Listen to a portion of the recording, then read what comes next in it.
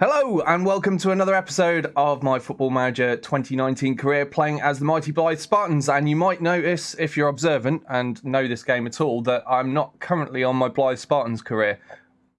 Excuse me, which might be a little bit confusing. But there's a really good reason for that. I know a lot of the guys that watch me, you're not that familiar with football or other Football Manager streamers, but I was watching Dr. Benji streaming last night. So if you're watching this on YouTube and you're familiar with Football Manager, you'll probably know who Dr. Benji is. And he was doing this, which was bizarre. He was messing about with Real Madrid and playing a formation where basically every single role was attacking, which is absolute madness. And it kind of almost worked. It worked against teams that were, worse than his by quite a bit, but not so much against some others. And I looked at it and I thought, well, actually, that reminds me of like old 1920s style football. Well, at least it was quite similar in the whole kind of three at the back, but only one centre back. And of course, today, modern football, one centre back is complete madness. Nobody does it. It's absolute insanity. And I looked at what he was doing and I thought, do you know what? I think I might be able to make this work. Because a few months back, I was looking at, I'll see if I can bring it up, because I've got it all prepared. Let's just switch my monitors over and then drag this across. Okay. Are we in business? Yeah, so I was reading this page. It was actually last year. I say a few months ago. It was actually last year now I think about it. But I was looking at like old school formations in football, like super old school, as in 1920s old school kind of football. And one of the really well-known ones way back, this was actually created by a Hungarian coach. I think this was it in the... this was much later, this particular one was made, but I started, at the beginning, which was here, and then moved forward. So this one, the Hungarians came up with, it was hugely successful, and the Hungarian national team, as it says here, used it in the early 1950s, which obviously a very long time ago now. And it's known as the WW here. It's down to the shape, as you can see, this here, W and W. This here is more like a WM, which is attached to this little bit here. So this was, the WM came in the mid-1920s and was created by Herbert Chapman of Arsenal to counter a change in the offside law in 1925. So there you go. You see this WM version coming in the mid-1920s, which is a long time ago. And this kind of stuff was interesting to me because I was thinking, I do find this tactical stuff interesting, as you might have guessed from me playing a lot of tactical games. But and I was looking at this and I thought, can this be made to work in modern football? Now, the simple answer is probably not no. There's a reason things have moved on, and the reason that the formations that we use today are used today because they tend to be the ones that work. But I thought, just for fun in Football Manager, can I have a crack at making something like this work? And I actually did that on the previous version of Football Manager on 2018 before I was streaming. And then seeing Dr. Benji come up with that bizarre formation that we see here last night got my brain working again, because the key part of it is this one centre-back business going on there. So, and as you can see here, they would have what would be three fullbacks, as they called them back then, but there's only one in the centre and the other two are on the flanks. So I thought, I wonder if I can improve on what I've seen Dr. Benji do and come up with something that maybe works. Now, he was playing as Real Madrid, and if you know anything about football, they're a giant in football. Absolutely massive team, loads of money, awesome players, and they're going to be better than most of the teams they face, regardless of what crazy strategy you go with. So I thought, well, can I do it with Derby County, which that's where I was born. It's where I live, Derby, city of Derby. So I thought, can I do this with a club that isn't one of the best in the world? The Derby County are in the Championship, which is one division below the Premiership, for those of you that don't know. So they're not the best team in the world. They don't have the best players. They're not, completely amazing. And this is what I did with this strategy. So I made some tweaks. So as you can see, Dr. Benji had... what's this role called again? Segundo Volante, that's it. He had 2 Segundo Volantes in defensive mid. He had a libero as his centre-back, shadow strikers up front. And I tweaked some things and came up with this. So I've swapped the libero for a ball-playing defender on defensive duty, just so we're not quite so crazy with our lone centre-back running too far up the pitch, because the libero charges all over the place like a madman. And then I changed one of the Segundo Volantes to a deep-lying playmaker, and I switched both of these roles on the defensive midfielders to support roles rather than having them on attack. And then I changed the kind of forward roles a little bit. So rather than having 2 shadow strikers, which are midfielders that attack the goal, I went for a complete forward and an attacking midfielder, both still on the attacking role. But the key thing is we kept just 3 at the back and only 1 central defender. Now, if you watch my Blyth Spartans game, which we will get onto in a bit, you'll know that I'm quite a fan of 3 at the back, but I'll have 3 central defenders and then 2 wing backs in these positions, which is far more normal and acceptable in modern football. This right here, this is insanity. But I wanted to see if I could make it work. And so I was just pottering about with this last night, and let me show you the results. So I haven't played too much into the season because obviously things take quite a long time, but this is as far as we got. So did my first intra-club friendly, 1-7-2. Thought, yeah, well, I'm only playing my reserve team. And then I played a bunch of teams that are not very good, to be fair, in the friendlies. It's not like they're super teams or anything. But as you can see, the results went like this. And I did tweak the strategy bit by bit as I went along, but 3-0 win, 6-1 win, 4-1 win, 7-1 win, 8-0 win.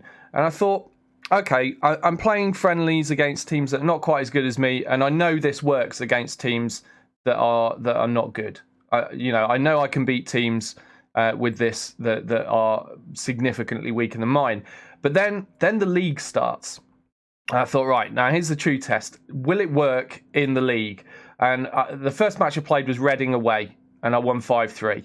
And then I played Leeds at home, and I lost 3-1. And Leeds, I would argue, are a stronger team than Derby. They're certainly doing better than Derby in real life this season. So I thought, well, I'll stick with it for now. That's a result that most people might expect. And, I'm a bit leaky at the back on account of only having 1 centre-back, and I didn't score enough goals. Maybe they had an off game, so I'll stick with it. So we played Sheffield Wednesday in the Cup. Worth noting, Sheffield Wednesday, they are in the same division as me. Sky Bet Championship. So although it was a cup game, it wasn't like I was playing a scrub team or anything. So we played Sheffield Wednesday away, we won 3-2. We then played Millwall away, we won 3-2. We played Ipswich at home, we won 5-1. We played Preston, we won 2-1. We played Oldham, we won 6-1. And then we played Hull, and the last result I did was a 6-5 win. That was an interesting game. I honestly thought I was going to lose.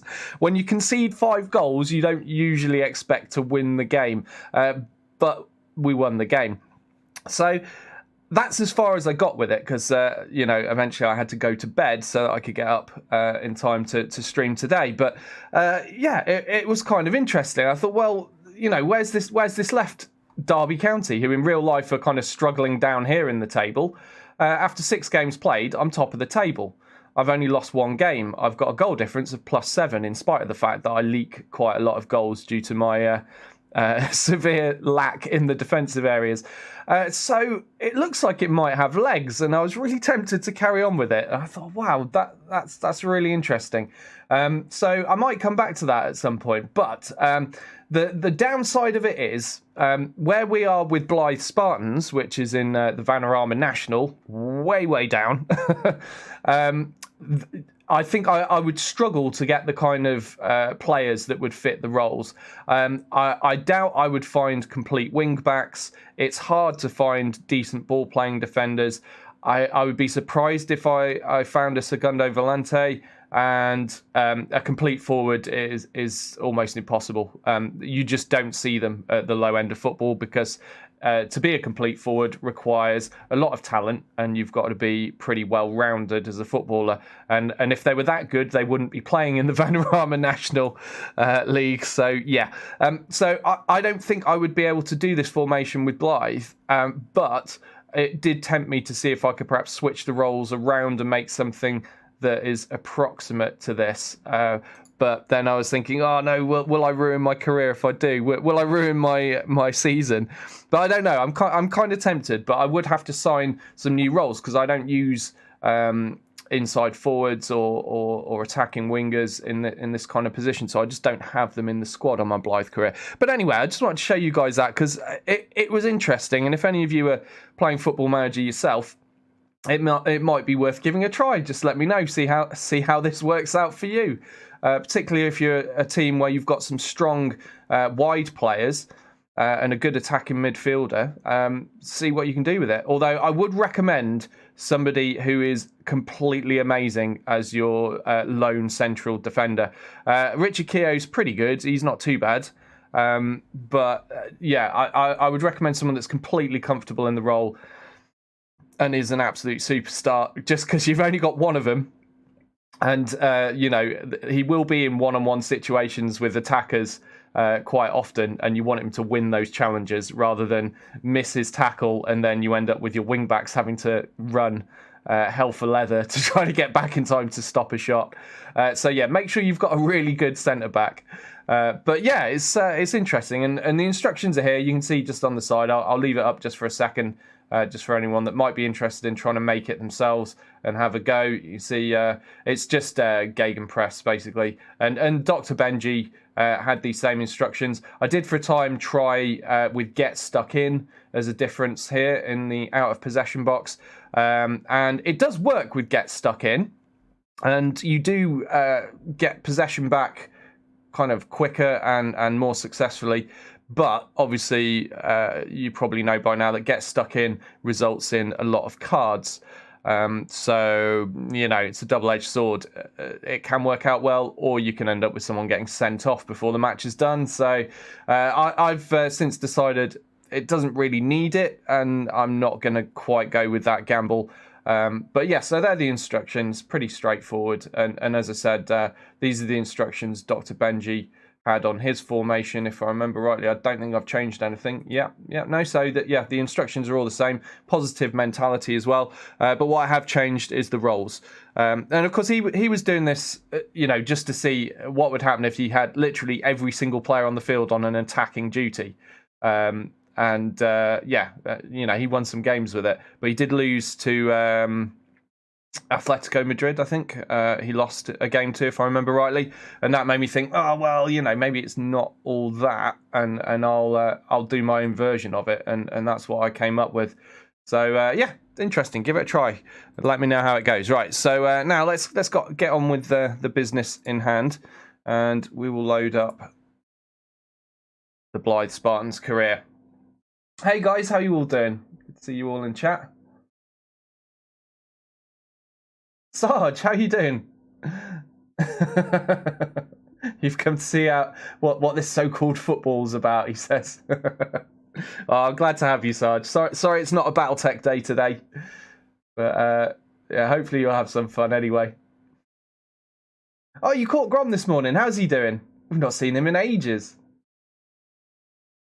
Sarge says, Doyle's leaky in the back. Must have gotten hold of one of Darius's special IV bags. Yeah, could be. Right, just getting myself all set up.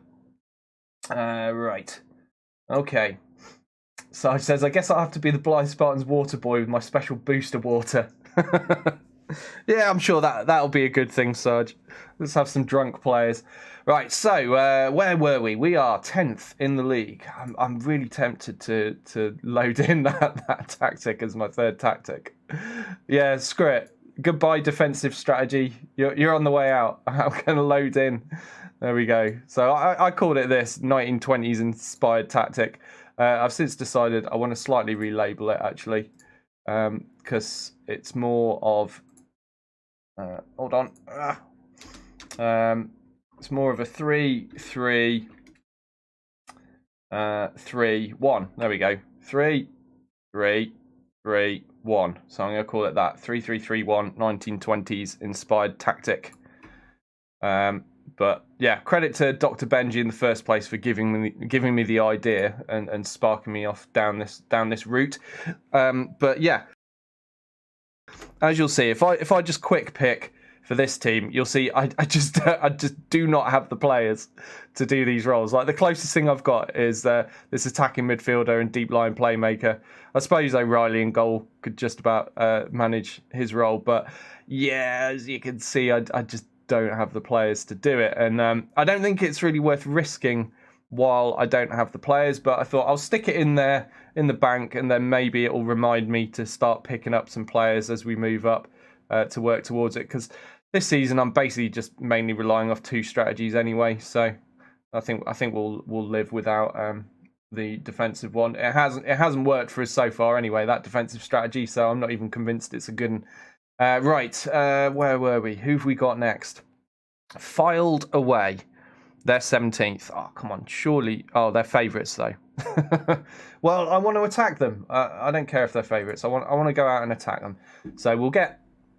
There we go. We'll get the attacking strategy in. Right, just double check everything. Yeah. We're all good. Quick pick for that. And what do I want? Training. That's what I want. I want to make sure we're training the strategy that I'm going to be using. Yep, we are. Okay, let's continue.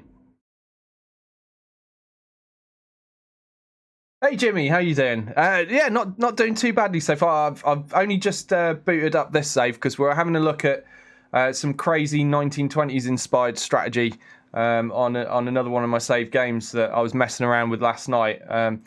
Whoops, just quickly go there. Right, so that's it. It doesn't look very great on Blyth Spartans because I don't have the players for it, but I was doing this with Derby County and I only lost 1 game in quite a few games. So, and I'm top of the league with Derby doing this. It looks mental, and it is mental. There's only 1 centre back, but yeah, that's what I was showing everyone.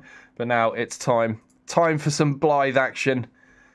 Right, let's just make sure everybody is in the right positions. Sort out the subs bench. So we'll get Egan and Little. Oh man, it's depressing the fitness levels of my players and having to bench my 2 best wing backs for games. It is upsetting because Little and Egan are a big part of the way this strategy works. Right, the Brazilian's too tired as well. Do you know what? I might just play him anyway, and then we'll bring Reed on as a substitute at some stage in the match. And anyone else? Des Perez is knackered. Oh man, we're putting out a substandard team today.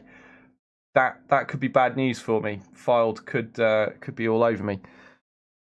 And why Evans? Why does the assistant manager insist on picking Evans when he clearly struggles in that position? Let's get O'Hanlon instead. There we go. Look, we fixed that red box. Knowles, no, I've been really disappointed with Knowles. If you look, he's only scored 1 goal in 9 games. He was a new signing this season, but a very disappointing one, I have to say. I'm going to put Dolling in, Got more faith in him at the moment. So he scored 2 in 5, but he's not really had many opportunities, bless him. Right, let's go with this.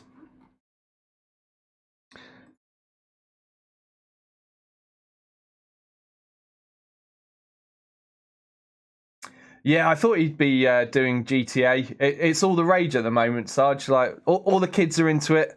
They're all doing this Grand Theft Auto roleplay stuff.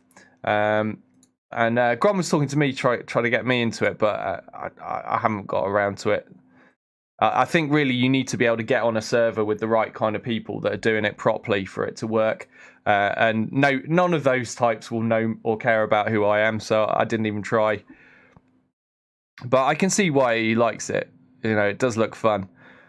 Right, let's play it. I'm just going to pause it and switch the sound on so we can hear the crowd, in theory. And we're good to go.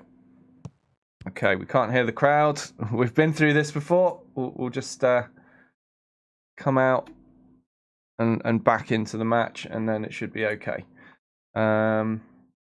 Tactics. Click on a player, bring me out of the match. Go back to the match. There we go. There we go. Sound fixed. Right, so we can now hear the crowd of 5 people here in Fylde Stadium. All right. Oh, and it's raining. That's good news for us usually. Let's see if it's good news today. Okay, Smith with a free kick there, launching it way upfield to Hunt. Hunt in the box. Oh, and it's a goal already. 6 minutes in. 6 minutes in. First goal of the season for Trevor Hunt. We've only just brought this guy in on loan. And that is a good start for him. There we go. Over the top. Left the Fylde defence in the dust. And just a nice little tight angle tap in there. Keeper should have done better, to be fair. But we'll take that as a start. So here he is, Trevor Hunt. He's on loan from Blackpool. Stats don't look that amazing, but his physical's all right. All right, let's shut Jack Diamond down. Don't want him providing opportunities. Burke on the edge of the box now.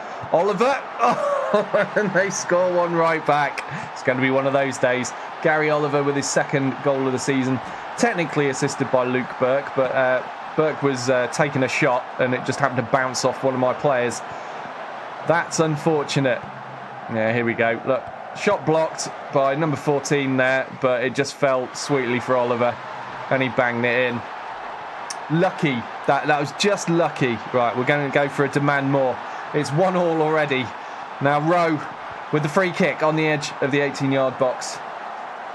Shooting at the Blyth goal. Oliver again, the goal scorer. Shut down this time. And former captain Kieran Green is running the ball upfield. Let's see, what can he do with it? He can give it away like a muppet. Well done, Green. Corner now for Fylde. Whipped in. Sangari headed away, only as far as Sinclair though. Sinclair with the shot. But just wide of the mark by the looks of things. Right, let's apply that instruction. Hunt. Green. Green takes a shot, and what a goal that was! His ears must have been burning when I was dissing him moments ago, and he thought, you know what, I'll show you. Here's a goal. Pick that out of the net. What a goal it was. Fantastic strike. From about 20 yards, it looked like. Here he goes. Oh, wow. Well, maybe a little under 20 yards, but what a strike. What a goal. And we're in the lead again now. It's 2-1 to Blyth Spartans here in Fylde Stadium, but we're not doing too great on possession. They really are running rings around us in terms of the passing game. But it's not how much of the ball you have; it's what you do with it that matters. And we've scored 2 goals with our possession. Oh man, this doesn't look good. Rowe is through. Shut down Oliver. Don't let him shoot. Oh, deflection there off a Blyth defender, and it goes out for a corner. But that very easily could have been a goal for Fylde and an equaliser. Patton now with the corner. Oliver gets his head to it, but it's wide of the mark. We really need to keep an eye on that man, don't we? Let's see. Are we already? Well, there's no shortcut to it, and I can't be bothered to fiddle through the menus. So we'll wait till the assistant manager decides it's time. Right, I'm going to demand more again because, yeah, they're focused. These guys are used to me by now. A lot of them have been with the team for a long time. There we go. Now we've got the instruction to shut down Gary Oliver. Yeah, a lot of this team have been together for a long time and they're used to being screamed at constantly from the sideline. I'm always demanding more and they reacted well to it. So let's hope that we've got a highlight or maybe a goal. Hunt now with the shot. It was just outside the 18-yard box and over the bar, unfortunately. He needs to be a little bit more accurate than that, but he is already sitting on 1 goal and an assist, and he's playing an 8.2, so I can't really complain. What does concern me, though, is we've only had 3 shots, and 2 of those on target, and both of those were goals. So I would say we're a little bit lucky to be on the scoreline that we're on, but I'll take it. Right, let's tell them they're doing well. Yeah, keep it up. There we go. Let's send them out with some positive feedback for a change. Hopefully they won't all fall apart and lose the game now. But if this result stands, we will move up to 8th in the table. And of course, season expectations is to fight bravely against relegation. So that would be all the way down here. We're massively exceeding that. But my personal goal is I would quite like to make the playoffs in our first season in this division. I think that would be amazing. I think it's a tall order, though. It's a tough division for a team of our level. But we will try our best. And being in 8th place in the league is a good place to be. It's in reach. I'm going to go for another demand more. Kieran Green looking confident after scoring his banger of a goal. Hey Rylan, how you doing? He says Battletech's looking strange today. It is a bit, isn't it? Yeah, I'm doing Battletech Tuesdays, Wednesdays, Thursdays now. Football Manager on Fridays, and then Saturdays is whatever takes my fancy. Because I've stopped doing the evening slots now, and I'm just consolidating. I'm going to start doing longer day slots, but breaking myself in easy and gradually.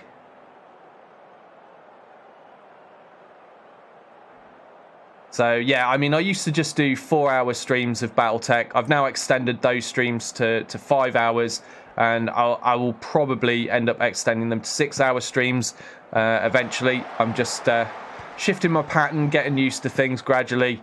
I don't want to end up oversleeping for a stream and letting you guys down. So, so at the moment, I'm still starting at the same time as usual. But I might starting an hour earlier in the future. We'll have to see how that goes, though. Right, do you know what I'm forgetting to do? Carvalho. I was going to sub him off because he's a little bit on the tired side and bring on Sean Reed. But I intend to do that a lot earlier than this. Bringing him on for the last 2 minutes of the game, probably not really the best plan, but yeah, it is what it is, and we're still ahead. It hasn't cost us a goal conceded yet by having that tired player on the pitch, so fingers crossed we'll be all right. A little bit worried about Kafalis actually. He's only playing a 6.4, but we are now in added time. There is only 2 minutes of added time to play, and hopefully we can cling on to this lead for those dying seconds of the match. We're now under 1 minute remaining. And okay, well, apparently the ref's not blown the whistle yet. What is going on there? What is going on there?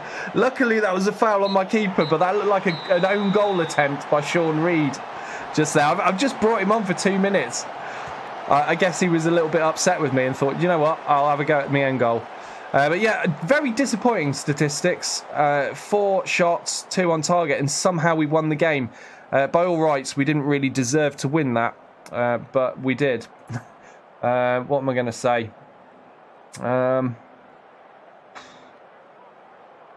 I suppose we'll say it was a good win. I'm lying, of course. It was a scraped win, but we'll take it. A win's a win. Oh, yes, I remember. We were playing Brighton in the Cup, weren't we? Oh, that's going to be mental. All right, let's praise Kieran Green for his performance. Yeah, well done, mate. You did good. Yes, last session, we actually managed to beat League 2 Crawley, was it? Yeah, it was Crawley who were in League 2. We managed to beat them across 2 legs. We drew in the first leg. It went to a rematch, and we won somehow in extra time away to Crawley to get ourselves through to the next round of the FA Cup. And we'll be playing Brighton, who are a Premiership team, top flight football team here. They're 11th in the Premiership right now. So you know that's a pretty big deal for us. I'm hoping we get a good amount of money for it. I was saying last time I was hoping for like, you know, $1 million or something like that. But I think maybe I might be expecting a little bit too much. Maybe if I was playing Man United or Man City or a London team, maybe then I'd be getting $1 million. So I probably won't get as much as I'm hoping, but it will still probably double my money playing this match. So I'm looking forward to that, but obviously don't expect us to win. So just to put it in perspective, we're in the Vanarama National. Above us is Sky Bet League 2, then Sky Bet League 1, then the Championship, and then the Premiership. That is how many divisions separate us and Brighton. So yeah, we're going to get absolutely hammered, but we're in it for the money. We're in it for the money and the reputation. Getting that far in the cup, in the FA Cup, is a big deal for a team of our level.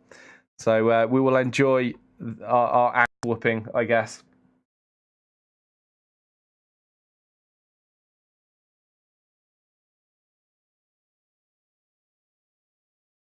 What, Sarge? 11? That's insanity. Rogue Tech is just nuts. 11 PPCs on one mech. Did it shut down as soon as it fired?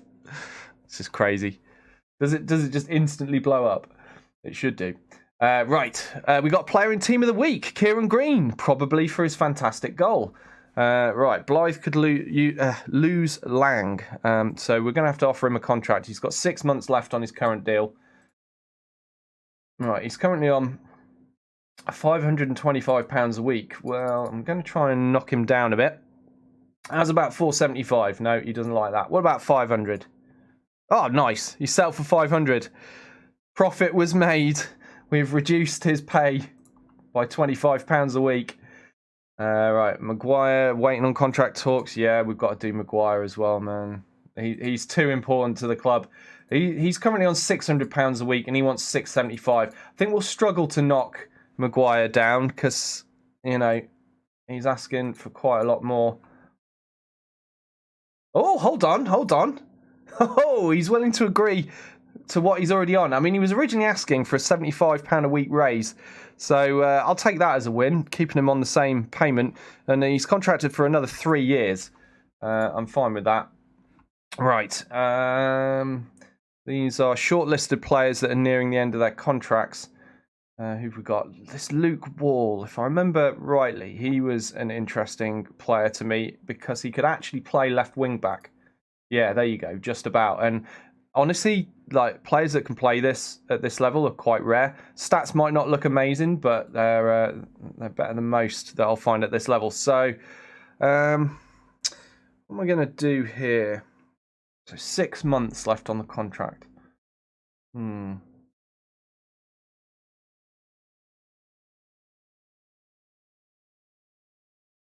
I'll declare my interest publicly, just so he's aware, and maybe that'll persuade him not to sign a new contract. I want to wait a little bit longer because towards the end of their contract, players' values drop and drop and drop and drop as the club that owns them knows that, you know, if they're not going to sign a new contract, eventually they'll leave on a free, so they'll be more willing to take any amount of money for them that's being offered. So I'll wait till his price drops a little bit more. But we've got some more contract renewals I need to do. Sorry, I know they're not the most interesting thing in the world to watch, but we've got to do them. Leighton Egan, big key player for the team. £210 a week he's on currently. So let's drop him down to 190. Start there, see if we can get him a little bit cheaper. No, he won't sell for 200. What about 210? You're already on 210. Well, we won't have that. He definitely wants a raise. No. Oh, he's quite adamant on wanting 250. All right, so we're gonna have to pay this guy more. But honestly, he's worth it. He's worth it. He's worth more than £250 a week. To be fair to him, so I'll accept that. Luke O'Reilly. My God, yes, this man has been a godsend for us in goal. He says, as he's vastly reducing his pay. 425 a week he's on, so let's offer him 375. He doesn't like it. Let's offer him 400. He'll accept 400. Awesome, another saving made. And yeah, I know I'm being super tight, but we're not a rich club here. We've got to be tight. I've got to offer Bradley Fuster a new contract as well, haven't I? 275 a week he's on. He's willing to accept less than that. Well, let's see how low he can go.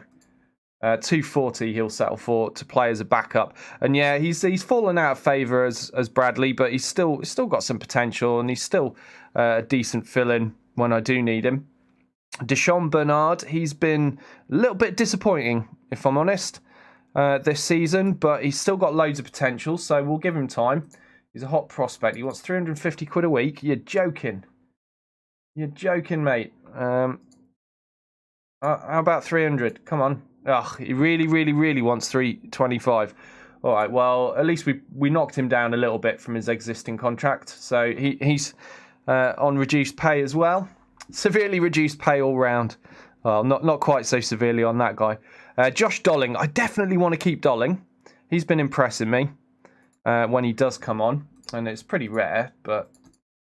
so he's on 210 a week at the moment. Let's go 190, 200... 210. Yep, he's agreed. No pay rise for him. Ben O'Hanlon, I'm pretty sure I want to keep this guy. He's my next best left wing back. And the thing is, Michael Liddell is getting a bit older now. He's what, like 30, 31. He's starting to lose his legs a bit. So I've got to keep this guy. 180? Will you go for 170? He will go for 170. Wow, that's a massive wage reduction I've got out of Ben O'Hanlon. Nobody tell him.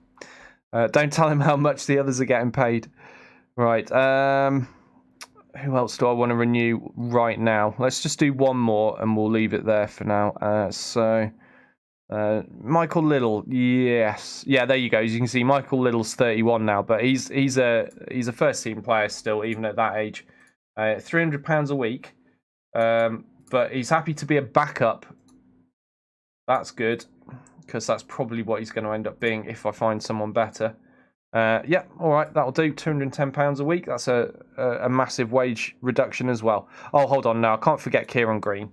Let's do him as well, especially since he just scored an absolute banger of a goal. So what's he on there? £375 a week. He's wanting 400. I'm going to offer him 300.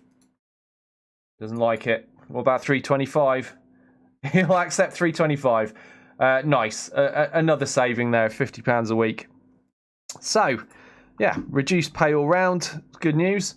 We'll leave the staff for now. I can't be bothered to go through those right now. And I don't think there are any youth contracts that I particularly want to renew. Sean Cobain, he could be a 3-star eventually. What is he? Central defender with heading 5. He's 6'5" though. Man, he's a big lad. 6'5". But yeah, his stats aren't really great. Yeah, no, we'll leave that alone. Right, Wall transfer saga set to develop. So that's because I've announced that I'm interested in Luke Wall here. Let's see what occurs. A deal which could be worth 4.7k. I doubt I'm going to pay that for him. What have I got in the transfer budget? 27k in my transfer budget, and enough room in the wage budget. Plenty of room. So I could sign this guy. I could sign him, even if I have to pay for it. Hey, Mouth, how you doing? All right, let's crack on. What's going on? Oh yeah, you've reportedly made it very clear that you're interested in signing Staley Bridge's left wing back Luke Wall. Can you shed any more light on this for us? Yep. Yes, I would love to make him part of the team. There we go. Let's really ham it up. Right, here we go. Scouting report on Premiership Brighton. So they're good at long throws. Okay, weird thing to be the best thing in your team, and they're brave and committed. Okay, so they're probably going to be bruisers. Let's hope they don't injure any of my players in this upcoming fixture. Okay, let's crack on. See if I can catch up on chat.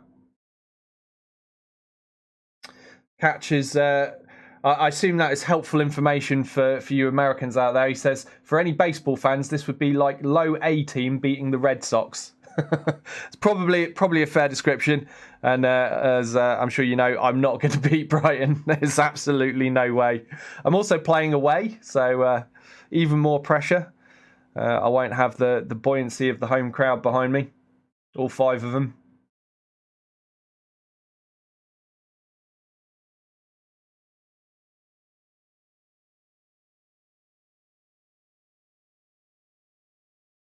Yes, they are. That's right, Sarge. So this game, they're real players. Some of them are regens. They're like generated by the match engine, because obviously as you play season after season, you get a new intake of youths every time. So the youth players that come in, they're made up. But when you start this, you know, in the current season that exists in real life, they're all players that are real. So and you'll see that they have photographs for them as well. Like it's really interesting how this game is done. They have scouts literally for pretty much every club that's in the game. There are scouts that judge the player ratings and help them come up with the statistics. They try really hard to base it on real life, and it's so accurate to the point that there are real actual football clubs that use this game to help scout players for themselves. I mean, they don't just rely on the game, but it gives them an indicator because that's how accurate the game can be, which is pretty amazing, to be honest.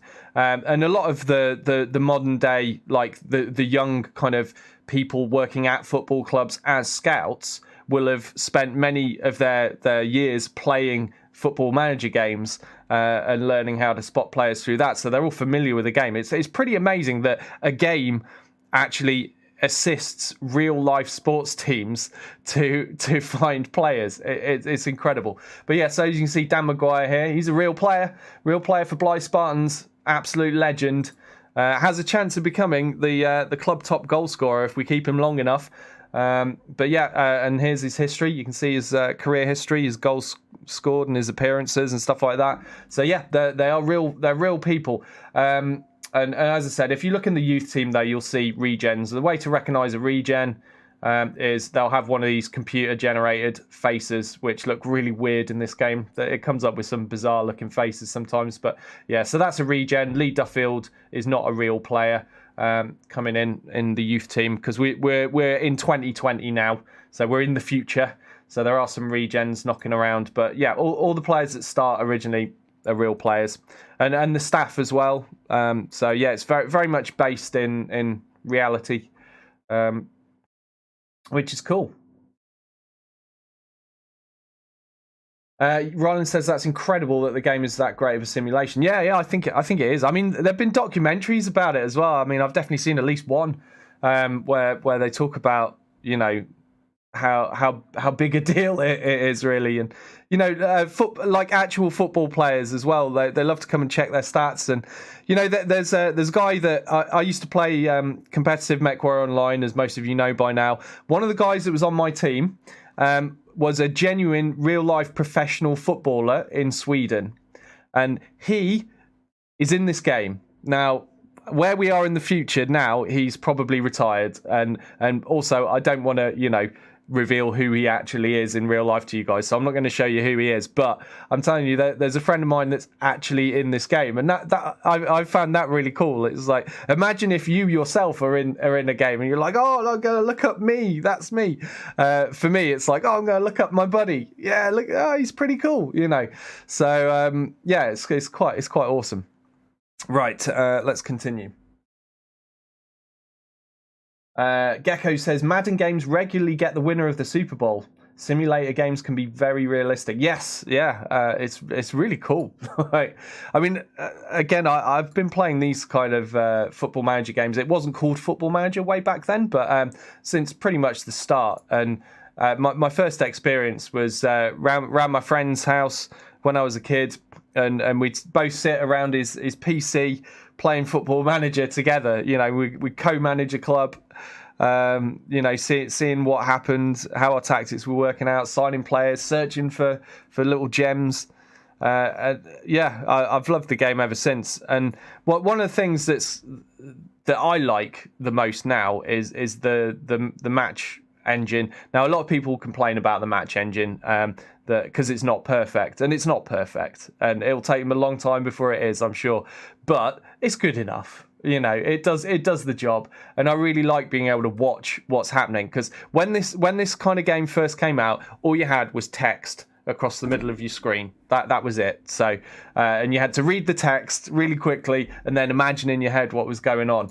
And eventually they brought in the match engine, and it's been with the game ever since. Right, the board want to discuss extending my contract. Yes, please. I'd rather not be fired and have to find a new job. Yeah, that's a great idea. Giving me a new contract is a great idea, board. All right, let's crack on. Yeah, let's get a new contract before I lose to Brighton, eh? Catch says, out of the park is like that with baseball, though probably not to that extent. Yeah, it's cool, isn't it? And I'm pretty sure like all of the people that scout for this game pretty much are volunteers as well. Like, you know, there's pretty much at least one person for every football club that submits data to Sports Interactive for this. It's madness. such a huge network that comes together to create this game. Like I say, it really surprises and impresses me that there's that much enthusiasm about football of every level, that such a thing can be possible and that it can be quite so reliable. I mean, don't get me wrong, there are sometimes anomalies. Sometimes you'll get players in this that end up being absolute superstars in the game, but never really develop in the same way in real life. And sometimes, they'll miss someone in real life that comes up out of nowhere. But generally speaking, it's really quite accurate. Right, let's see. What am I doing? How am I going to play against Brighton? I mean, if I go defensive or counter or whatever, I'm probably going to lose no matter what I do. So I'm kind of tempted to just go out there and attack and see what happens, which is crazy talk, but yeah, whatever. We'll give it a shot.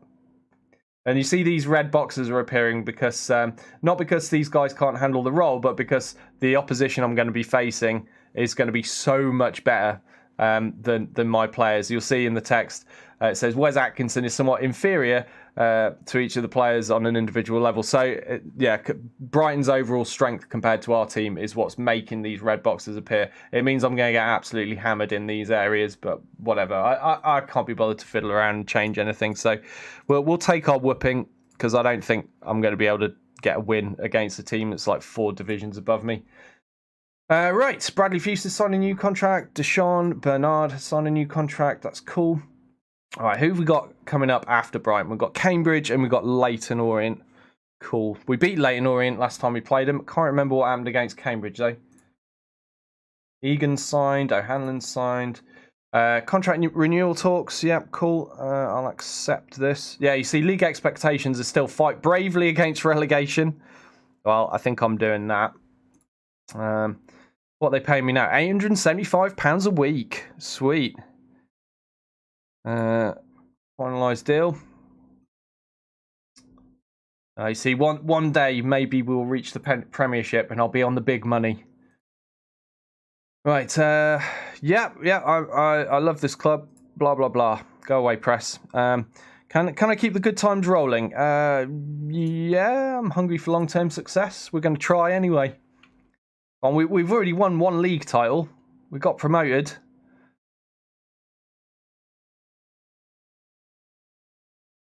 Catch says, yeah, the scale of soccer across the world is hard for an American like me to comprehend. It's absolutely huge. It's the biggest sport in the world. But then again, it's been growing in popularity in the States, hasn't it? Over the last decade or so. You do tend to see some big names in their twilight years signing for American clubs and doing well. Right. Okay.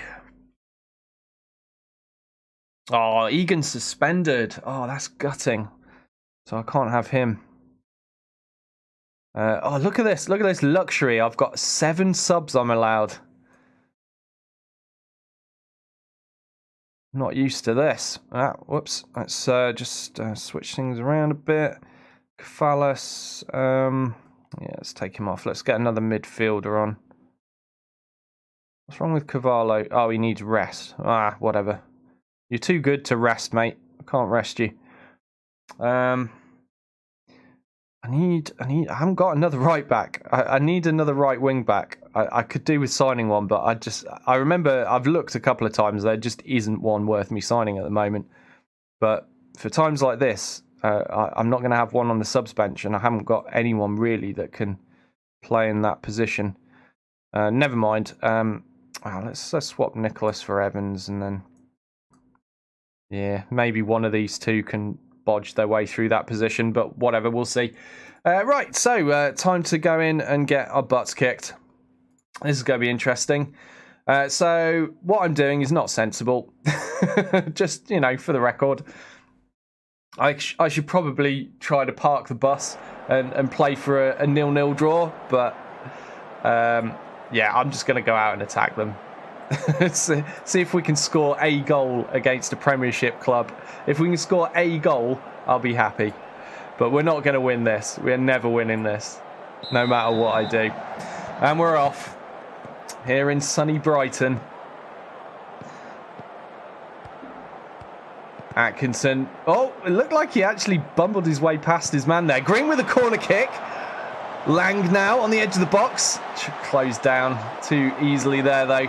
Shot never finding a way through. Now Tao on the ball. Looking for... Oh, I thought we might get a counter out of that, but no. I mean, it doesn't look like they're completely all over us like a rash yet.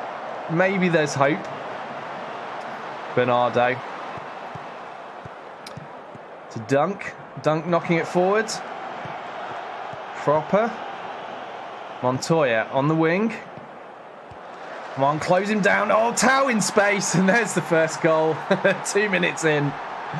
Fourth goal of the season for Percy Tao. And, yep, that's probably a sign of things to come. Let's just see that replay. As usual, I think it's that tendency in my defence to all kind of bunch up in one direction and forget to mark the man on the wing there. Same kind of mistake over and over. Gonna have to fix that one day, but not today. All right, well, I'm going to go for a demand more. I can't believe we've actually had a shot. We've had a shot. It wasn't on target, but oh, McTominay there with a shot closed down. Goes for another attempt. O'Reilly with the save, and it's out for a corner. We are absolutely under the hammer here. I can't believe we're on 52% of the possession, though. The highlights certainly aren't reflecting that. It doesn't look like we're doing very much at all. Cropper again with a shot. Oh, that could have been a goal. O'Reilly tips it out and around the post, and it will be another corner for Brighton. Knocker now taking that corner, passing to Tao, the goal scorer, well in there on the tackle from the Blyth defender, and Des Perez sends the ball way upfield. Unfortunately, the Blyth attackers couldn't keep hold of that. For those Americans of you watching, Sebastian Des Perez, he is a 22-year-old American playing for the club. He's your man. And another attack coming in from Brighton. Bernardo whipping the ball in for Knocker. Oh, Little whips it away. Good defensive play by Michael Little there, showing the experience of his years to deny Brighton that shot. Oh, Reed losing possession in midfield. He seems to be struggling against the Brighton players. There is a gulf of class, a gulf in difference of class between these players, though. Tao again, cross into McTominay. Oh, it's off to the left of the post. So I'm busy having a heart attack here. Can't get my words out. Around to Sean Bernard with a free kick. Knocks it upfield, but nowhere near a green shirt. He's going to have to do better than that if we're going to get a goal out of this game. Ryan claiming the ball easily there from that loose ball. I think it's time. Oh, we've already done a demand more. Lewis Lang now, playing it simple to Bernard. Smith, Green, good bit of passing play here from Blyth. Working the ball up the field, but just failing when we come to the last pass, really. Those long ball attempts into the final third are not working out. Nobody's getting on the end of them yet. Let's see if Michael Little can get over his nerves and put in a good cross. We've got Hunt in the box. Takes the shot, but unfortunately straight into a yellow shirt. And we're denied yet another shot on target. So 2 shots taken, though. We're getting shots and 50-50 on the possession. Somehow we're only a goal down. 25 minutes of football played. We're only losing 1-0 against this Premiership side. Knocker now with a free kick. Oh, low and left there. Just wide of the mark. And O'Reilly breathes another sigh of relief. Now a corner from Brighton. Tao, is he going to shoot from the penalty spot? He does. O'Reilly does well to save that. And again, that will be another corner for Brighton. They're on 6 corners so far. It feels like more than that somehow. It's because every single corner makes me nervous. I think that's why. Our team's playing an average rating of 6.64. They're on 6.8. I mean, there's not much difference in the performance levels. There's only 1 goal separating the sides, but obviously a lot of shooting opportunities going Brighton's way, as you might expect. I think it might be time to drop things down to positive rather than full out attacking, because we're not really getting the shots anyhow, are we? So slight change in mentality there. Ooh, close situation there. Luckily, goalkeeper and defence stayed calm and got the ball away.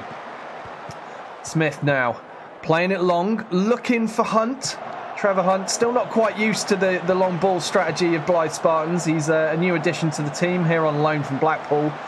Needs to learn the strategy a little better. Unfortunately, we have conceded another goal courtesy of Ilario. Lucas Ilario with his second goal of the season, easily guiding it into the net from that what looked to be a one-on-one situation with Luke O'Reilly there. Defence just caught napping, really. Defensive error here from this man. He should really have won that header. Number 2. Who's number 2? I forget who that is now, but cracking goal, really. And it's hard to say they don't deserve it. Who's my number 2? Wes Atkinson. Oh, no wonder he messed the header up. He's a right wing back. He's not exactly great at headers. Do you know what? I'm actually doing worse since I've changed my approach. This is not working out. Let's demand more. We've conceded 2 goals in hardly any minutes at all. As soon as I went less attacking. So that's a weird one, but it is what it is. We're now 3-0 down before half-time against this Premiership side. Little minnows, Blyth Spartans.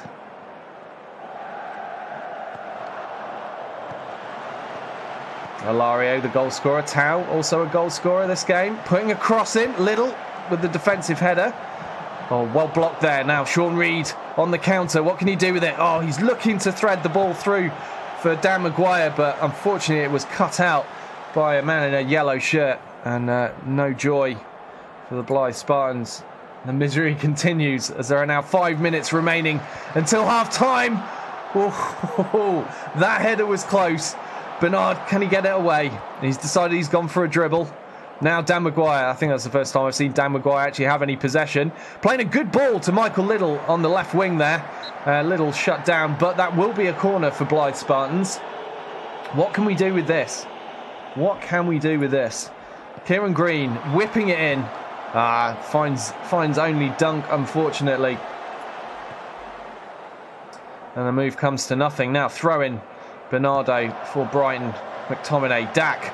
Proper shooting position, but shot blocked. Come on, get to it first. No, apparently not much life in my players. Oh, apart from Little. Little's going at it like he means it. That was a fantastic challenge from Michael Little there, but unfortunately Brighton still the Brighton move still was going, but now it's turned around. Maguire, he's through.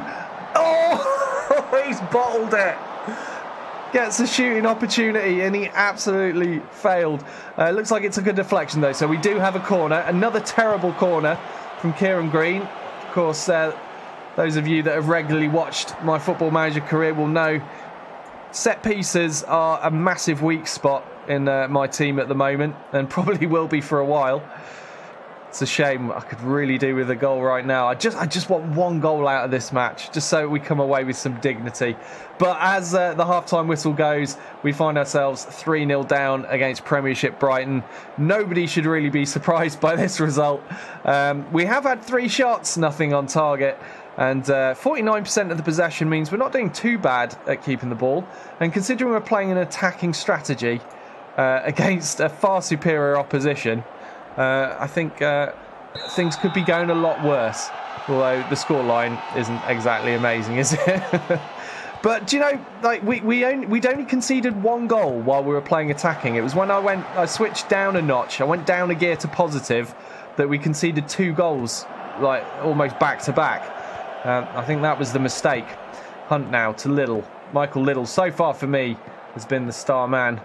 Although his rating suggests otherwise. He's only on a 6.2. Wes Atkinson with the cross. It's a poor one, unfortunately. But Kieran Green in possession on the edge of the box. Now Michael Little to Hunt. Take a shot, Hunt. Oh, it's charged down by the defence. And that will be another shot failed. But at least we're getting shots. Oh, Dunk there with the header from that Brighton corner. But he couldn't put it on target. Much to my relief. Let's demand more. Michael Little's now looking anxious. So is Dan Maguire. I got nothing to be anxious about. We're expected to lose this, boys. What are you worrying about? O'Reilly with a short goal kick to Smith. Smith playing it long upfield. Suppose the goalkeeper could have done that from the off.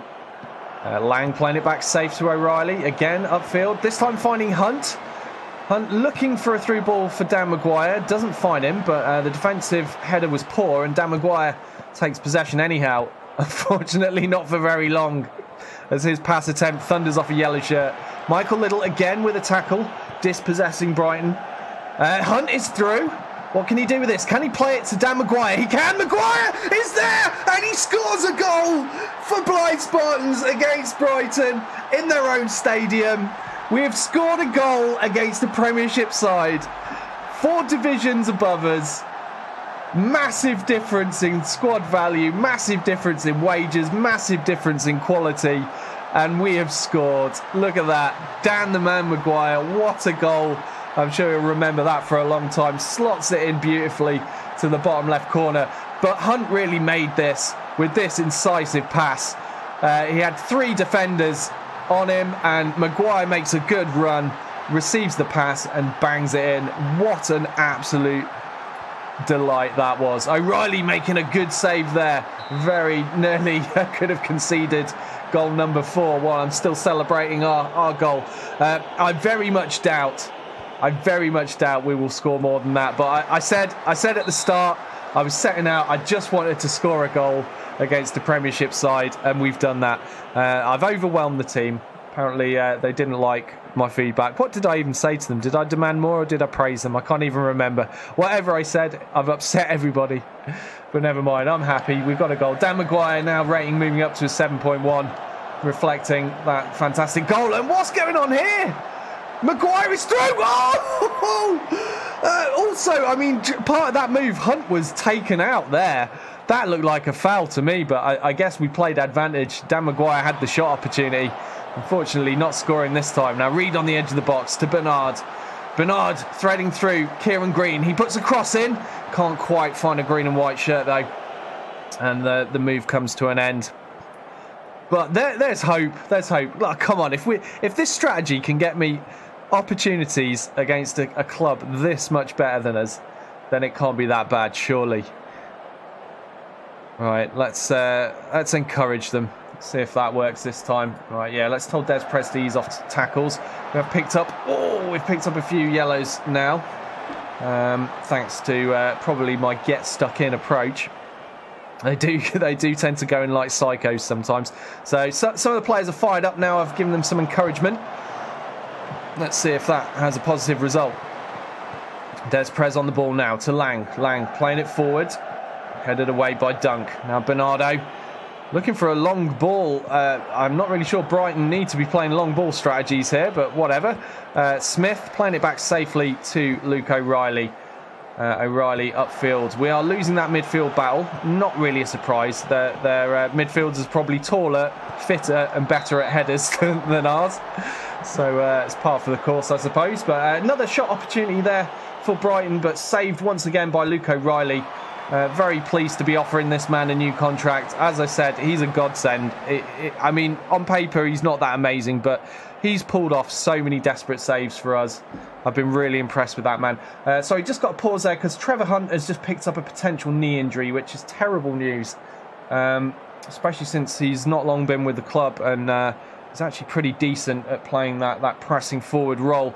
So I'm going to be bringing on Bradley Fuster. So let's see if former goal machine Bradley Fuster can make any difference for us. 73 minutes of football played now. There is still time for more of an upset. We could maybe get another goal. I mean, I think I'm expecting too much, but you know, it could happen. There is time, and we have had some opportunities. Seferovic with the shot there, shut down thankfully by the Blyth defence. Okay, they're looking fired up though. Oh, they're looking fired up. Why has Fuster not come on yet? Come on, what's going on here? What's going on here? All right, there he's coming on now. There we go. I was getting a little bit worried something had gone wrong. It's just clearly waiting for the ball to go out of play before Bradley could come on. But let's hope he can be a talisman for the team. I'm going to demand more. Let's see what occurs. Michael Little's currently looking furious. That's not good. Now he's looking pressured. Oh, well, we've managed to get Harvey Smith and Kieran Green focused with that feedback, but not great reactions from everyone else. And the match is almost over now. We are into added time. I'm going to go for a push forward and very attacking last-ditch effort to see if we can grab one more goal in the dying minutes of this game. I mean, the lads have done brilliantly to get even one goal. And if you look at it this way, if I hadn't have switched down a gear and gone positive, if I'd have stayed on very attacking, perhaps at this stage we might be drawing 1-1. Bear in mind, 2 of the Brighton goals came very, very close together, and during that brief period where I switched the strategy down. But yeah, Kieran Green's probably getting a red card here, but it doesn't really matter with only a minute and a half to go, and we are going to be out of the cup. So yeah, I'm not going to do much about that. Whatever game. I'll take the red card. Another dangerous looking challenge there from Reed, who's literally just come on the sorry, no, he hasn't just come on the field. He's just been dropped back into a midfield position from attacking midfield. Putting in a nasty looking challenge, giving away a free kick, but the whistle is about to go now. Any second this match will be over. I think we gave a good account for ourselves. I'm just kicking myself that I switched down a gear.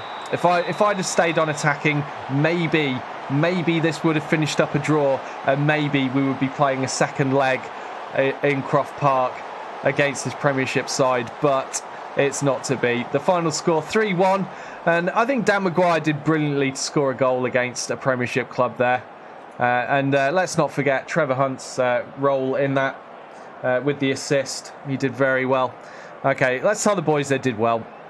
Oh, assistant screwed it up. They reacted well initially, but a few of them have switched off after the assistant had his words in. Garrison said, explain something for me. Why the hell are soccer players so well known for faking injuries? This is coming from a man on the outside. Well, it's a long story, but initially in English football, it wasn't so much of a thing, right? And then we obviously with the Premiership for a long time being the best football league in the world, there were a lot of players brought in from different footballing cultures where faking injury to win free kicks or convince the referee to dish out yellow or red cards to opposition players was a strategy seen as completely legitimate by a lot of other footballing cultures. The thing is, our footballing culture doesn't see it as legitimate. We think that's underhand, dirty cheating. However, the fact of the matter is, it works. And games have been won off free kicks that were won from theatricals, or red or yellow cards that were dished out, have changed the course of games. So, from my point of view, being British, I think it's dirty tricks, and players shouldn't do it. They should just get on and play football. But winning games is really what matters, and so other football coaches go, well, this helps us win. Why wouldn't we do it? And it's hard to argue with them based on that logic. And of course, we had a lot of foreign players come in, and we still to this day have many players from other footballing cultures where they're just used to that as being part of the game. It's a legitimate strategy for them, and I guess it's like the older generation of British football fans or English football fans we find it a little bit unpalatable still, and I'm one of them. I prefer they just get up and get on with it, old school, how it used to be. But there's no turning that back, unfortunately. Kieran Green's got a ban. Well, we'll give him a warning just to make him aware that that's not what we really want. Trevor Hunt is out for 5 to 6 days with that knee injury. He's got a twisted knee. Could be worse. We can take 5 to 6 days. Okay, Green accepts his warning. Let's press on. Sarge says it's actually because they're nothing but a bunch of wimps. Well, you see, that's the stereotype that comes out of it, because they do look, ridiculous when they're exaggerating. I mean, there was one in the last World Cup where Neymar goes down, and I lost count of how many rolls he did. It's like, you get taken out when you're running. Nobody rolls that many times. It was so blatantly obvious that he's done himself a whole bunch of extra rolls to make it look way worse than it was. And that to me is pathetic. But, again, to him, he's playing the ref, and that's part of the game to him. He's trying to get that yellow card for his opponent or red card for his opponent. He's making sure he wins that free kick that could result in a goal scoring opportunity or a goal directly for his team. And that's how they do it. But yeah, it does get footballers a reputation for being wimps. But I know because there's a lot of stereotypes in America, because you have American football and they look at British sports and they think of football and cricket, and you think, all British people must be really wussy. They're all really pathetic and cry and, play these weird Ponzi games and all of that. But watch rugby. That's ours as well.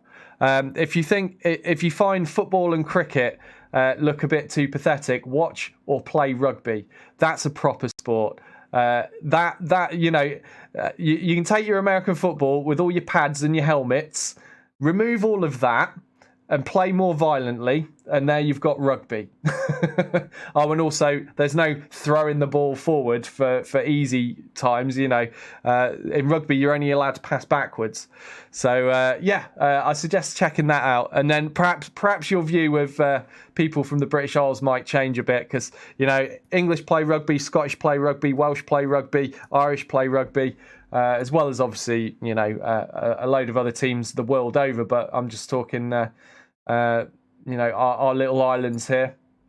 It's an interesting sport. Unfortunately, there isn't a rugby manager game that I think is anywhere near as good as Football Manager. Otherwise, I might have given that a go at some point, because I did used to really love rugby. But these days, it's all about this Football Manager. So, right, Dan Maguire has signed a new contract, and Michael Liddell has signed a new contract. That's good news. Both of those very key players for us.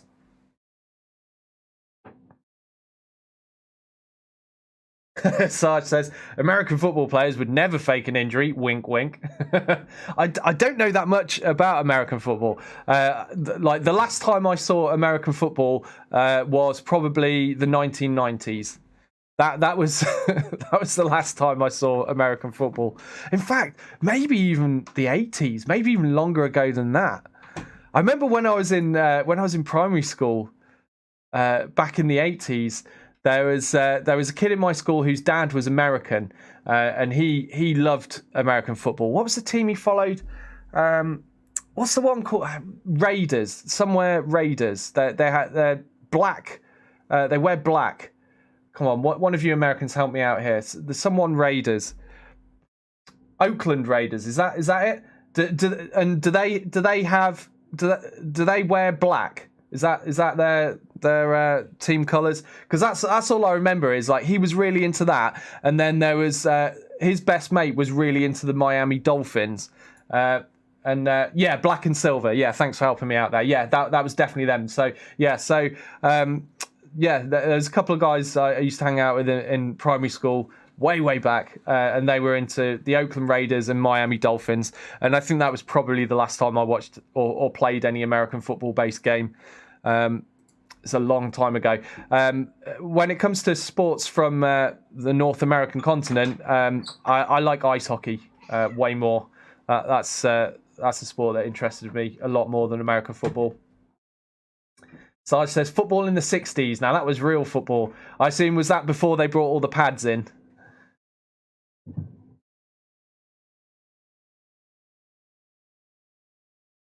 Dave says, I played football when I was stationed in England. We played an exhibition game at a rugby club. We changed their minds about American football. Did you wear all your armour, though? Or did you play without armour? Also, which club? Some clubs are better than others. But no, that's pretty cool.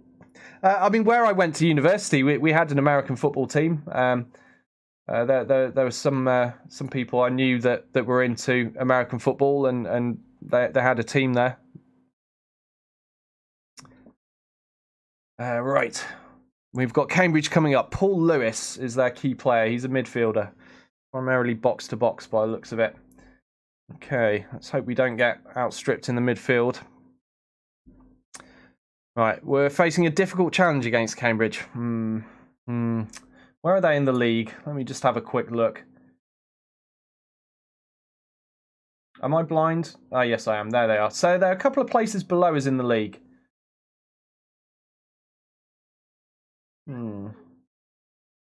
Well, we've lost more games than them, but then again, we do go all or nothing most of the time. Do you know what? I'm just going to stick with the attacking strategy against Cambridge. Are we at home? Yeah, we're going to be at home. So we're going to go out and attack Cambridge for better or worse. Let's see what happens.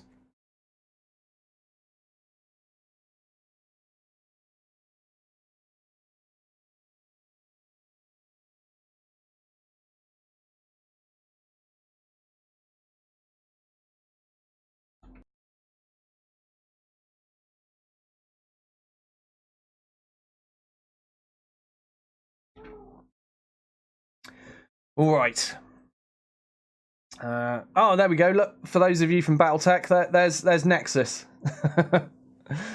he got made a player in this thanks to his early death in BattleTech. So I thought, we'll rename one of the players here. And I have this really promising youth player here, 18-year-old Irish lad, midfielder with good potential. So we renamed him Nexus. He's currently out on loan playing for Gainsborough. He's doing all right. I've got a feeling this guy's going to work his way into the first team at some stage. A little bit early for him at the moment. He needs to develop a little bit more to get up to the standard of my current midfielders, but he's on the way. All right, Callum Nicholas. No, we'll leave him where he is.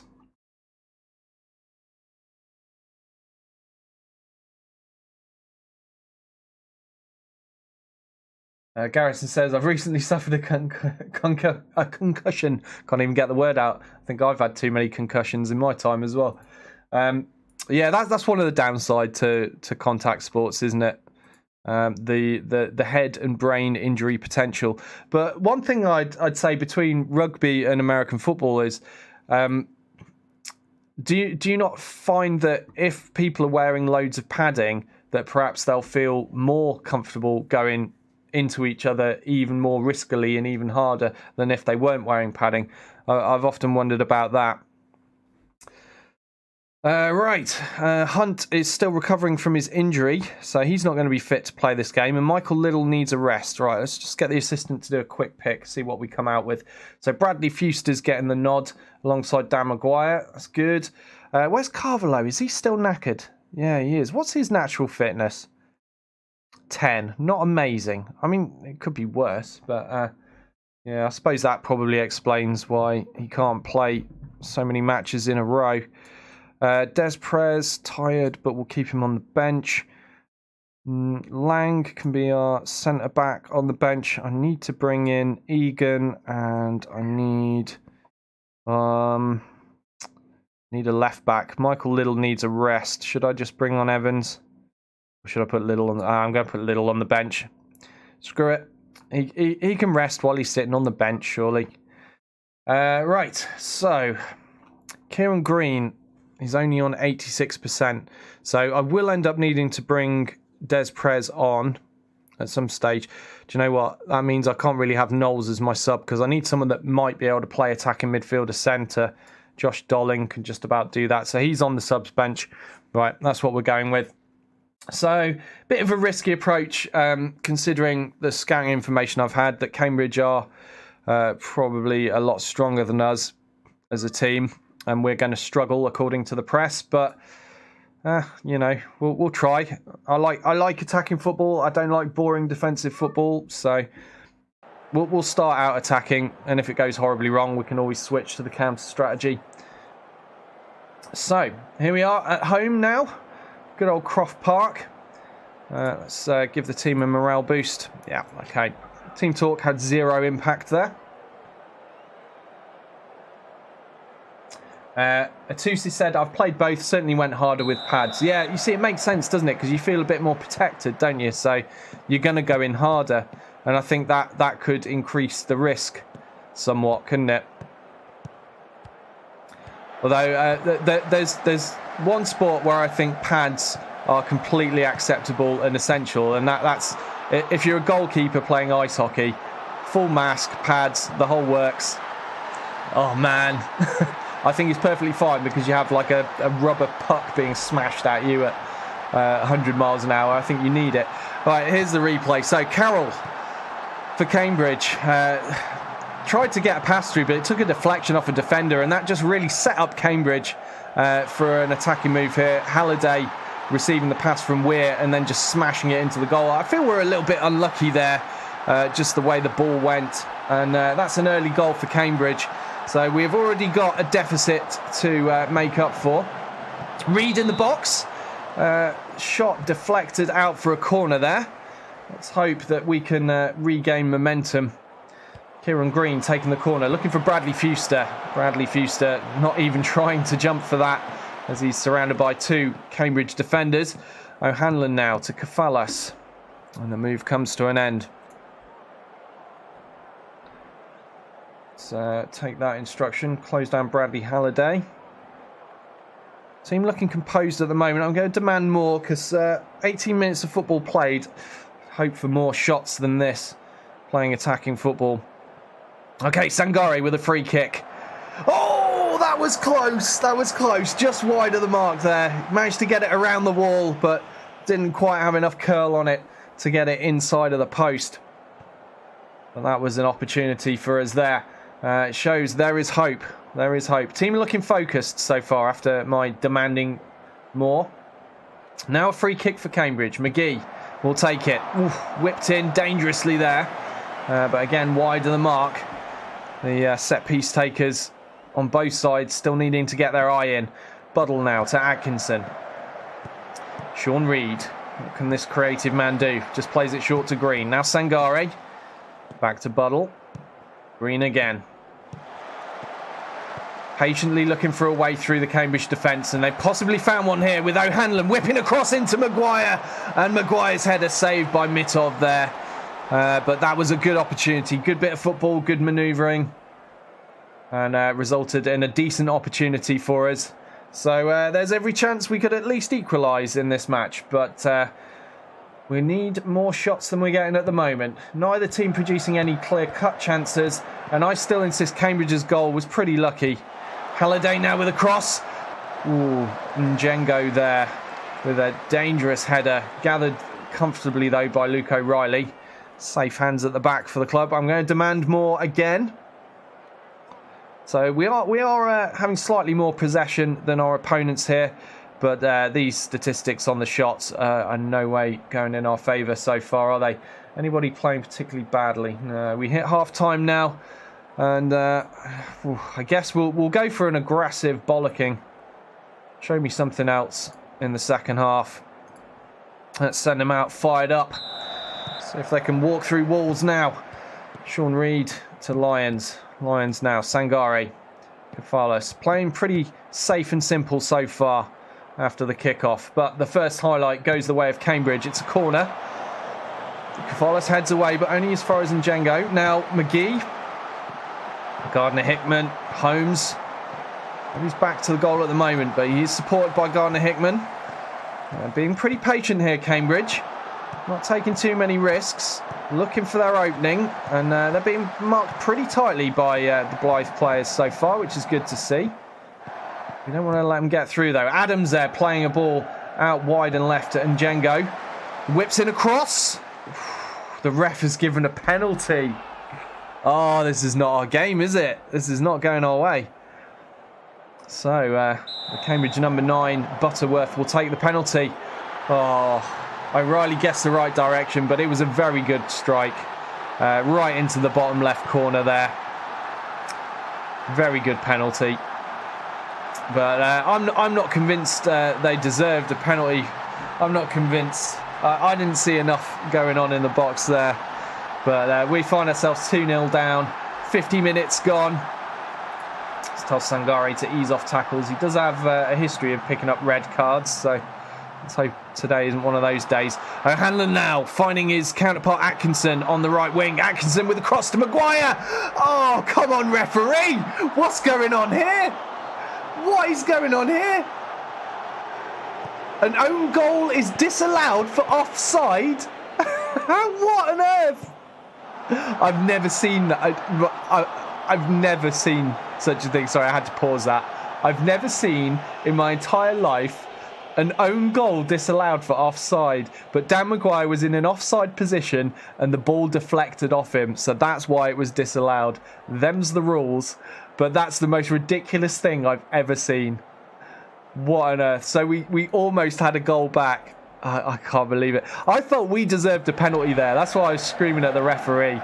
I couldn't believe what was going on. Gardner-Hickman now for Cambridge. Playing to McGee. Back to Hickman. Now Weir. Just a lot of short passing going on here from Cambridge. Need to shut it down though. Butterworth with the shot, but it wasn't really that dangerous. A little bit wide. And I think with Bradley Fuster playing a 6.3, I'll give him a few more minutes.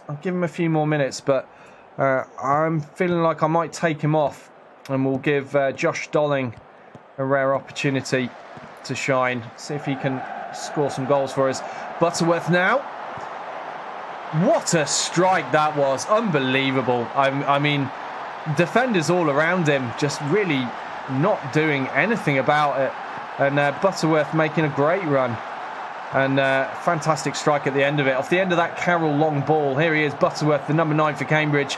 Getting through. Look, two men on him. Neither of them put a tackle in. And a fantastic strike. Got to respect that. That was a quality goal. And right now, Cambridge clearly deserving to be ahead. But it's time. I'm going to have to make some substitutions. Bradley Fuster's playing a 6.2. So off he comes. We'll switch Maguire and Dolling around because they're more comfortable that way around. What else can I even do here? We've got Kefalis playing a 6.0. Absolutely appalling defensive display from him today. So let's get Lang on. Let's go give him a team talk. Go out there and make a difference, lads. And let's hope for the best.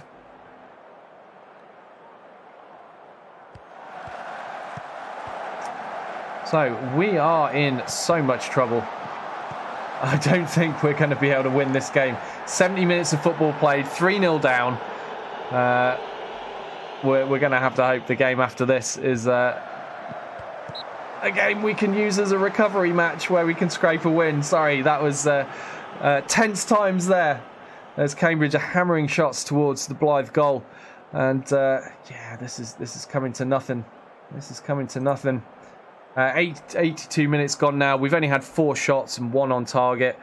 I should have changed things up by now, but it's too late. I'll sit in my my own bed that I've made. There's no recovering. It's too late. Added time, 3 minutes, 3-0 down. We're now down to the last 8 seconds of the match. And we'll just have to take this as a lesson learned. Cambridge will move ahead of us in the league. They go up to 8th. We're knocked down to 12th place. We're still just about halfway up the league. So I'm going to claim that as being in the top half, 12th place.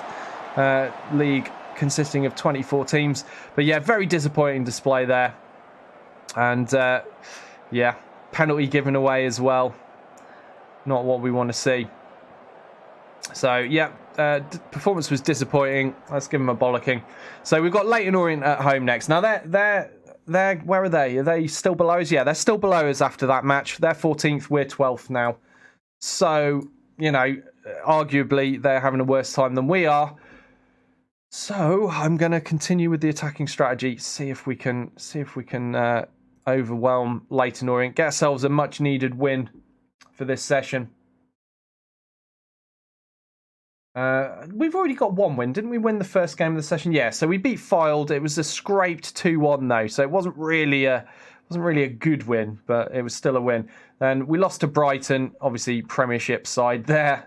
Nobody expected any different, but losing 3-0 to Cambridge, a little bit concerning. But the press did say in advance of the match that we didn't really stand much of a chance against them, and I guess they were correct.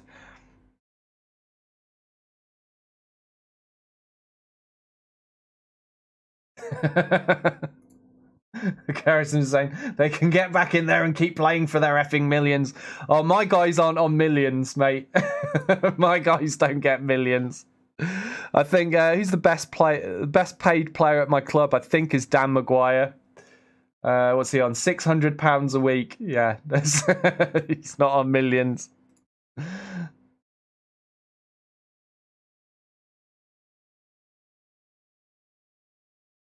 Oh, Garrison's saying, so you suffered a concussion that messed you up pretty badly. Garrison's saying, I can't drive anymore without getting splitting headaches. That's very sad to hear, Garrison. I'm sorry you suffer from that.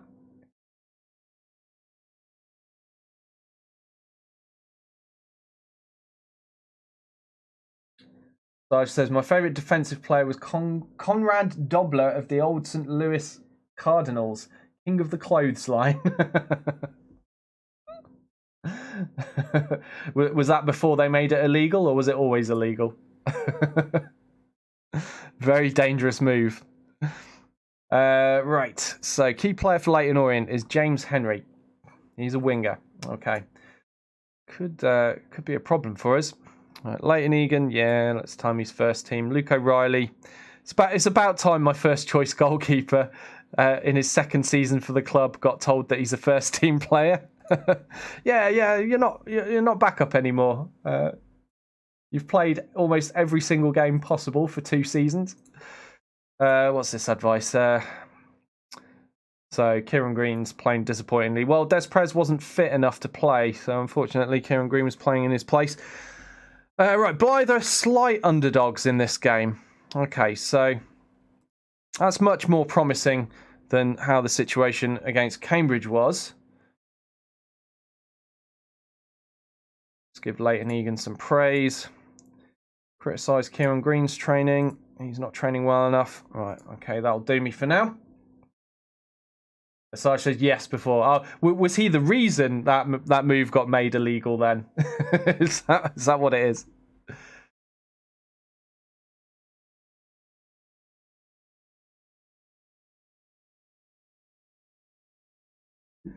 Okay. Let's get the team selected for the match first before I select who will be playing in my under-23s. So let's make them all unavailable, and there we go. Hopefully that'll work out. Oh, why is Kieran Evans counted as picked? I don't like that. Reed. I'm not convinced my assistant manager's done a great job here, but maybe he has. Yeah, no, that looks all right. The only one I want to change is Kieran Evans. I don't know why he loves Kieran Evans in this position when Kieran Evans clearly can't handle it very well. Probably one of my better set piece takers, but yeah, I much prefer Michael Liddell and then O'Hanlon on the bench. All right, let's have Buddle there. Let's get Wes Atkinson on the bench. We've got Kieran Green and Bradley Fuster. Let's get Reed in for Green. Yeah, and then we're good, I think. Let's do this again. Right, there we go. So, last time we played Leyton Orient, I believe we beat them 4-1. It was something like that. And that was away from home. So, logic suggests that we should be able to beat them at home as well. I mean, let's just have a look at the schedule and go back in time to the beginning of the season. So there we go. Leyton Orient 4-1 win away. Lang scoring, Carvalho scoring, Liddell as well, and then an own goal courtesy of Templeton. Let's hope Templeton's playing for them again. That could be good. So yeah, I mean, I fancy my chances. But then again, we also beat Cambridge away, and we just got hammered 3-0 by them at home. So maybe it's not such a good omen after all. Let's find out. Will Finney, the referee, only given out 2 yellows, but he does average 2.6. Sorry, only 2 reds, but he averages 2.6 yellow cards per match. That could be dangerous for us because we tend to get stuck in there with those dangerous challenges. But right, we've already set the team up, so I just need to go straight into the match. Hopefully Hunt and Maguire will build a partnership up fairly soon. Got to keep playing Hunt for that to happen though. But their cohesion will improve once they've built a partnership up. Unfortunately, Carvalho has still not got a great relationship with Maguire. I'm not entirely sure why. They're both good players, good in their role. They're just not clicking for some reason. Oh yeah, go out there and prove a point, lads. That got some kind of a reaction. So here we are, currently 12th in the table on a goal difference of -6, 37 points. I mean, we're not too far away from the playoff zone. This is this blue zone here. We could catch this up. We just need a good run. Let's hope this is the start of it. And the weather's looking good for our kind of football. It is raining here at Croft Park. Standard weather conditions. And we are a goal down. A minute of football played and Macaulay Bonne scores a goal for Leyton Orient. What is going on? What is going on today? Karoma here with the free kick, whipped in nicely, and Bonne just finding his way through all of these bodies and into the net. Keeper didn't really stand a chance, too many people in the way. But what a start. Why are we conceding so many goals so quickly? We know this strategy works. We've seen this work. This strategy got us promoted. But for some reason, we're having a rough time today. Egan taking a little run up the wing. Is he going to find a green shirt? Yeah, Carvalho. What can this creative Brazilian do? He goes past one, goes past two, he takes a shot, and it's wide of the mark. That would have been a great goal if he'd have put it on target. Good bit of dribbling from the Brazilian, but perhaps should have played in one of his teammates for a shot instead of taking it all the way himself. Lang with a good tackle there. Can Blyth catch Leyton Orient on the counter? Carvalho now. Playing out left to Michael Liddell. Michael Liddell, one of the biggest assisters in this club. Passing to Des Perez. Des Perez skies the shot, though. Putting it straight into the stands. What a shame that was. But promising looking football. We just not quite got the finish at the moment. Carvalho again. What's he going to do with it this time? Plays it to Leyton Egan. Egan in the box. Cross to Hunt. And there's a goal. Is that the equaliser? He looked well onside to me. And he was. It is 1-1. Trevor Hunt's second goal for the club since coming in on loan. He's looking like he's going to be a good player for us. Maybe we'll be able to sign him at the end of the season when the loan runs out. But nice little slot-in shot there from around the penalty spot. And the Leyton Orient defence could do nothing about it. And it is now 1-1. Let's demand more. Team looking focused after that feedback. Yes, Dave, they use shin pads in football on account of your shins getting kicked a lot. I've still got a scar on one of my legs to this day from where somehow somebody got a boot around my shin pad. My shin pad got kicked so hard that it was ripped off and around my leg, and a stud went into my shin, and I've got a scar about that long on my shin still to this day from it. So yeah, shin pads are important because studs hurt when they connect. Right, that was a dangerous looking time for Blyth there, and again that free kick looking dangerous while I was just chatting about the requirements of needing shin pads. Right, now Bernard with a free kick for Blyth Spartans. Des Perez sending it forward to Leyton Egan. Egan going up the wing. Can he whip a cross in? He turns around, plays it to Carvalho. Des Perez loses possession, unfortunately. He needs to wake himself up a little bit. Perhaps he didn't get his coffee this morning. He needs to be sharper than that, especially in the final third. Now, Michael Liddell, what can he do? He's gone for a long ball, finding Dan Maguire. And what a goal that was! What an absolute screamer. And Michael Liddell deserves so much credit for that. The vision there, he saw the run being made by Dan Maguire.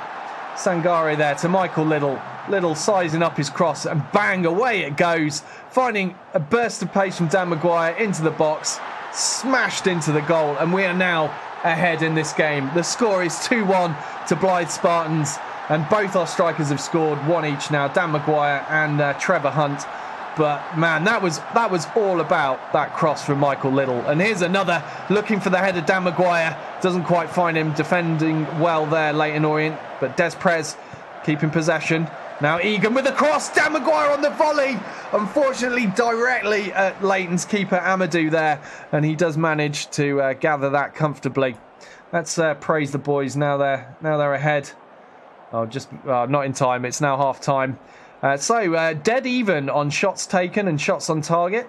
Leyton Orient slightly ahead in possession, but that could just be the style of football they're playing. We're doing well. We're ahead 2-1. We need this win, and conceding a goal so early on was really, really disappointing. And I was worried we're going to have another rough game, but seems to be turning around. All right, let's say don't get complacent. Yeah, okay. Because we're only ahead by a goal, and we conceded a goal early on, you know, very, very stupidly, in my opinion. So, yeah, we'll time to not get complacent. It seemed to get a good reaction. Let's hope they keep their concentration levels high for the next 45 minutes of football. And looks like we're still going for those long balls smashed upfield, looking for Dan Maguire to take advantage of his pace and burst behind the defence and run on and score. But that time it wasn't to be. Bernard with the defensive header now. Brazilian Carvalho picks it up. We're on the counter. There's two men up. We've got Trevor Hunt and we've got Maguire. Hunt somehow bundles his way through the defence there. That was very messy. Was not a great bit of football, but we bundled through and somehow got a shot. Come away with a corner kick. Corner kick almost finding Lang. Could have had a goal from that. Little putting a second cross in. Again comes to nothing. Leyton Orient defending well for this period. Let's hope we can find a way through their armour. Let's go for a demand more now. Henry on the ball. Now Gorman. Switching up play to the left wing. We've got Williams for Leyton Orient. Now Karoma. Switching again, but Michael Little seeing the move and intercepting that pass. Playing it back safely to O'Reilly, who plays it upfield. Unfortunately, we're not really winning that midfield battle, are we? But another through ball from the Blyth defence finds Trevor Hunt. He's got Dan Maguire to his right. The shot closed down though. He should have gone for a pass to Maguire. That could have been a sure goal there. Too greedy from Trevor Hunt, unfortunately. Now Little with another cross. Headed away by McCullough. Carvalho claims it. Egan now. Shot deflected out for a corner. And it's exciting stuff at the moment for the Blyth fans. Michael Little will take this corner. Looking for Trevor Hunt. Fails to find him though. Des Perez picks up the loose ball. Keeps the move going. Now Carvalho. The North and South Americans linking up well there in midfield for Blyth. Now McCullough. Ooh, dangerous cross there, but Smith heads it away. The move's not over. Williams on the edge of the box, whipping in across, looking for Henry, but he's put too much power on it. It's gone too long. Now Ling. That looked more like a shot than a cross. O'Reilly claims it comfortably. I think he intended a cross, but it wasn't a very good one. Speaking of not very good ones, that was a terrible goal kick there. Straight to a red shirt, nowhere near a green shirt, and Leyton Orient are on the attack. Macaulay Bonne, he was of course the goal scorer just over the 1 minute mark early on in the game. Brophy with a shot, and oh no! What a disaster that was! Did that take a deflection? What sent O'Reilly the wrong way? Let's see that again. So Henry crossing in, defensive header by Lang, falls for Brophy. No, it didn't seem to take a deflection. O'Reilly just with a rare mistake there, it seems. He was confused. Perhaps there are too many bodies in front of it for him to see clearly, but that's disappointing. Leyton Orient have equalised. It is now 2-2, but there's plenty of fight left in this Blyth team. Let's see if we can grab another goal. Bernard in the box. Now back to Little. Can he put a cross in? Here it comes. Des Perez! Oh, Des Perez with a golden opportunity there, but unfortunately smashes it into the keeper. All power and no accuracy, but it goes out for another Blyth corner. Michael Little will take it. Claimed by Ling. Now McClelland decides to play safe and put it out for a throw-in. So we are still in the final third. Apparently our throwing came to nothing, as that's the end of the highlight. Right, let's shut down Ben Williams.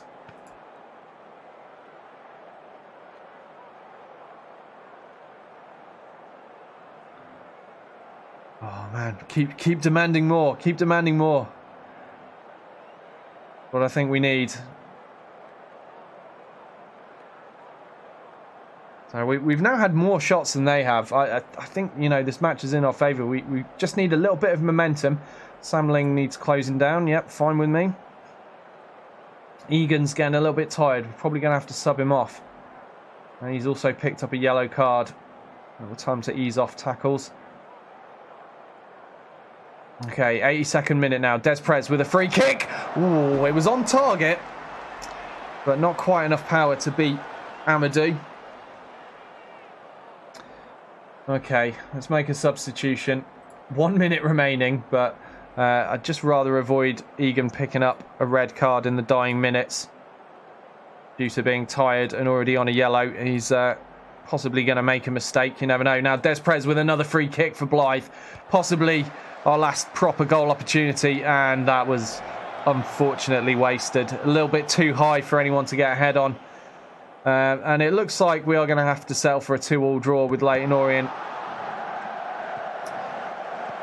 We are in the last 5 seconds of added time now. Atkinson just come on the field. Can he put a cross in before the whistle? Doesn't look like it. Des Prez, nowhere to go. Carvalho now.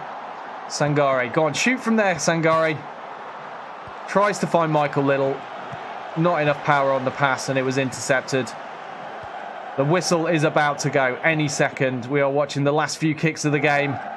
About to finish 2-2 here at Croft Park, and there is the final whistle. I mean, it was, to be fair, a pretty even game, and I would say Leyton Orient deserved their draw there. But what a difference it could have been if we hadn't have conceded that early goal. If the team had just come out onto the field a little bit more awake, we could have got the win today. But I'll take a draw. A point's a point. We'll tell them they did well. And again, just a reminder, we are supposed to be fighting bravely against relegation this season. This is our first season in this division. We've just come up. And anything outside of this red zone is good for now. But yeah, a bit disappointed. I was hoping for 3 points there. And we're going to have to try to turn things around. Who have we got next? Okay, we'll tell Dan Maguire he did well. Yeah, he did do well. Who's next? Eastleigh. Okay, Eastleigh are all the way up in 7th. I think I'm going to go counter-attacking strategy against Eastleigh. So we're going to train the counter strategy. There it is. Get a bit more familiarity with that, and we'll switch our tactics. There it is. So we'll see how that one works out for us. We have got some wins out of that strategy. It's obviously just designed to deal with clubs that are much better than ourselves. And we're not exactly on the best streak at the moment, are we? It's a bit hit and miss, a bit up and down. So I feel perhaps it's time to wheel out that strategy, play things safe, scrape out either a draw or a close win if we can from the next fixture. But Eastleigh are superior opposition. They're a better club than us. They're 7th in the table. They're where we want to be. They're up in the playoff zone at the moment. So it's going to be a tough game for us, particularly as well because we're playing away from home. They will have the home advantage.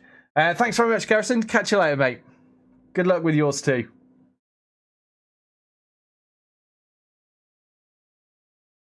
Okay.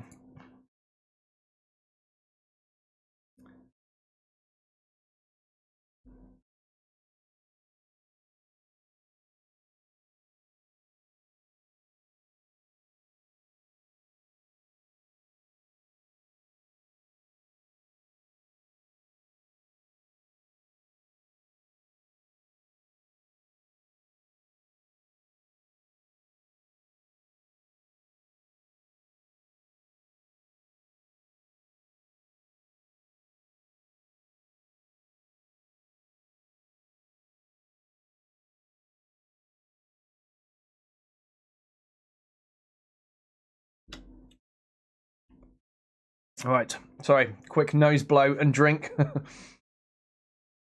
Takes a lot out of me doing this excited commentary. Got to keep hydrated, otherwise my throat will just die. It looks like we've got quite a big break until our next game. So when's that? It's the 23rd. Wow, yeah, that's a huge break. I guess that huge gap is because we got knocked out of the FA Trophy in the first round last session. Yeah, so we would be playing an FA Trophy game, but instead we're doing nothing. To be honest, I'm kind of glad that my players are getting the rest.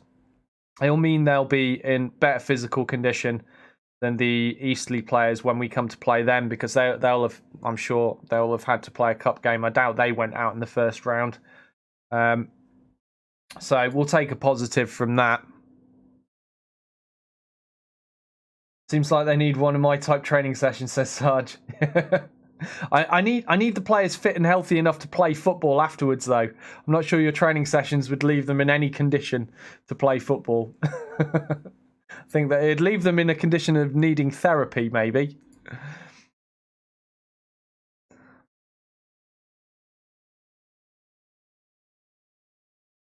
What's that, Mel? You saying hello? It's just one of the cats wants attention.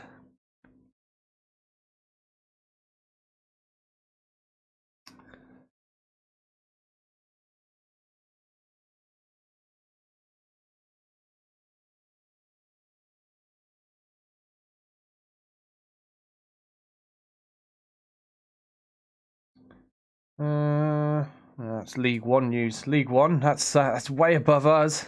No use me looking at that transfer. All right, here we go. Eastleigh away coming up, but we've got quite a gap. We'll get some extra training in on this formation, on this strategy. Hopefully, they will be comfortable enough to play it successfully by the time we face Eastleigh.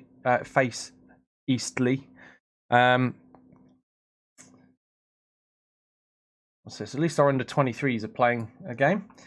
Right, looks like Leighton Egan's training well. Let's praise him. Kieran Green still training badly. That's 2 training reports in a row. Kieran Green's trained badly. That's a bit concerning. Oh no, O'Reilly as well. Okay, we're gonna have to warn O'Reilly about his poor training, because he's our number 1 goalkeeper. We can't afford to have him training badly.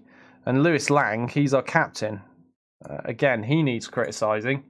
Captain's supposed to set an example.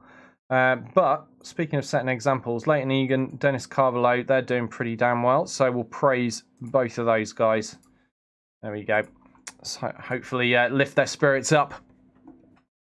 If I got after Eastleigh, I wonder. I didn't bother to look that far ahead, because I'm convinced I'm probably going to lose this game against Eastleigh. They're a tough team to play.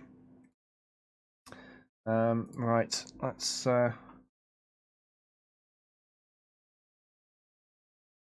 Now, is that going to be the team? No, it's probably not, because where's Little? I want Little in. There he is. So, I'm just setting up my team that I expect to be using when we play the next match. Before I... Oh, it reckons Trevor Hunt instead of Dan Maguire up there. Nah, I disagree. Dan Maguire. I know Trevor Hunt's got a higher star rating, but Dan Maguire's banging in the goals, look. Well, 13 and 33 is not that great, but it's the best I've got. He's had better seasons, to be fair. But yeah, so yeah, that will be probably my starting lineup and my subs bench. So now I can select this under 23s team. Let's all of these players that are unused, make them eligible for selection. Who's this? Jack Brown, some youngster training well. Let's crack on. Sarge says, I heard a cat. Yeah, it's meow. It's meow. It's Mal. That's what I was trying to say. That's his name. Malcolm Reynolds. He's being noisy. It's I think, yeah, it's about an hour until feeding time. I think that's why he's being noisy. But Shell's home, so I think he's gone off to meow at her now instead.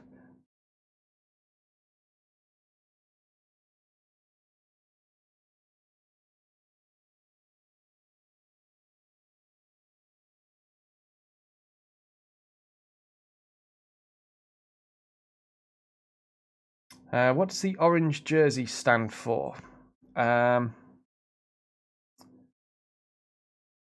Is that the color that my goalkeeper wears? It's probably my goalkeeper. Let me just check. yeah, that's the goalkeeper.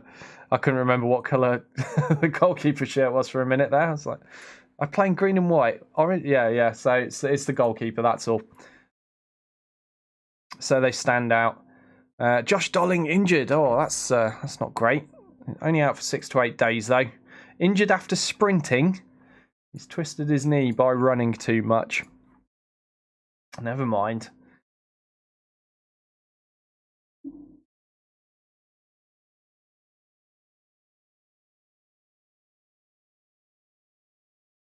Well, I'm pretty sure we haven't played a game since the last autosave. Again, that's thanks to us being out of the cup, but I've got it set to autosave as it like once a week or something, just in case of crashes. I hate losing progress or replaying matches.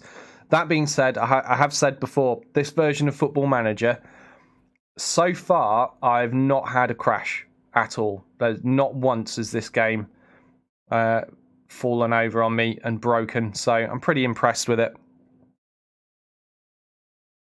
And long may it last, I hope.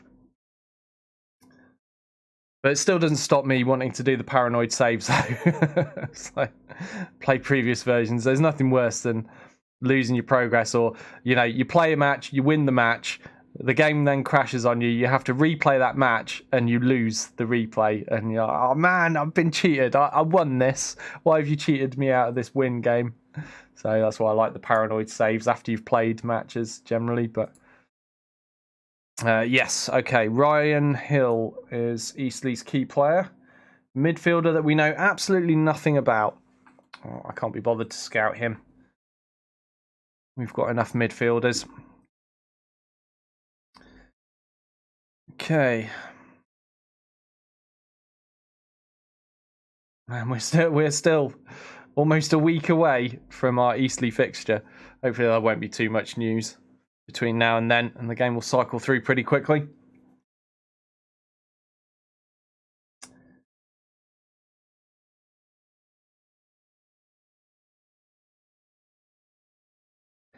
I really want to try that crazy strategy I was showing at the start. I really want to try that. I just know I haven't got the right players, the right roles. The players can't play the right roles at this level of football. It's just I was having so much fun with it last night. Like, even obviously when I'm conceding loads of goals as well, as long as you're scoring more than the opposition, that's all that matters. That's a very old school football mentality, though. It was all about scoring goals and not very much about defending goals in the very, very early days of football. But, I showed you the list of results. It was still working. Even when I conceded 5 goals, I scored 6 and won. It's like, as long as you score one more than the opposition, you win, don't you? And you're getting maximum points, 3 points for a win. They made offers for Peter Jameson. You see, I don't really want to sell Peter Jameson. I want him as my reserve goalkeeper. And it's interesting. These are Sky Bet League One teams, so these are a couple of divisions above where I am that are going in for my reserve goalkeeper. Their scouts must be terrible because he is not that good. But whatever. I'm rejecting their offers. Right, Dan Maguire, let's give him some praise. And we've got excellent support. Sebastian Desprez thinks there's a lack of depth in defence. I'll quit your whinging. We've got loads of defenders. I signed absolutely loads of them. What I am lacking, I suppose, is I could do with one more right wing back. But as I keep saying, every time I look, I just can't really find anyone good enough. or let alone good enough. Can't really find anyone that can play right wing back at this level of football. It's just not that common. They're more likely to just be wingers or fullbacks.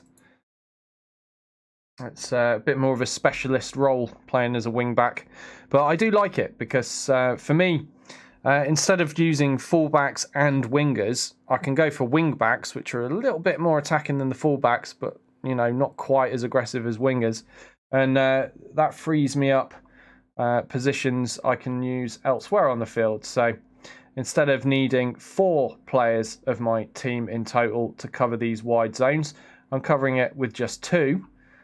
So I can afford an extra defender and extra midfielders. It's just, for me, I prefer doing it that way. I like the 3 at the back because I feel you don't get caught out on the counter as much when you've got 3 central defenders.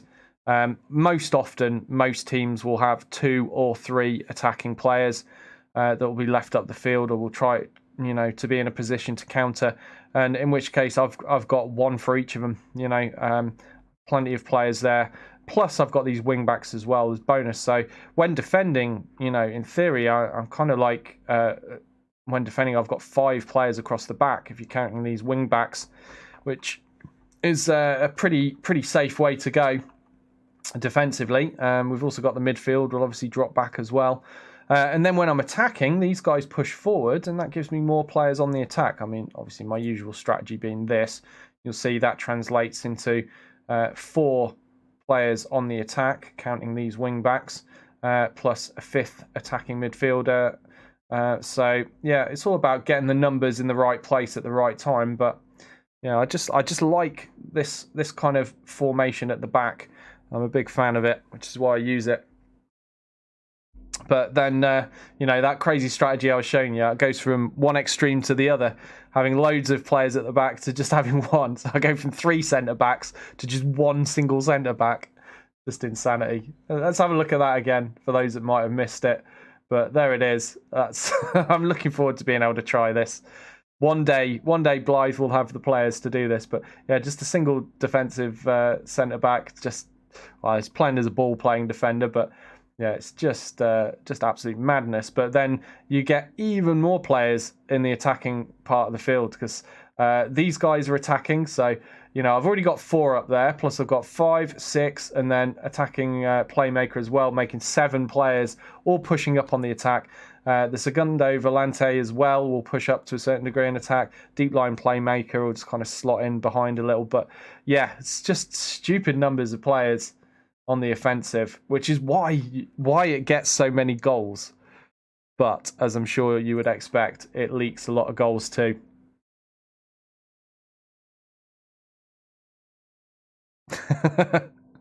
There's no Caretans allowed in this league, Sarge.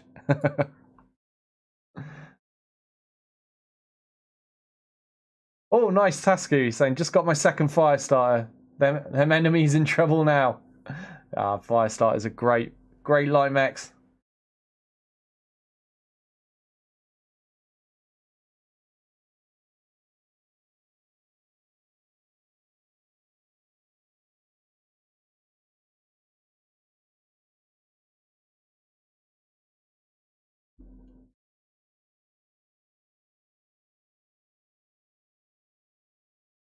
Nice, Gecko. That sounds pretty cool. Let's started a new career, just cuss. After playing last night, I have 3 fire starters and a blackjack, 2 up-close models, and the large laser long-range one. Nothing can stand a 3 fire starter circle. Yeah. Have you got machine guns on your short-range ones? They're brutal. Right, let's praise this lad's training. Well done, Will Darby, whoever you are. Okay. Eastleigh are only slight favourites, but we are still going in. We're going in cautiously this time. I'm going to go with the counter-attacking strategy.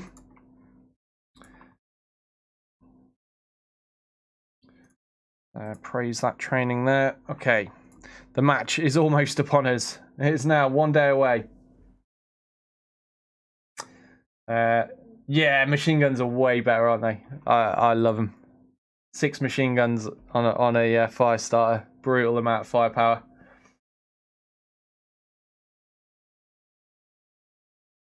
Okay. Yeah, keep that the same. Already picked my team out for the Eastleigh game ages ago. We're just waiting, Eastleigh. Fingers crossed. They had a really rough cup game that went to like extra time and everything. And so they're super tired now and unfit, and that might give us an edge over them. We'll have to wait and see though. And then we've got Stockport County after them. Man, this is a rough patch. This is a tough run of games here. We're not going to win many this session, I don't think. Well, not at the moment.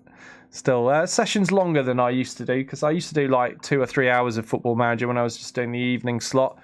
But obviously we'll be doing 5 today, so I've got time to get through and past this horrible period of tougher teams and get into some easier matches, perhaps. Right, so team is all set to go. So away we go.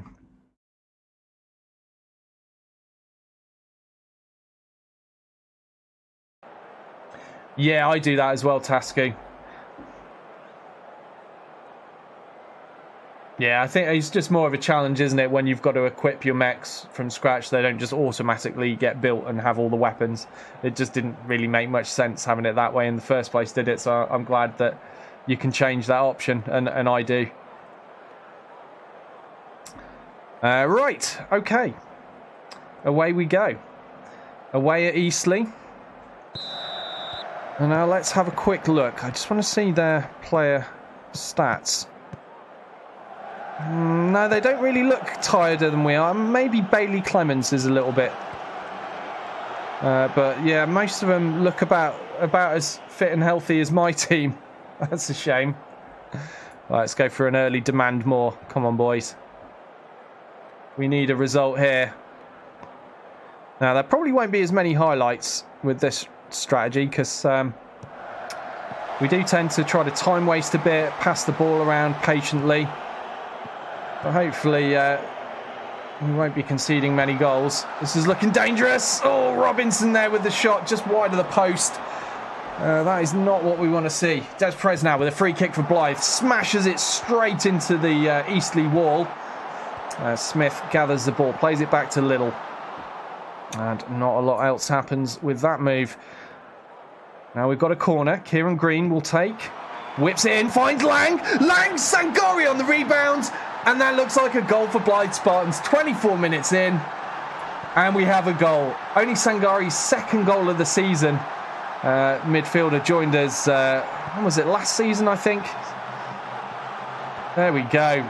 Pinball in the box, and Sangare getting on the right side of things to smash that home. And we have a goal. Now, with this counter-attacking strategy, will Eastleigh now be forced to play a little bit more attacking to try and make up that 1-goal deficit? And will we, as a result, catch them out on the counter with this strategy? Let's hope so. Andrew now to Clements. Clements whipping a cross in. Newball with the header, and immediately... What's that, 1 minute later? Is that 1 minute later? Is that it? Immediately, the equaliser comes for Eastleigh in the form of a header from Joel Newball. His 7th goal of the season there. Andrew playing it nicely to Clements. Has all the time in the world to place that cross. And Newball, he looks like a big lad. He looks like a big lad. And he beat everyone to head that ball into the top right corner. Well, we're going to have to go for a demand more, aren't we? Disappointing. Very disappointing. We didn't get very long to enjoy our lead, did we? Siddall to Johnson. Johnson getting a header away there. But not managing to put it on target, thankfully. Well, it looks like Eastleigh are all over us at the moment. Reading with the header now. This is very concerning. They're getting a lot of highlights. Not had a lot of possession, though. Oh, man, really? Siddall there with an amazing free kick. Drilled low and hard, and somehow beating the keeper. Look at that. Oh, O'Reilly got a hand to it, but really, I feel the keeper should have done better there. That was disappointing. So we're now losing 2-1 as we approach half-time away at Eastleigh. Now, I did say this is a match I expect to lose, but going ahead gave me hope that we could actually win this. It's not over yet, though. Carvalho putting in a cross. Finding Michael Little in space. He's got time. Oh, takes a long shot himself. And that was a cracking effort. Keeper saves and it goes out for a corner, but Michael Little determined to not give up the ghost of this game just yet. Bernard with the header, failing to find the target, though. And yeah, well, there's life in the old dog yet, it seems. Michael Little there with a thunderous shot. If only that had gone in, eh? If only that had gone in. I'd be happy to take a draw from this game. But right, we're going to have to go for the aggressive half-time bollocking. And there it is. Coffee mugs were thrown.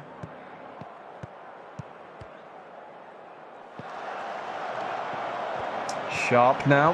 Heading down the middle. Tackled by Des Prez. Well in there from the American. And that brought that highlight to a close. Let's demand more. Come on, lads. Let's have a highlight our way, eh? Leighton Egan to Green. Now Des Prez. Sangare. Carvalho, Brazilian, putting in a great ball to Michael Little on the left. Little with the cross. Finds the head of Maguire. Unfortunately, Maguire's header was way off target, though. But that was a good opportunity. As you can see with this strategy, our possession stat is way higher. We're up at 61% possession at the moment. We're 62 now as things stand. So we do keep hold of the ball a lot better with this strategy, but we don't get as many goal-scoring opportunities.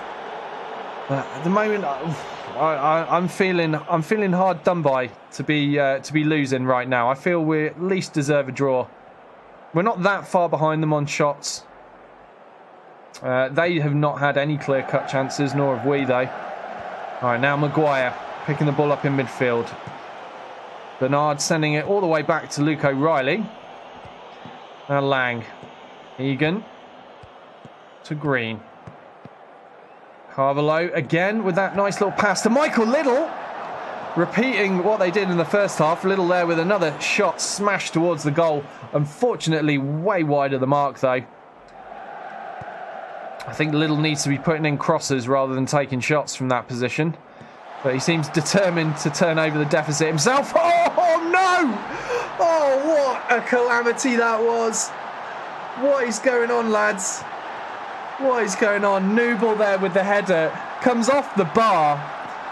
And then O'Reilly tries to gather it. And like a blundering idiot, just knocks it into his own goal. Here we go. Andrew with the cross. Newball off the bar. Into O'Reilly. And it's just... What a ridiculous goal. And I think the height of Newball is just, it's too much for our boys to handle. What is he? 6'4". Yeah, he's pretty tall. Pretty tall. He's getting up and over and winning those headers over and over against my defence at the minute. And that is making the difference for this Eastleigh side. It is now 3-1 in favour of Eastleigh in their home stadium.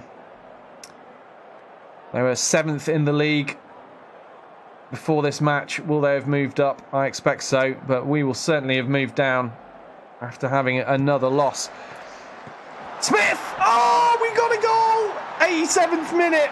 It's probably too late, but we will take a bit of dignity from that. Des Prez, the American there, with a fantastic cross to the head of defensive player Smith, who just powers the header past Idem and into the goal. Let's demand more. What am I going to do now? We've got like a minute to play. I think we just bring out the attacking style. I think that's what we're going to do. So I need to sub Green off. Get Trevor Hunt on. Everything else can stay the same, and we're going to go and just try to get an equaliser in the dying minutes of this game.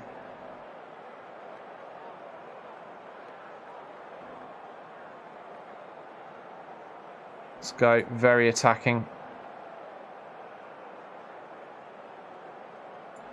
Come on.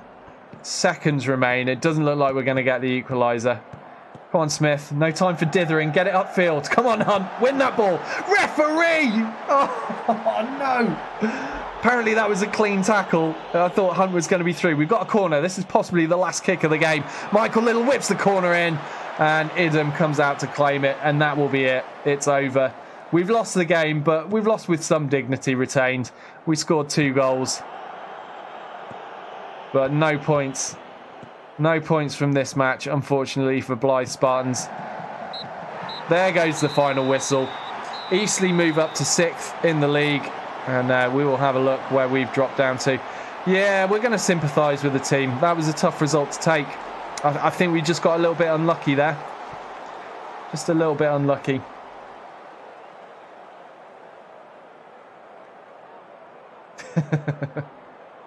So I was saying, you see, it took an American to make the goal.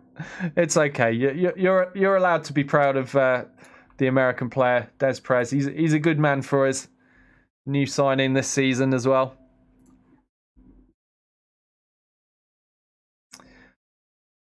Right, well, let's see where we are in the league. We are down in 14th. That's disappointing. It's disappointing. So we've not won since the first game of today's session. We did draw with Leyton Orient, though, although that very nearly could have been a win. But we are playing tough teams. Cambridge was tough. Eastleigh's tough. Stockport's tough. Then we're going to be playing our local rivals, Gateshead, and we'll be at home for that. Perhaps, Gateshead again, favourites. Perhaps that'll be where we get to turn it around.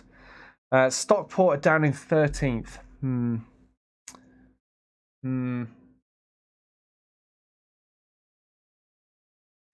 Just weighing up. Should I just go out and attack Stockport?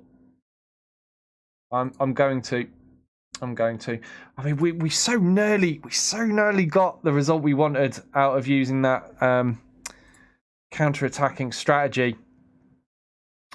We just weren't tight enough at the back, which is a shame. I could do with some more quality defenders. I think I've been searching for better defenders ever since we lost Sam Brotherton.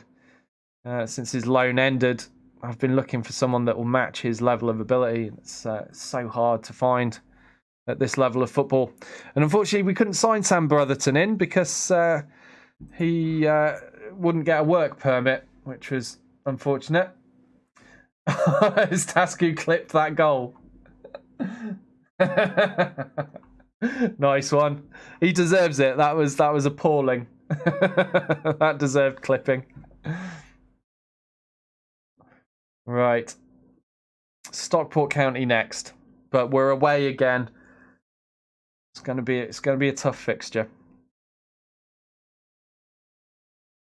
I wonder, will things get bad enough that I can just wheel out the insane strategy and just not care? Like, will that happen? If I was still in a cup, I'd do it. I would use that strategy for my cup games. If I was still in a cup, but we need to avoid relegation. We've got to survive this division. Next season, I would hope to be aiming for playoffs. In this division, assuming we survive it, which we should. But yeah, so next season I'd be hoping for playoffs, which might mean I might not get away with crazy strategies. I might not even be able to find the players to bring in, but at least if I get a couple of good inside forwards, that would be a start. If I could bring in a couple of good inside forwards, maybe I could get away with having a crack at it. I think a good deep line playmaker and a Segundo. I don't think I'll find a Segundo Volante at this level of football, though. I don't know if they exist at all. Not in England, not at this level. So there will be some roles in that strategy that I just won't be able to fill, but there will be some. It could be interesting though. I'm kind of tempted to do it if I can get into next season, or if things are just, if absolutely nothing else is going right for me, I just go, do you know what? Screw it. This can't possibly get any worse. Let's just do it. Because as you saw those results for Derby. It was working. And although I would say in the Championship, Derby are a fairly strong team. There are also teams that are much better than Derby in that division. So, yeah, it's it could work. I think in terms of where we are in equivalence, like where Derby are in the Championship, they're a much stronger team in their division than we are in our division right now. We're freshly promoted up to this level, so we're one of the small fish at the minute in this division. So I'm not sure going some crazy attacking strategy would necessarily pay off. I think you need to be a little bit stronger than your opposition. I mean, I definitely know it works really well when you're stronger than your opposition. It's an absolute goal diarrhea tactic, but when a lot of your opposition is stronger than you, I'm not so sure it'd work. I think you're just going to end up conceding tons and tons of goals. But we might see. We might try it at some point. Oh, no worries, Sarge. Hopefully work will go well for you. Have fun. And I'll see you tomorrow.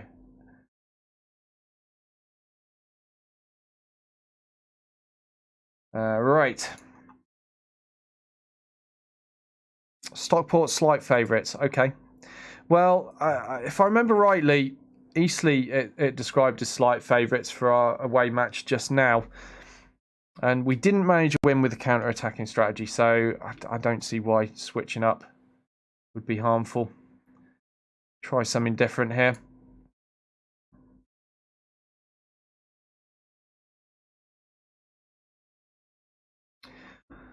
Right. Oh, man. So the Gateshead fixture is on the Tuesday, so we don't get many days to recover from this Stockport game. That's a shame. At least most of our matches should be a week apart at this stage. We're out of both the cups. So that's a positive. Right. Here we go. Look at that form. God. Oh, that's embarrassingly bad, isn't it? All right, come on, boys.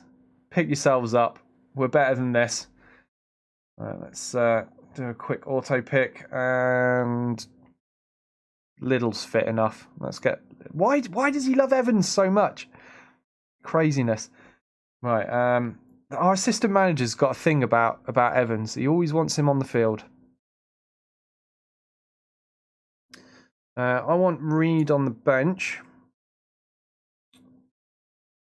Let's get Atkinson in, O'Hanlon in.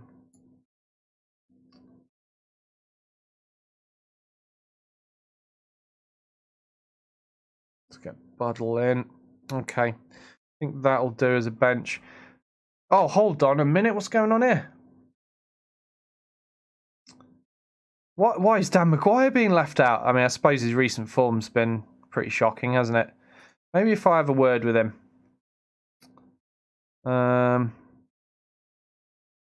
Criticise recent form. Okay, right, he agrees. He agrees he's not been doing well. Okay, well, now I've had a word with him. Let's get him on the field. I don't like the idea of leaving Dan Maguire, not even on the subs bench. That's madness.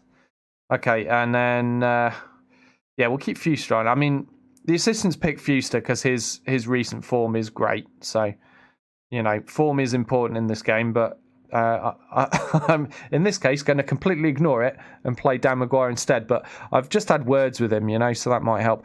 A little bit worried about Carvalho's form. That's like really consistently bad at the moment.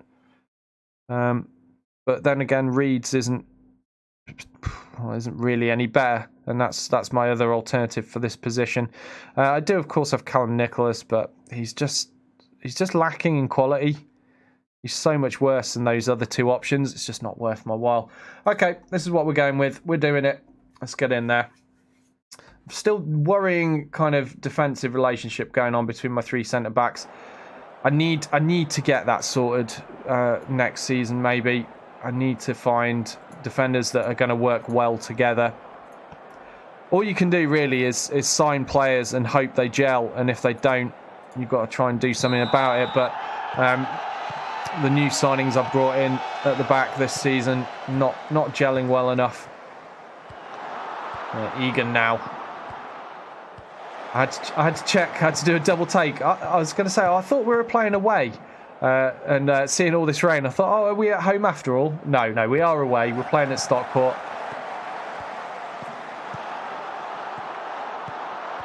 Oh, dangerous looking shot there. What's that guy? Who's that?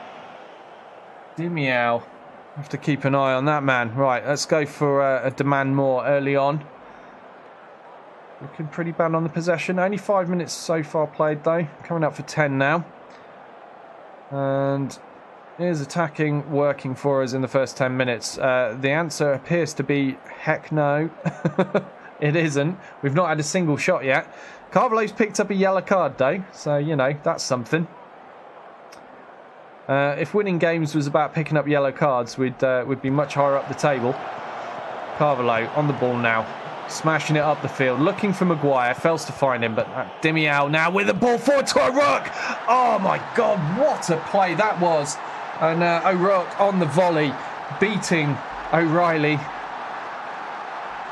to give Stockport a goal early on in the game, inside of 15 minutes. And so nearly could have gone the other way. I mean, we were attempting the long ball there. But Dimiao, well-timed and well-placed pass there. O'Rourke on the volley. Bang, in the goal it goes. And we are once again a goal down early on. This is not my day, is it? How goes the match? Hey, Codstill, how you doing? Well, we won the first one. We've drawn a game and then we've lost everything else. I would like to say mixed, but at the moment it feels like bad. But we've had a run of tough games, to be fair, so that's gonna come to an end eventually. Apparently not right now though. We're getting smashed here, but yeah, the run of tough games will come to an end eventually. We'll turn things around. We're not in the relegation zone, so that's our target for this season: is fight bravely against relegation. So anything beyond that, and we're doing okay, I suppose. But I don't like losing games. And I don't like not scoring goals. We're 2-0 down against Stockport right now. In the rain. The rain is our weather condition. We should be doing better than this. They're looking frustrated by whatever feedback they were given. Egan now with a throw in. Finding Dan Maguire. Dan Maguire tried to put a cross in. Des Perez now. Oh, closed down.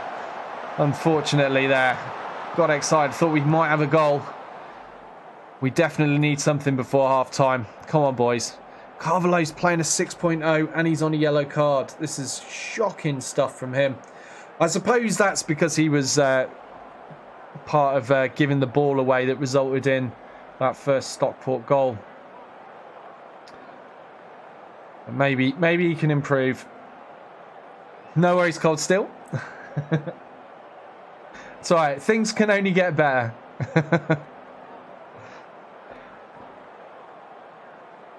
I've got another strategy I came up with last night that I might have to end up wheeling out at some stage. We'll play football 1920s style if it comes to it. Right, aggressive half-time bollocking, clearly what is required here. Who's looking demotivated? Des Perez. Can't deal with being shouted at, can he? Yeah, no stream later, just this one today.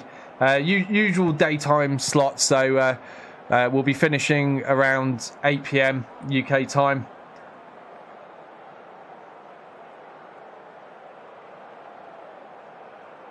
Carvalho's having a terrible game.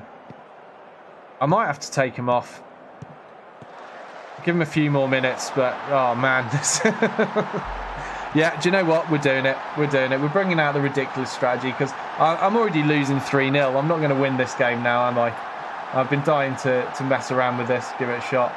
It's absolutely ridiculous. I'm going to struggle to find the right players for the roles, but we'll give it a go.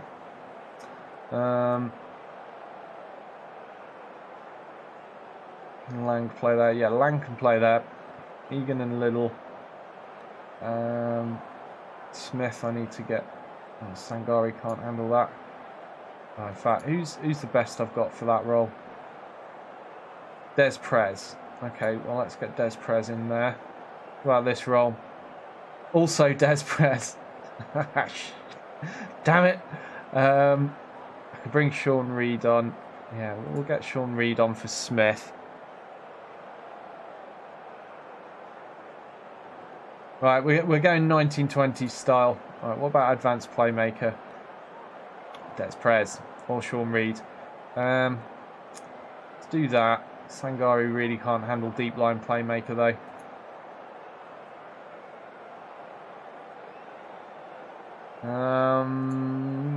This is going to be messy. Right, we got Maguire up there. We've got Carvalho there. I wanted to take Carvalho off because he's playing so badly, but if I do this, I can't really do that. I haven't got enough players for it. Kefalis is going to have to come off. Who can actually play there? Can anyone actually play there? Oh, Carvalho can play there, kind of. Okay, let's do some jigging about. What about here?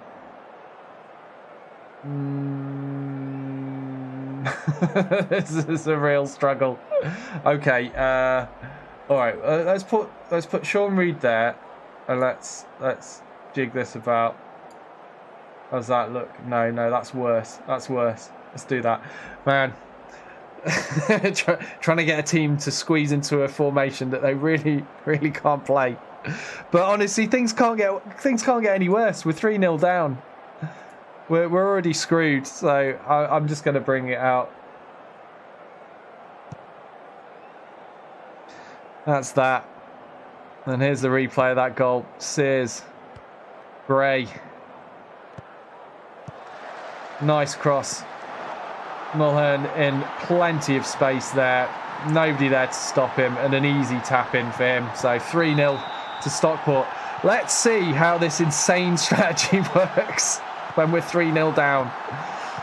Reid on the ball now to Maguire. Maguire. Kefalis. Egan.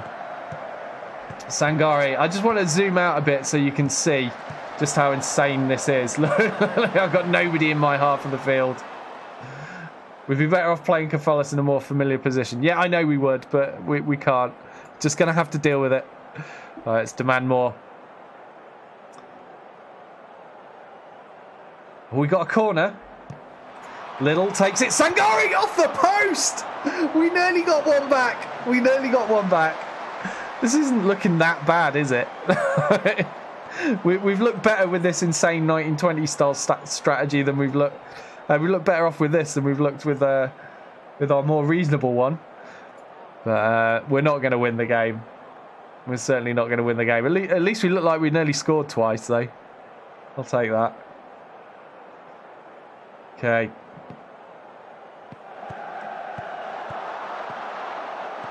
O'Rourke out wide to Medford Smith. Now Mulhern. Lang with the defensive header. Dimiao. No power to that header though, and O'Reilly claims it very easily. There are 8 minutes of football left to play. What's that? What are you doing, Kefalis?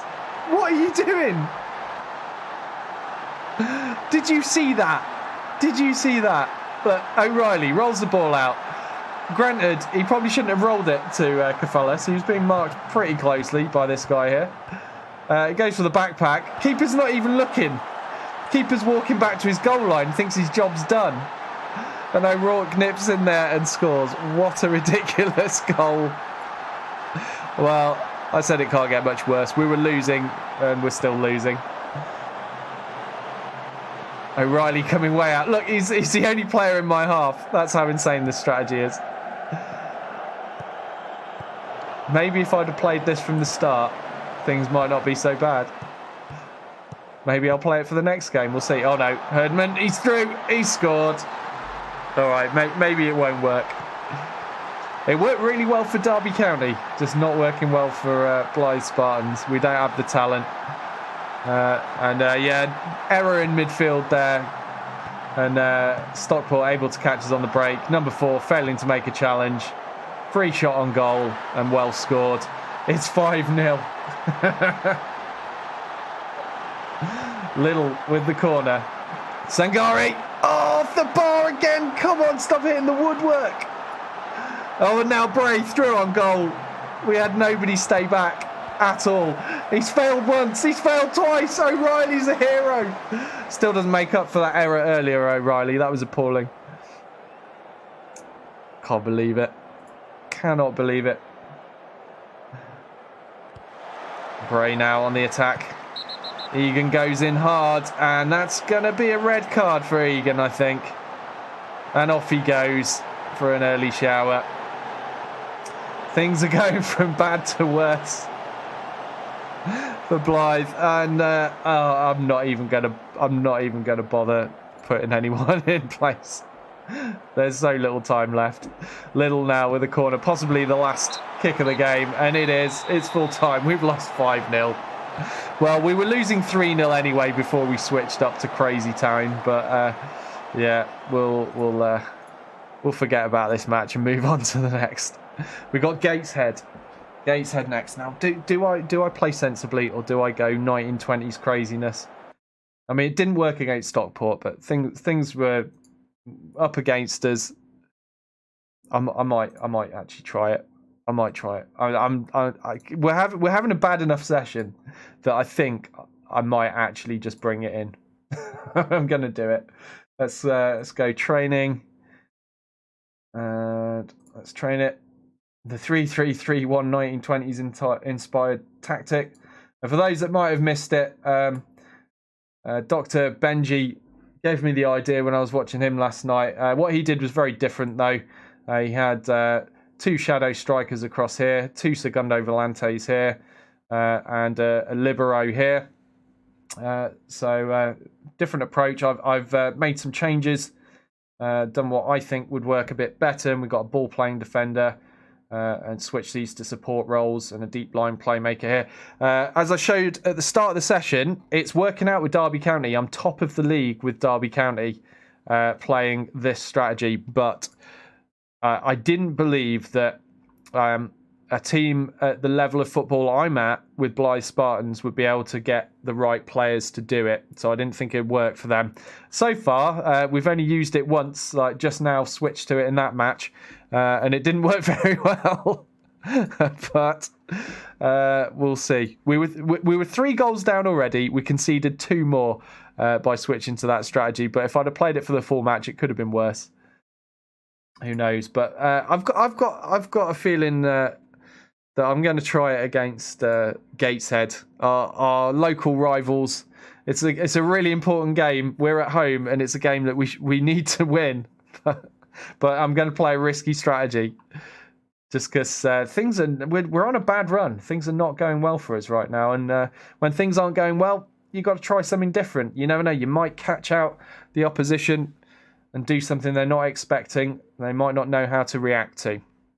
Because you can guarantee Gateshead will have done their homework. They'll know how my team plays football, and they'll prepare for it.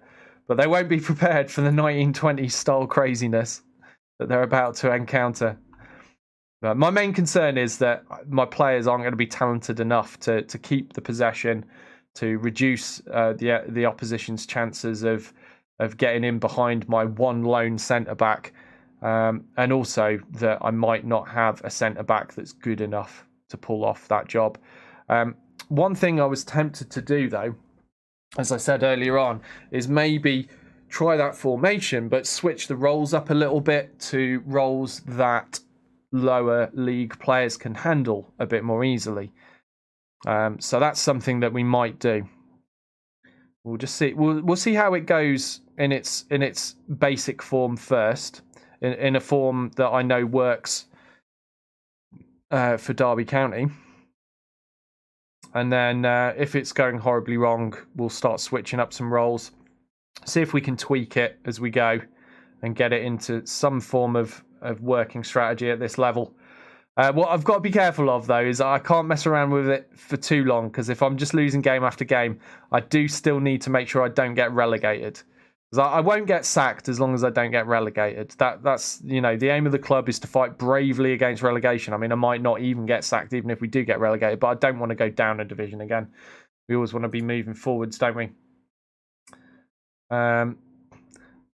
Would you look at this? Blyth Spartans players are to personally refund supporters who bought tickets from the club for the 5-0 hammering at Stockport on Saturday. The maximum total payout to fans who bought tickets at Edgeley Park would be over £2,000, 2k. Fullback Leighton Egan told the official club website that the players felt they had badly let down the travelling support and wanted to pay them back for their loyalty. That's how bad it was. That's how bad it was, people. It was so bad that my players are refunding the fans their tickets.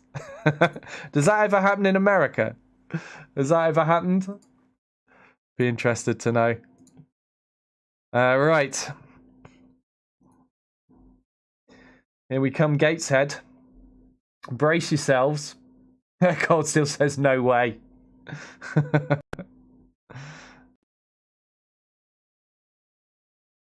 It has been known to happen here. That's why they put it in the game. But yeah, 5-0 loss is pretty embarrassing. Let's see if we can do any better against Gateshead.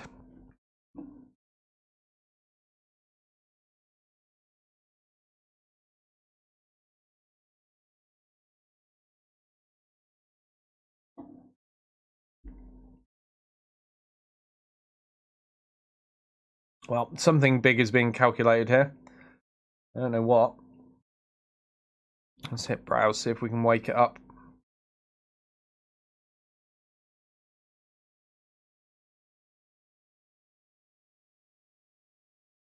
There we go.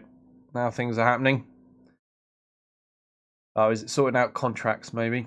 I don't know. Ebbsfleet's Nathan Phillips has signed a new 2-year deal.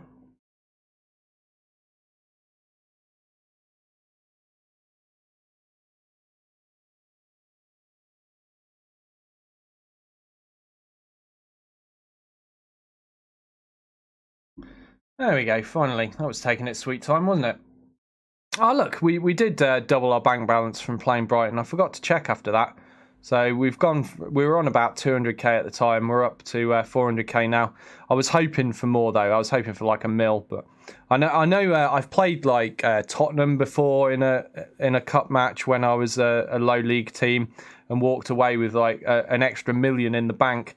So I was hoping for more, but obviously Brighton are not as popular as a London team like Tottenham. All right, Minnows Blyth go into this game as slight underdogs, even though they have the home advantage over penniless Gateshead. Ah, they're poor. Apparently poorer than us because they didn't get to play Brighton in the cup.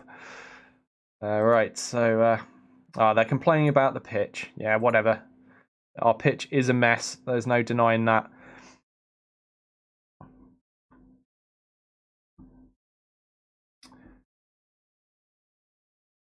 This is going to be interesting.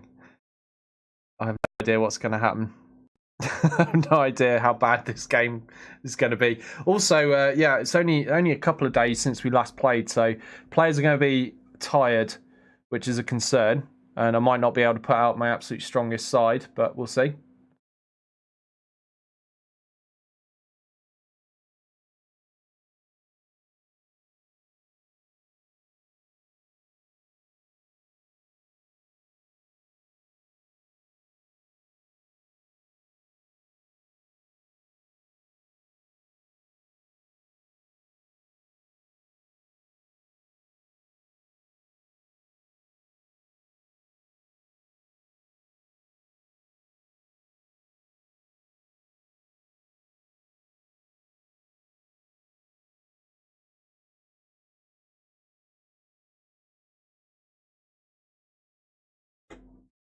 Okay. Oh, look at all this big money being spent. 62 mil, 37.5 mil, 31 mil. You buy my club about 30 times over for that. Let alone a single player. Some clubs just have too much money. No worries, Cold Steel. Catch you later, mate. Right.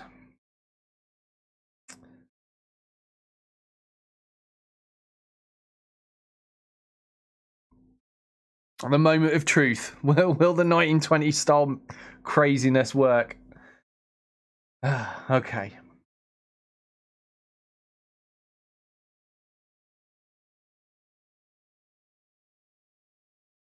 Well, this is what my assistant thinks is my best bet.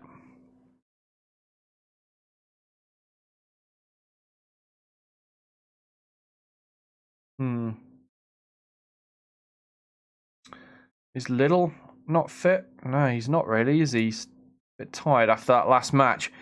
Actually, I want Lang on the bench. And Egan's suspended, so yeah, that's him out. I won't have a reserve right back for this match. We've got Carvalho. He's probably going to play better than Nicholas there, though, isn't he? Yeah, he is. So I'm going to stick him in. We'll have Nicholas on the bench. Knowles. We've got Fuster on instead. What about... Yeah, let's try Knowles.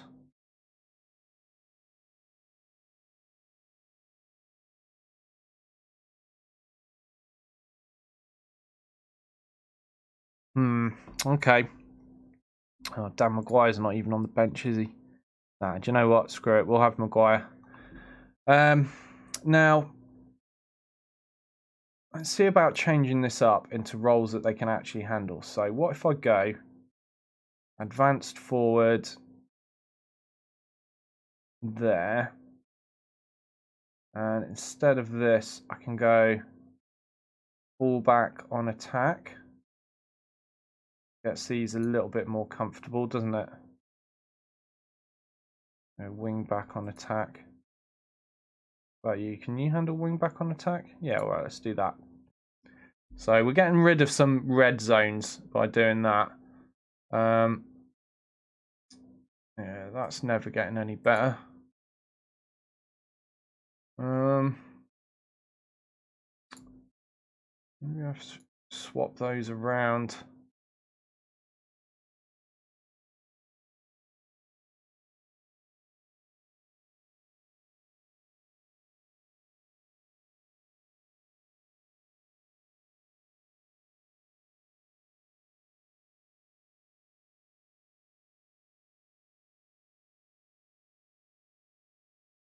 We're going to have somebody in this position. Yeah, we haven't really got anyone good that can play there. Connor Oliver, I guess, is the closest thing I've got to vaguely competent at it, but it leaves me lacking in the deep line playmaker role. So that's a huge problem I've got already, because I haven't really got anyone that can handle that at all. So I can see why the assistant's done it that way around. But I'm gonna go this, I guess, or this. Yeah, I'm gonna go with that. So it leaves Green there. Do I have anyone better than Hunt for that? No, I don't.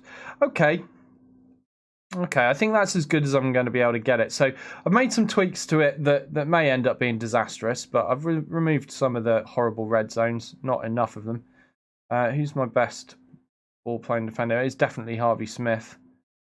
And then Lewis Lang is a close second. Okay. Right, well, let's see how horribly wrong this goes. This could be a complete disaster.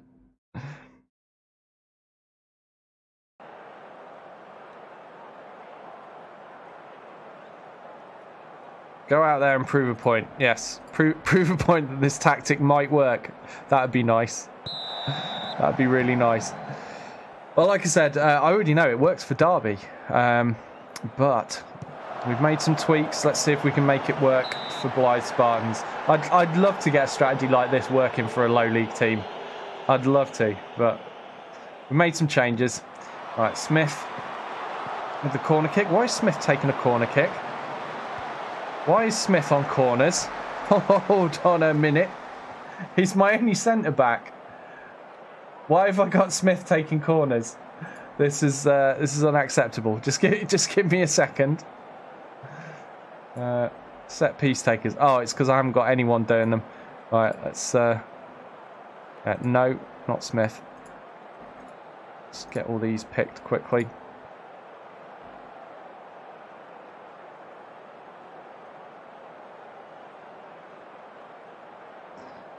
There we go. That'll do. Little bit worried there. Do I even have my corner strategies selected.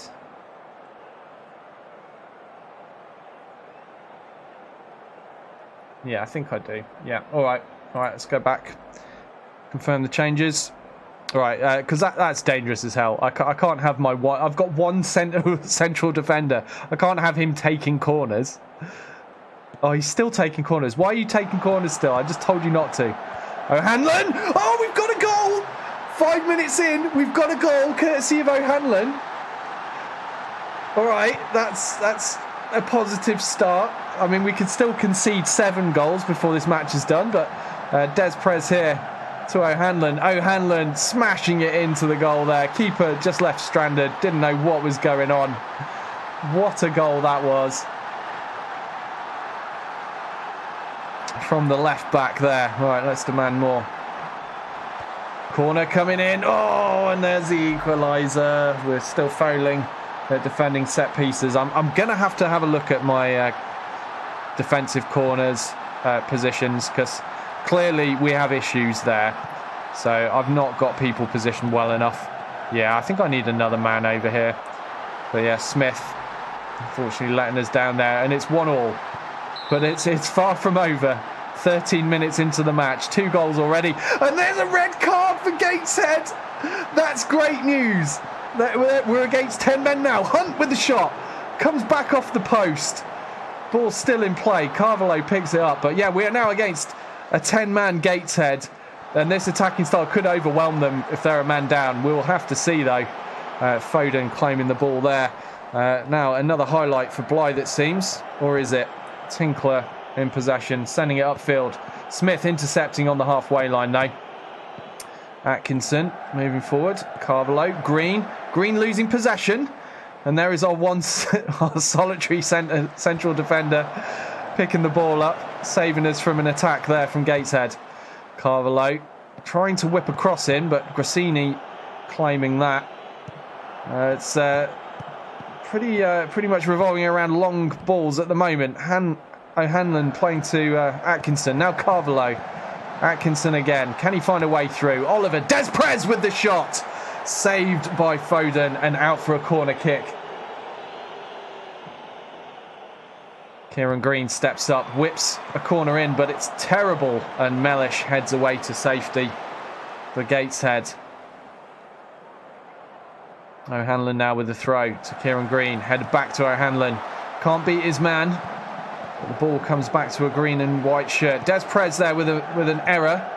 But Smith intercepts the pass from Hunter. Now Green. Reed in the centre. Ball falls loose to Connor Oliver. What's he going to do with it? He takes a shot, but it's wide of the post there. And we are denied once more by our own lack of accuracy in the shot. Let's demand some more. 69% of the possession we've had here. Pretty ridiculous. Team feeling pressured by that feedback. That's a shame. O'Hanlon whips in a free kick. But it's wide and high. Now Green looking for Hunt. Falls to Des Perez on the edge of the area. He whips a shot in. It comes off the post. Maguire in the box. Taken down, but no penalty given. That will be a corner to Blyth. Can we score from this though? Kieran Green whips it in to no one but Tinkler. Tinkler heads away again, but Des Perez picks it up, giving Green another chance at a cross. Again, he fails to find a green and white shirt, and the move comes to an end. Kieran Green with the corner, playing it out to Des Perez now. Now Atkinson. Smith in the box. Can't find a way through the defence. Oliver. That man Tinkler, he's intercepting a lot of balls. Gateshead are relying very heavily on his defensive powers at the moment. Let's demand more again. Des Perez to Green. Now Atkinson. That must have taken a deflection, because if that was a shot, that was a very bad shot. Going out for a throw-in. Oh, Reed's picked up an injury. Got a bruised shin. Okay. Yeah, we're going to have to take him off. That's awkward. I guess we'll bring on Callum Nicholas. What if I switch these two around? Yeah, let's do that. Let's do that.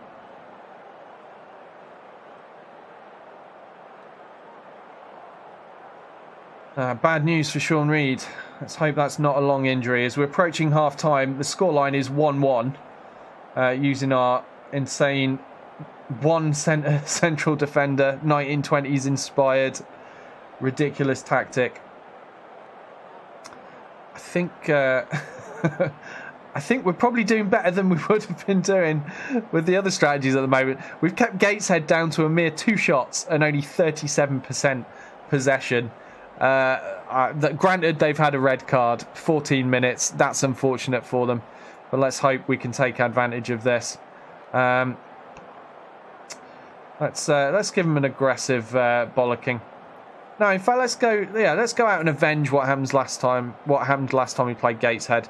Well, no, nobody cares. Apparently, they do not care about playing our club's main rivals. Brilliant. Good to know, lads. Nice to see you're loyal and all of that.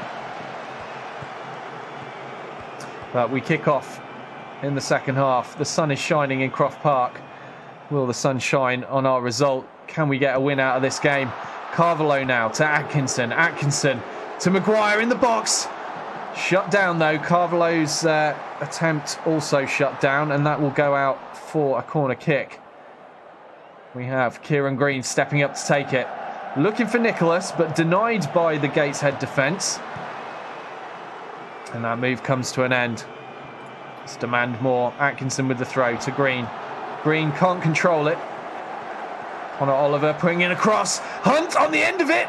Oh, saved by the keeper and then blocked by the defence on the rebound. That was unfortunate. I felt Hunt should have buried that. What a shame. O'Hanlon now to Oliver.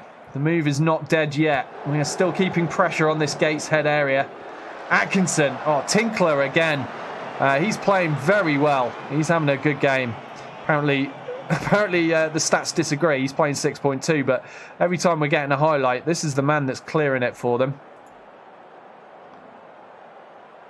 Why are they all feeling so pressured?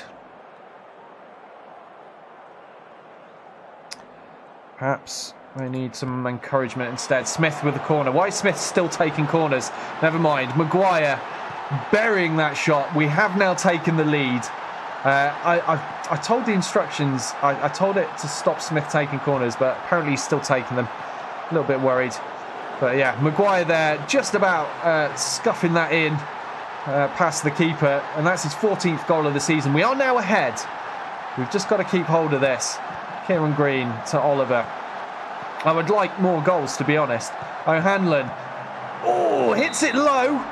Kept out by Foden. He did well to save that. O'Hanlon needed to put more power on that shot, I think, if he was expecting a goal out of it. Smith again with a corner kick.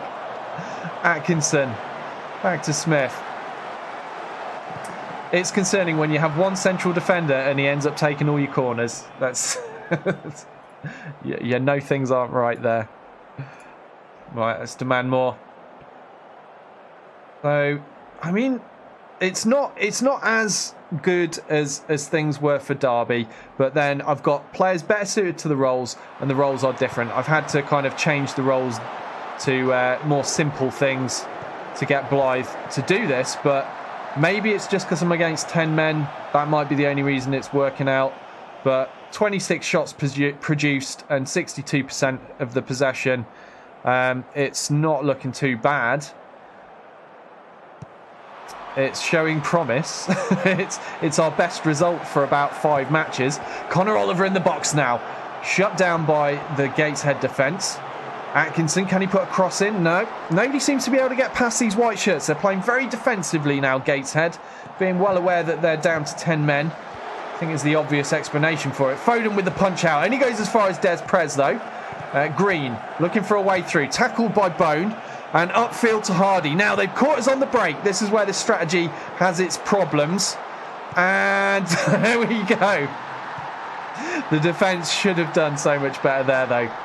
Poor marking, poor tackling. But as you see, you know, when you've got so few men at the back, that is the risk. That's the risk. So Hardy here on the break, pulling away my central defender. We've got a man here, should have been marking number 24 a little bit better. Decides to just stand still, just let Fundy get ahead of him and have a free shot. So that was disappointing. And Gateshead have an equaliser. We're now in the 83rd minute. Nicholas getting penalised here for that tackle. And it's a straight red card for a two-footed tackle. Oh, man. So 2 red cards in this game. That changes things slightly, doesn't it? Still, we kept Gateshead down to not very many shots. They've just had their 4th shot. 39% of the ball to our 27 and 12 on target. You know, if I had players that suited their positions better, we could be running away with this game. Instead, we find ourselves at 2-2 in the late stages of the match, thanks to getting caught out at the back not too long ago. And now we have a free kick being taken by Stewart for Gateshead. Let's hope this doesn't turn out to be a loss in the end. Whipped in dangerously there. Nice amount of curl on it, but only managing to find the side netting, unfortunately for them. And to my relief, 1 minute of normal time remaining. Can we get one more goal out of this? But it is now 10 men versus 10 men. And it seems unlikely that the scoreline is going to change as we come into added time. We're now in the dying seconds. There's Prez to Green. Now Oliver. Are we going to get one more shot out of this? Atkinson in space, in the box. Surging forward. He's taken down. It's a penalty. Mellish there. Taking down Atkinson, and the dying seconds of the game have gifted us a penalty here. I assume this is Dan Maguire. Is he going to score? He does! Dan Maguire slots it home. That surely seals the win. 3-2. That was a stroke of luck and a half. Dan Maguire with a cracking penalty there, sending the keeper right while he slots it home to the left. What drama. And we are going to have to play probably a couple more minutes now after that. Oh, there we go. Final whistle is blown. What a game that was. 30 shots, 13 on target, 61% possession, 3 goals, 2 conceded, and 2 red cards. Well, you can't ask for more than that, surely. Like, there's excitement for you. What a match. And the gamble paid off, I would say. You know, like, yeah, sure, we conceded, but what was I saying about this strategy? The trick to football is you've got to score more than your opponent, and then you're all good. And that's exactly what we did. We were saved by that penalty, though. That was lucky. Very, very lucky to get that late penalty. Otherwise, we would be walking away with a 2-2 draw. But, wow, what a result. And beating our rivals Gateshead as well. I will take that. Gateshead defeated by Blyth in ill-tempered affair. Yeah, 2 reds. Fair to say. So Sean Reid out for 1 to 3 days. Could have been worse. Nicholas, yeah, he's going to get quite a suspension for that 2-footed tackle, I imagine. Let's give him a warning. And Maguire with 2 goals, one of which was a penalty. Doing well.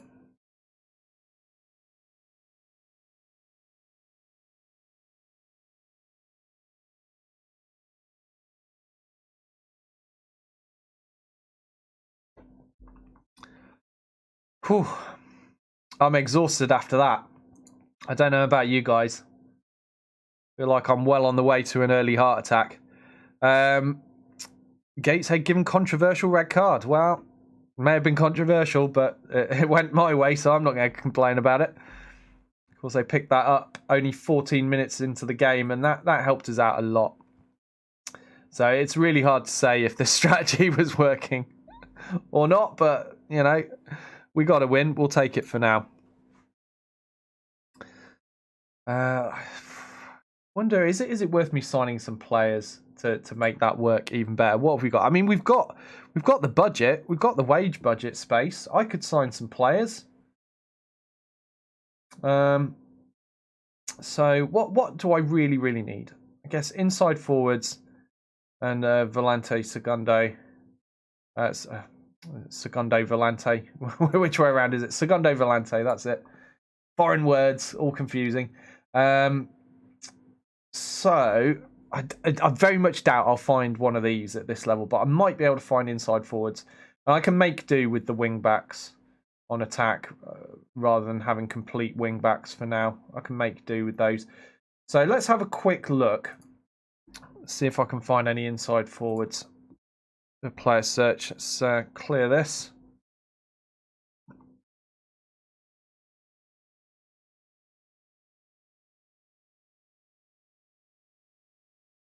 No. What am I looking for? Yeah, this is where I want to be.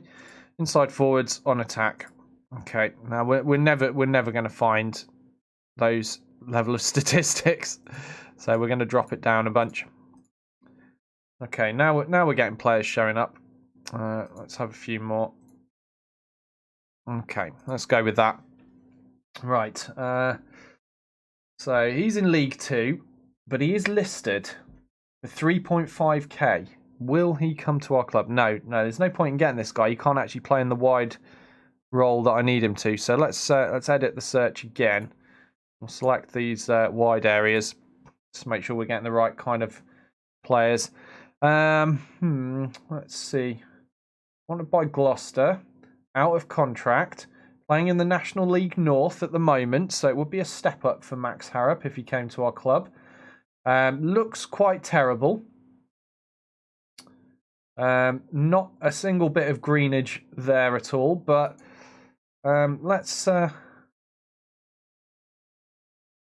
I'm thinking like, do I scout him or do I just try to sign him?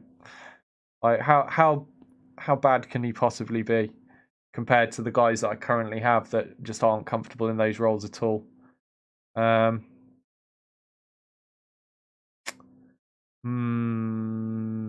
What about if I offer a trial? It did say he's out of contract, right? Yeah, he's out of contract. So let's offer him a trial. Nah, because that's going to take me even longer to get hold of him then, isn't it? No, screw it.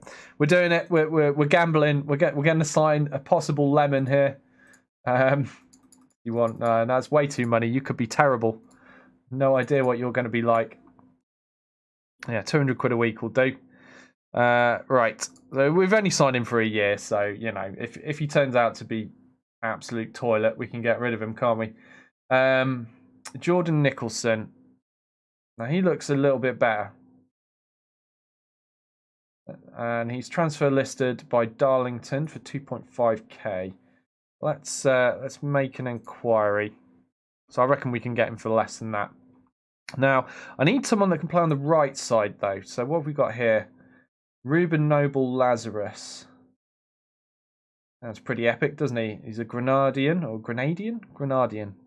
I'm going to go with Grenadian. And he's got some pace and strength about him. Decent at long shots. Valued at 5k. Now, how comfortable is he in this position? That's the question. Screw it. Let's make an inquiry for him as well. Let's drop the stats down a little bit more. See who else that throws at us.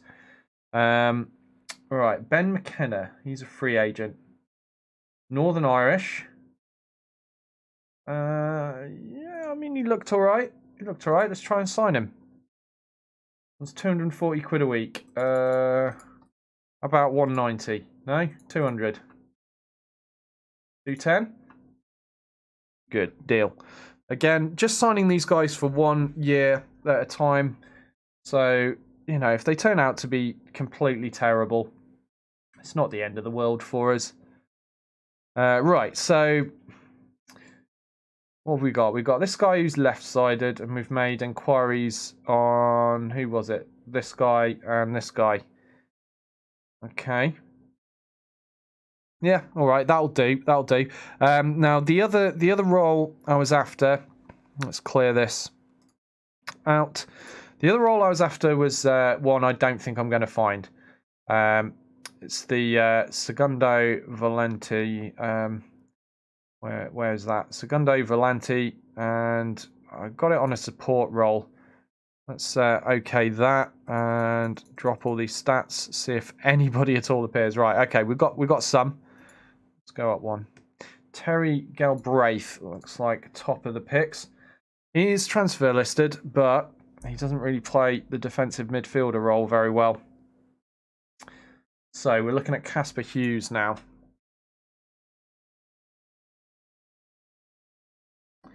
Is he a free transfer? Yeah, screw it. We may as well sign him. Let's see if he'll come.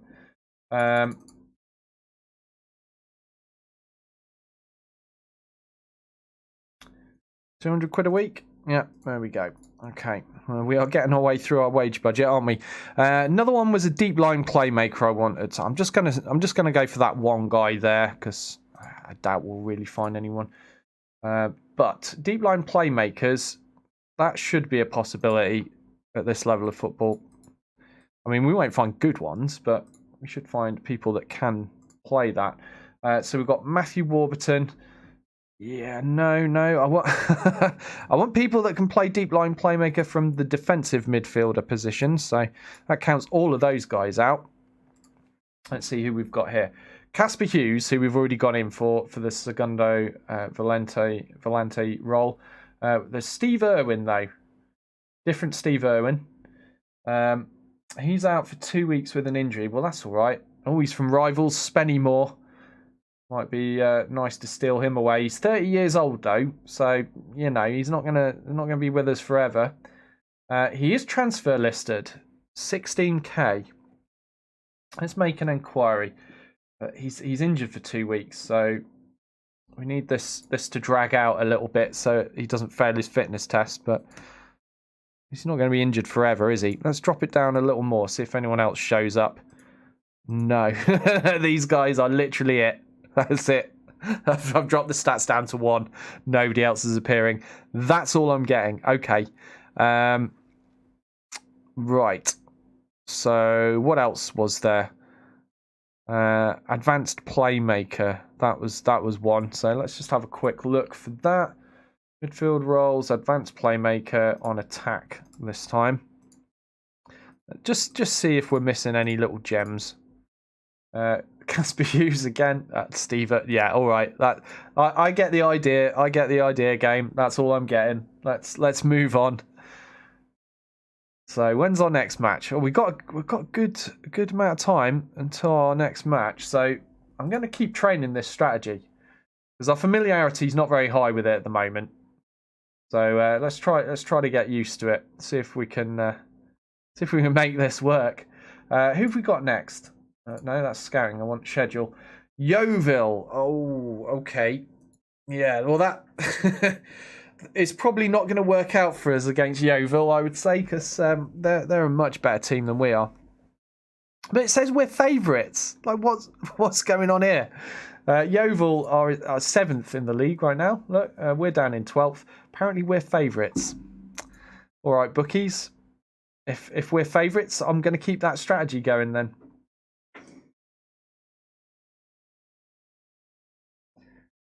I mean, look, we got a win out of it, so like I've got to go with it. I've got to stick with it for at least one more game, haven't I? Since we got a win, right? They want 15.25k for Steve Irwin. He's certainly not worth that. I mean, what is he actually? Oh, hold on, he's valued at 30.5k. Maybe he is worth that, but I don't want to pay that because we're a poor, tight northern club. So I'm going to go in at 4k. There you go. How's that? No, really not convinced by 4k, are they? All right, what about 6k? Or 6.5? No, still no. 10k? They're pretty adamant that they want 15.25k for this guy. What about 11k? No. All right. What about 12k? You see where this is going to end up, though, don't you? Right? Oh no, they've gone for that. They've gone for 12k. Okay. I mean, it's half my transfer budget, pretty much. Well, by the time fees are done and everything, it will be. But I mean, if he turns out to be all right, then we'll do it. You know, we did just get a big cash injection from that Premiership team we played earlier in the Cup. Right, so who are you? Jordan Nicholson. Darlington want £2,300 for him. He's valued at 4.5k. Well, how's about 1k? Nope. All right, 1.5. Okay, I'll accept 1.5. Yeah, I'm all right with that. I mean, he's probably terrible. This is probably a bad investment, but at the moment, like we've got a bit of money to burn thanks to that cup game. So I may as well burn it, have an experiment, and see if we can get something to work. Right, he's worth 5k. They want 2.5k. I'm going to go 1k. I'm going to go 1.5k. Okay, I'm going to go 1.7k. Yeah, they'll go for 1.7k. All right. Of course, there's every chance that these players just take a look at my club and go, who? What? No.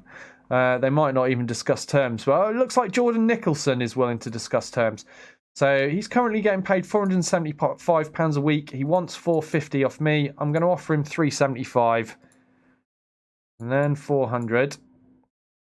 And we've got him. Right, just 1 year. I think that's fine.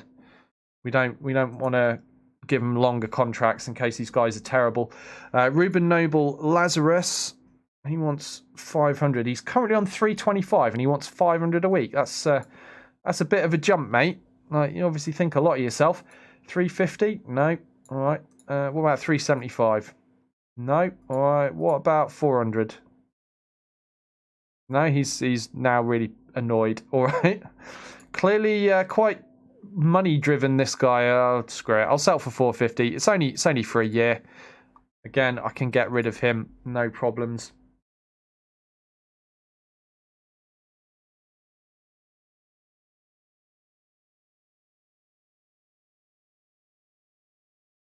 Right. Okay.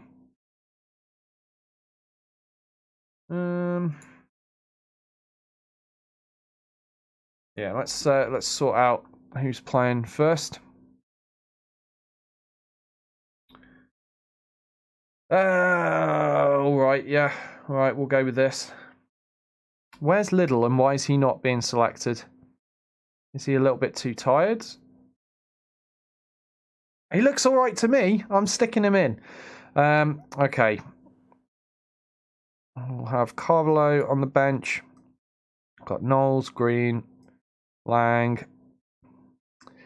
I've got O'Hanlon. Who am I missing? Oh, Atkinson, because he's already on the field. Okay, yeah, all right. Dolling, weird choice. Weird choice. Oh, Reed's injured and Carvalho's a bit knackered. Okay, well that explains why Dolling's in. All right.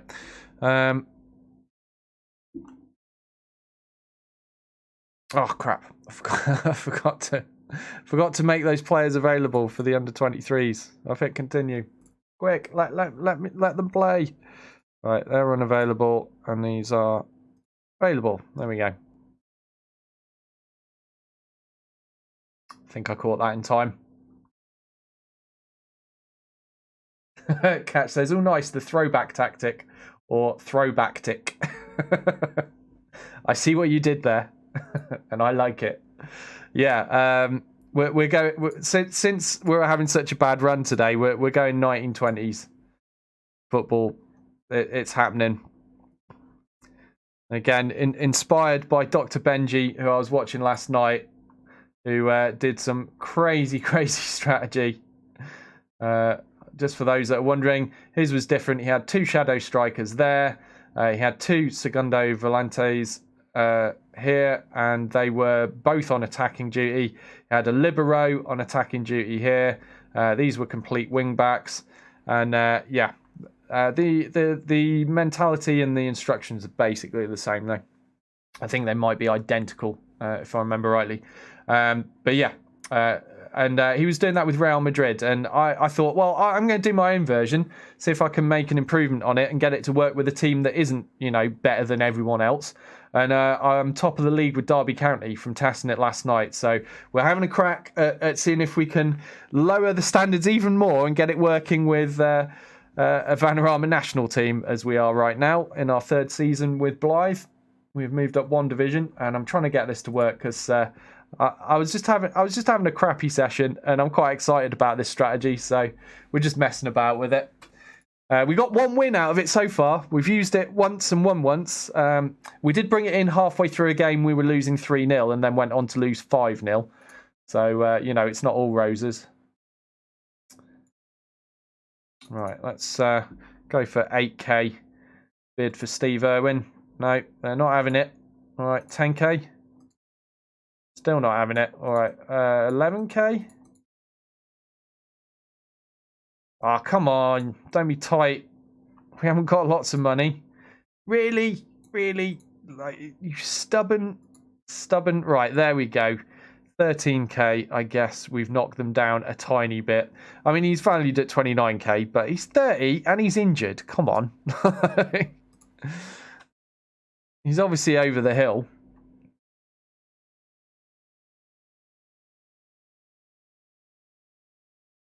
Catch says, I like it. I tried a single centre-back strategy for a while without much success, but I'm looking forward to this. It's crazy talk. I mean, in modern football, you'd have to be absolutely mental to do that. But I thought I'd give it a try. And as I showed earlier, yeah, it's inspired from the old 1920s approach to football. It's all attack, sod the defence, all out going for goals. And it can sometimes work. Since Football Manager, there's a simulation game that doesn't work exactly like real life, I thought, you know what, let's see if we can get it working. Because I watched Dr. Benji do his version, and he did lose one of the games I saw, but he didn't use it for very long. His stream wasn't very long, and he hadn't got too far with it to really give it a good run of being tested. He'd whooped some really terrible Spanish sides with it, but then lost to Atletico Madrid. And I thought, you know what, I'm gonna have a play and do my own version and see if I can make something that actually works without needing to be Real Madrid, because anyone that knows anything about football knows Real Madrid are a pretty damn good side. One of the best in the world, in fact. Right. We got a match. Where's our match? Oh, Yeovil. It's miles away. Still, I shouldn't complain. It gives us more time to practice that strategy. Oh, crap. There's other things I'm remembering, actually. I need to set up my set piece takers properly for it, because I did that stuff during the match, so I don't think it will save it permanently. I need to do it on the tactics page. Right, so let's get that done, because I really can't afford to be having Harvey Smith taking all my set pieces. Right, Harvey Smith. Let's remove him. Okay.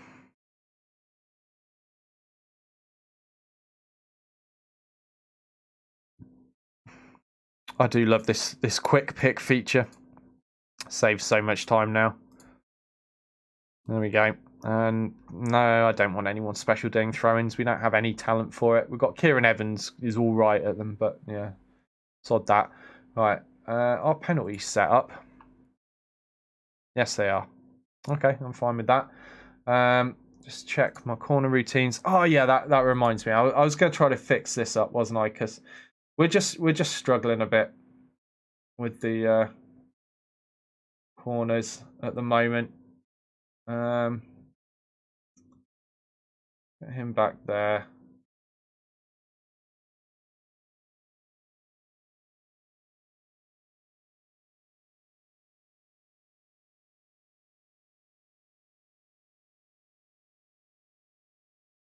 Yeah, let's try that.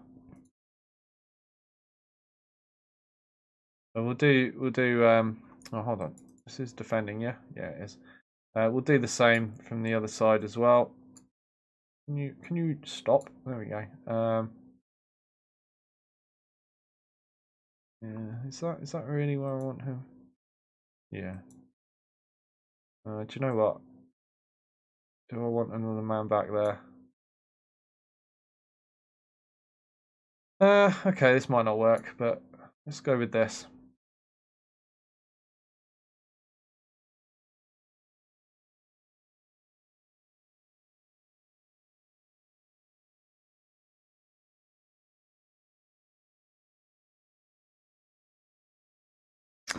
Yeah. All right. Let's see if that works out any better for us on the set pieces, because we do. I mean, it's not every game, but more than I'd like, we're conceding from what looks to be the same area on corners.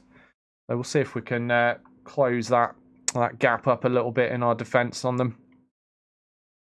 Still keeping my 2 players up front. I've pulled 1 back. I was leaving 3 up to catch teams on the break, but we've stopped doing that for now. Right, what's going on now? What? I thought you'd.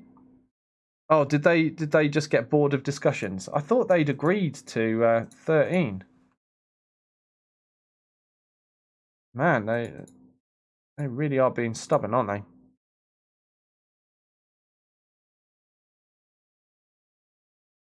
Okay, right. They've accepted 13.75. I guess I wasn't paying enough attention because I could have sworn we'd already made a deal there, but I guess not.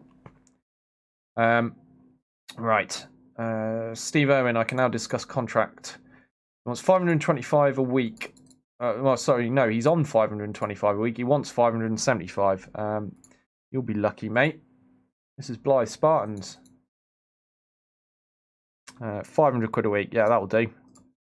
I'm all right with that. Okay, well, now, since I didn't bother scouting any of those players, we've just signed them on a whim really quickly. Let's hope that they're not all complete lemons.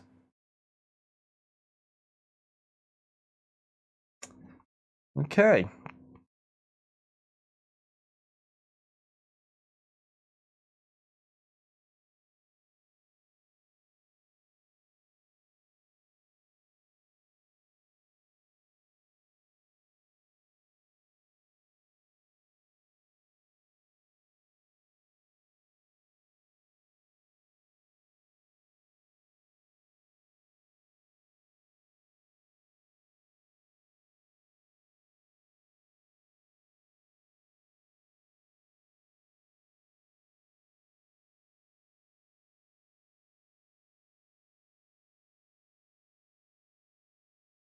So I'm pretty sure the transfer window has closed, hasn't it? So I think I'll be waiting till...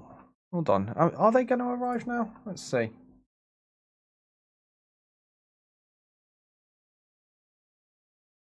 Oh, what do you know? The transfer window hasn't closed, so I can get them in now. I was expecting to have to wait until the end of the season before these guys arrive, but yeah. So where are we? We're in February, are we? Okay. So it looks like I will be able to see if these players can make the difference for us with this formation.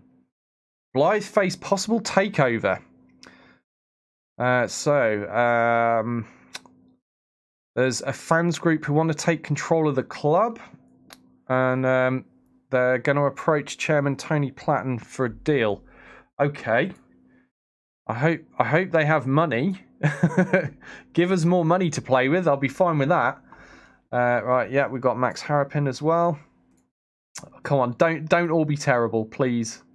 1.5 stars. It's looking good. Still, you know, even if they're bad, as long as they can actually play the positions I need, that'll work. Right, here comes Yeovil. Oh, they're quite a defensive looking team, aren't they? Let's see how that works out against our ridiculous attacking strategy. Oh, this is so dumb. But it was fun. I mean, look, we won the last game. We've been winning with Derby with it. I think it's worth trying. And I'm damn well going to try it. Oh, who we get in Team of the Week? We got O'Hanlon and Maguire in Team of the Week. That's cool. Right, let's pick our team. Let's do a quick pick. There we go. What do we got? Oh, there we go. Some of the new... Well, we got McKenna in anyway. He's new. None of the other new guys have been selected. Wonder why that is. Let's see. Let's put Des Prez in there. A bit tired at the moment, but we've got a bunch of days before the match actually happens. Connor Oliver is still apparently the best choice here, even though I've signed this Casper Hughes guy. Never mind. Lang or Harvey Smith. Harvey Smith's a little bit more comfortable with the role, but, you know, Lang is our captain. Maybe I should keep him in. This always Michael Little and Egan. Yeah, all good there. We've got Wes Atkinson, equally good at that. Right, now, the advanced playmaker role. Sean Reid, isn't Reid injured? Can't remember, but Reid would do a better job than Sangare if Reid's fit. Yeah, he looks like he'll be ready in time. Carvalho, Carvalho's relationship with Dan Maguire, I've just noticed, is improving. That's good news. Finally, it's taken a while, but that's good. And then we've got this Ben McKenna. He's new. Finishing only 5. Not going to be such a great inside forward for us, is he? But whatever, it might work out. And Trevor Hunt. Ben McKenna can play that side. He actually plays better on that side. But then if I play him there, I've got nobody for this side. Okay. Well, we'll see if any more of these new players I was signing are coming in. Are there still some in the works? Let me just check, see if any dropped into my under-23s by mistake. Doesn't look like it. I don't see any of them. All right, transfers. What's still on the burner? Steve Irwin. Oh, Ruben Noble Lazarus. That's right. Okay, well, we'll see what he's like if we get him.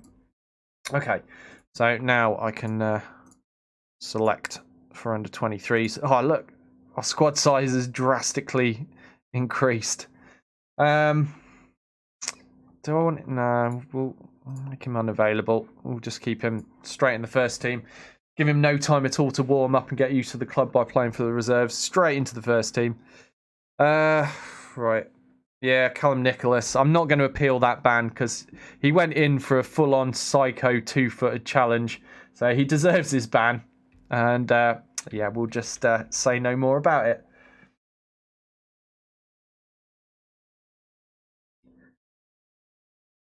Come on, I want to play this Yeovil match. I can't wait to see if this is going to work. They're way higher up the table than us. But the bookies reckon we're favourites. So, you know, that's got to count for something, right?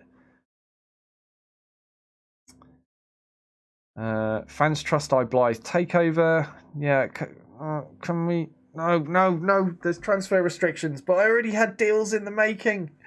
Don't ruin my transfer deals. Damn it. So the trust led by local investor and season ticket holder Andrew Warburton said to be looking to raise around 220k to complete the deal. And there's a transfer embargo right now, so that's really annoying. I'm not going to be able to get those 2 players. Is it gonna straight up cancel them? Yeah, it's just straight up cancelled them. Damn you! Right, so let's remember Steve Irwin, that was 13.75k, and Ruben Noble Lazarus 1.7k. Okay, chat, try to remind me so we don't end up paying out more than we need to for these. I'll make the same offers as soon as the embargo gets lifted. But for the time being, we will just have to deal with it.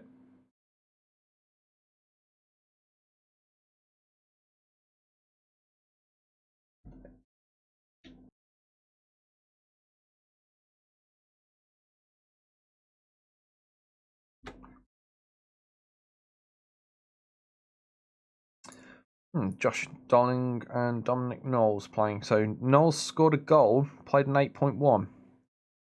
Maybe give him a chance in the first team again one day, but he had a load of chances in the last couple of sessions and he just let me down time after time, and I just got sick of him.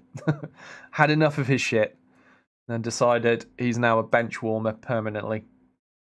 But I mean, at the moment I'm only playing one striker, and while I'm playing one striker, it's always going to be Dan Maguire or Trevor Hunt over Knowles, I'm afraid.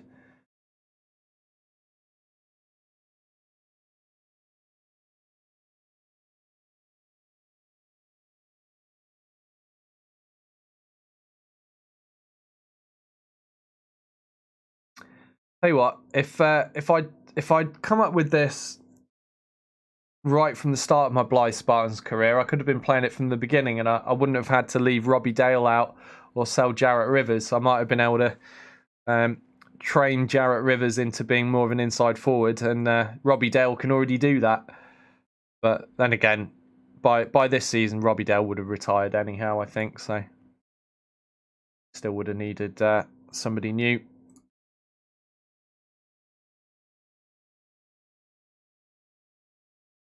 What's it saying? Casper Hughes, remove Taker, and Lewis Lang, remove Taker. Whatever.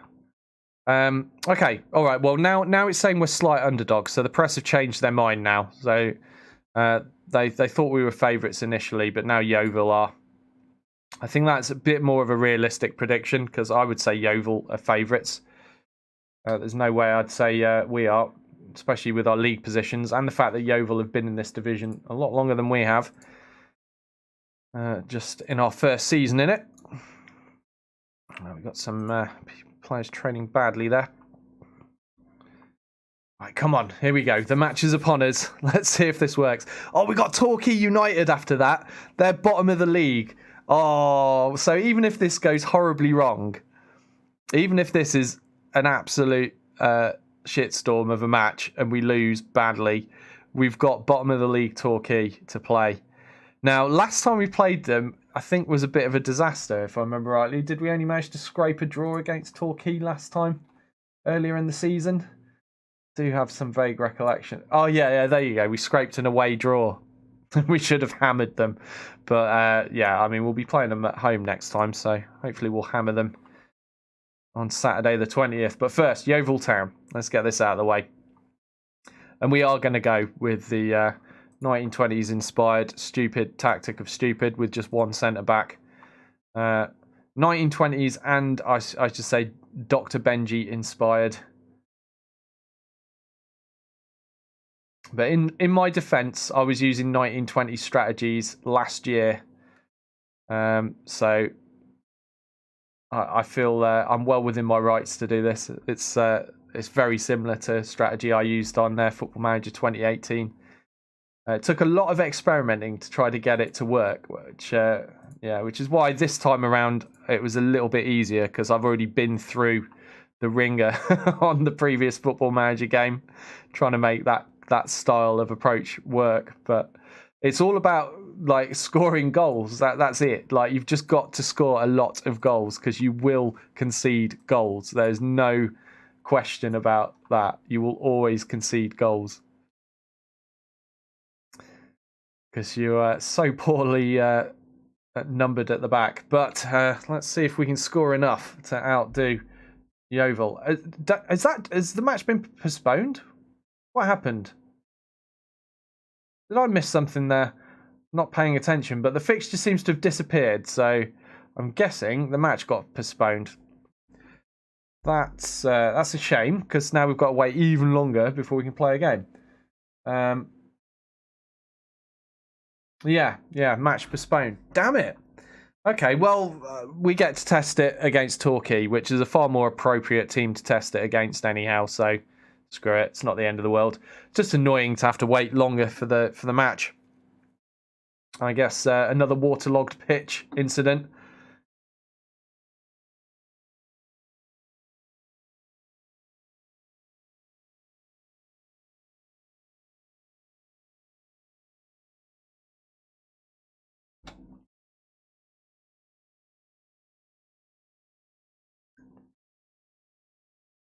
Right. Nile Ranger. No, not interested in him. He's susceptible to injuries as well. We don't want that. Damn it! Do you know I could have had that new player play for the under-23s after all. Get his fitness levels up, but I didn't know. There's no way I could have predicted the match would be postponed. It's hindsight 2020, isn't it? Right. Torquay scouting report. So they're pretty defensive as well. Well, actually, they play my favourite formation. What we've been using previously. Slightly different roles, obviously, but not too different to what we do. Well, or what we were doing. What we're about to do is completely different.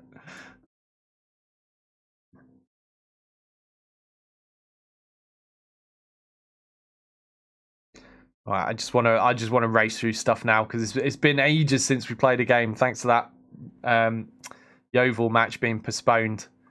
Oh man, we got to play Port Vale away after Torquay. We're going to get hammered by Port Vale. Now, I put my money, those that have remembered from early on, in this career. I put my money on Port Vale winning the division this season. I mean, it's obviously going to be between them or Billericay. At the moment, Billericay are ahead of them, but my money was on Port Vale. So playing them away is going to be really tough. I mean, that's a game that I can't see us winning. There's no way we're going to win that. Freshly promoted up from the Vanarama North against a team that's just come down from League Two. You know, they're so much better than we are. But I might just go out and play the ridiculous strategy against them as well. You know, on the plus side, at least there'll be a lot of goals for somebody. Probably not us. But at least it'll be exciting to watch if there's a lot of goals scored.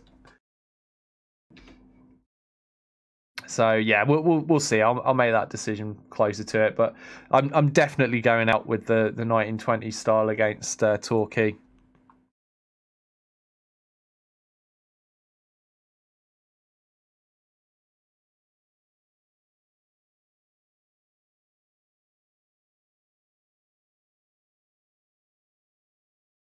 Not interested in your scouting reports.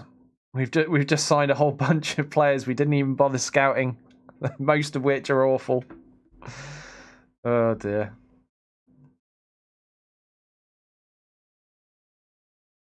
I want this transfer embargo lifted, actually. That's really annoyed me that I couldn't get those last two guys in, because I think that guy that could play on either wing position, either inside forward position, looked like he might be all right.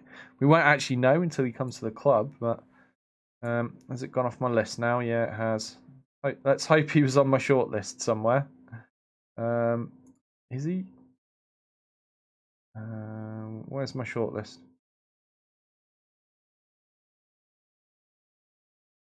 Ah, there we go. Ruben Noble Lazarus. That was the guy. So what was, we got him, they agreed to 1.7k if I remember rightly for him. Oh man, I can't even remember who the other guy was now. Steve Irwin, that was it. And he was costing a lot more, wasn't he, Steve Irwin? But yeah, we'll get to that. We've got to wait for the embargo to be lifted, so we've got to wait for the club takeover process to be concluded. And I'm hoping they give us more money to play with. Oh, Casper Hughes, you've just joined the club and you're training like an idiot. Get your head in the game. Right, here we go. Torquay, we're playing at home at Croft Park. Torquay coming from way down south. Maybe they won't cope so well with the torrential rain of Croft Park. Yep, okay, let's go with this again. All these guys are safe to play for the under-23s, I think, because I think I'm pretty much settled and decided on the team I'm taking out.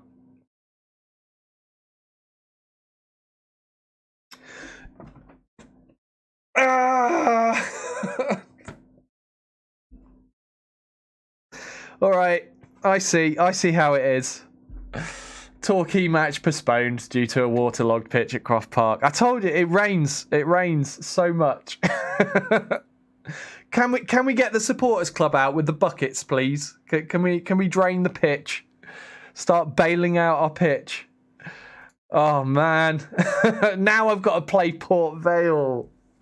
Like, oh, I've had two opportunities to have a good trial of this strategy. See if it'll work out. One against a team that's a bit better than us. One against a team that's a lot worse than us. But no, denied. Match postponed against Yeovil. Denied again. Match postponed against Torquay. And now I have to play Port bloody Vale. Second in the league.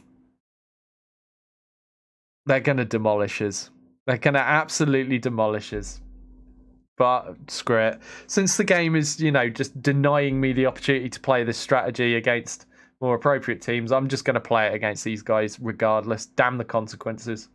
We're doing it. We're probably going to lose this match no matter what I did anyway, so what's the worst that can happen? I mean, yeah, we could concede 8 goals. True. but that's a risk I'm willing to take. That's going to look great to the new owners, isn't it? Oh, now the Barrow match is rearranged. Damn it. We're going to end up with a really squeezed schedule. I was hoping being out of the cup this early, I'd get nice, one game a week for most of the time. And we'd be able to recover from each game nicely. But no, it's not to be. Who's this? Terry John. Okay. He's playing at Morecambe. I think I'm actually going to scout him. See what he's like. Lamin Yagni. We were scouting him before, weren't we? Don't think he plays the roles I'm looking for right now, though, does he? No, not really. No, not well enough. That's a shame, because he was looking pretty good. Well, we've now had, what, like... Is it going to be 2 or 3 weeks to train that strategy? So I'm hoping familiarity is going up, but it doesn't look like it's gone up much, does it? Look at that. Still a ways to go before we're fully familiar with this approach, but let's see what happens. Well, we know what's going to happen against Port Vale. We know what's going to happen. We're going to leak loads of goals and lose horribly. But let's see what happens against teams that are more appropriate, because, we were going to lose against them anyway. So, Torquay will be after Port Vale now. Could be worse. So, this is the match I'm interested in. This is the one where I'll get to see, have the changes I've made to it made it workable for a low league team. Yeah, Port Vale should face little, if any, problems in overwhelming what a vastly inferior opposition in the shape of part-timers Blyth. Yeah, we suck. I know. You're going to smash us. But they won't expect what we're going to play. They'll have never seen this. Not in their lifetime. None of them were playing football in the 1920s. Right, here we go. Moment of truth. Oh, look, they're in excellent form. Oh, look at ours. Oh, bad times. Right. Do I need to pick the reserves? I do. Damn it. Right, we want O'Hanlon.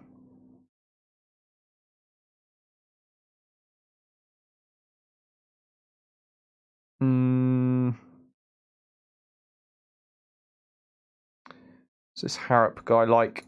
I have no idea. We've just signed him. What's his star rating? Oh, yeah. Poor. Where does he even play?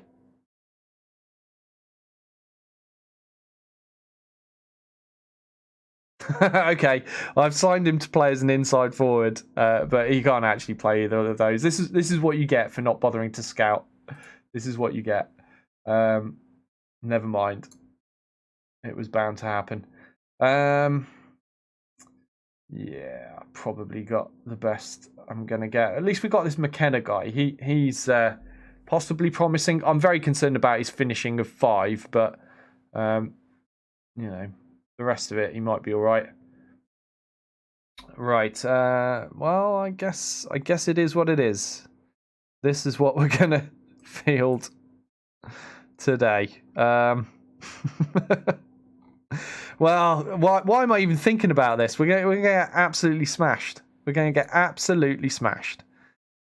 Right, we need numbers for these players. 28 and 29. Welcome to the club.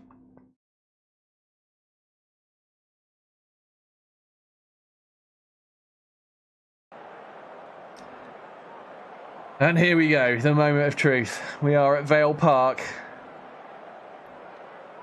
And we are playing our crazy strategy with only one centre-back. Inspired by both the 1920s footballing approach and Dr. Benji from his weird formation he was using last night on stream. And we're off.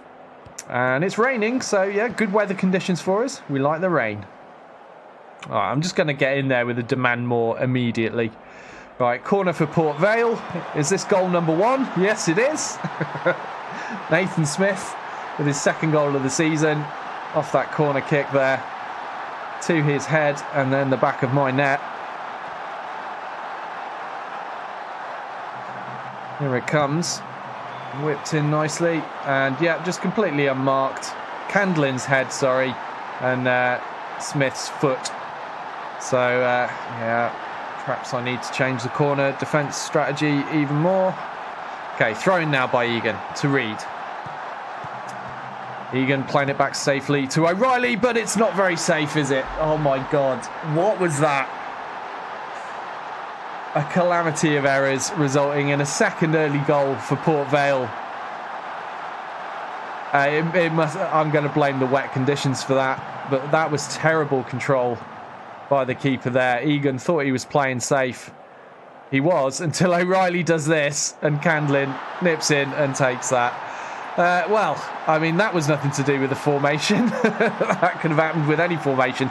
Des Perez with a free kick for Blyth Spartans up the other end, but just wide of the post. So we have had one attempt at goal so far. Now Whitfield, free kick back up the other end, puts it wide for Port Vale, but that won't bother them too much. They are 2 goals up already. 18 minutes of football played now as the goal kick comes out to Leighton Egan. He goes for a dribble. Looks to make a through ball to Dan Maguire. Dan Maguire gets on the end of it, but he's immediately tackled. And Port Vale are on the counter. This is bad news. We have no one defending. And Candlin gets through for his second goal. Our lone central defender just completely left stranded there.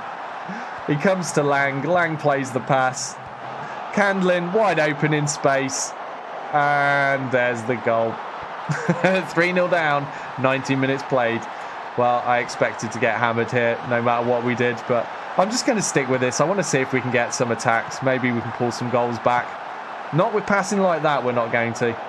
Right, can we be first to get to this? We are this time. Lang gets there, plays it back to O'Reilly. O'Reilly looking for a midfielder. Somehow Egan gets on the end of it. Plays the ball out and wide to Hunt. The inside forward with the cross to Dan Maguire. And we pulled a goal back in the 20th minute. Dan Maguire on the volley there with what looked like his left foot.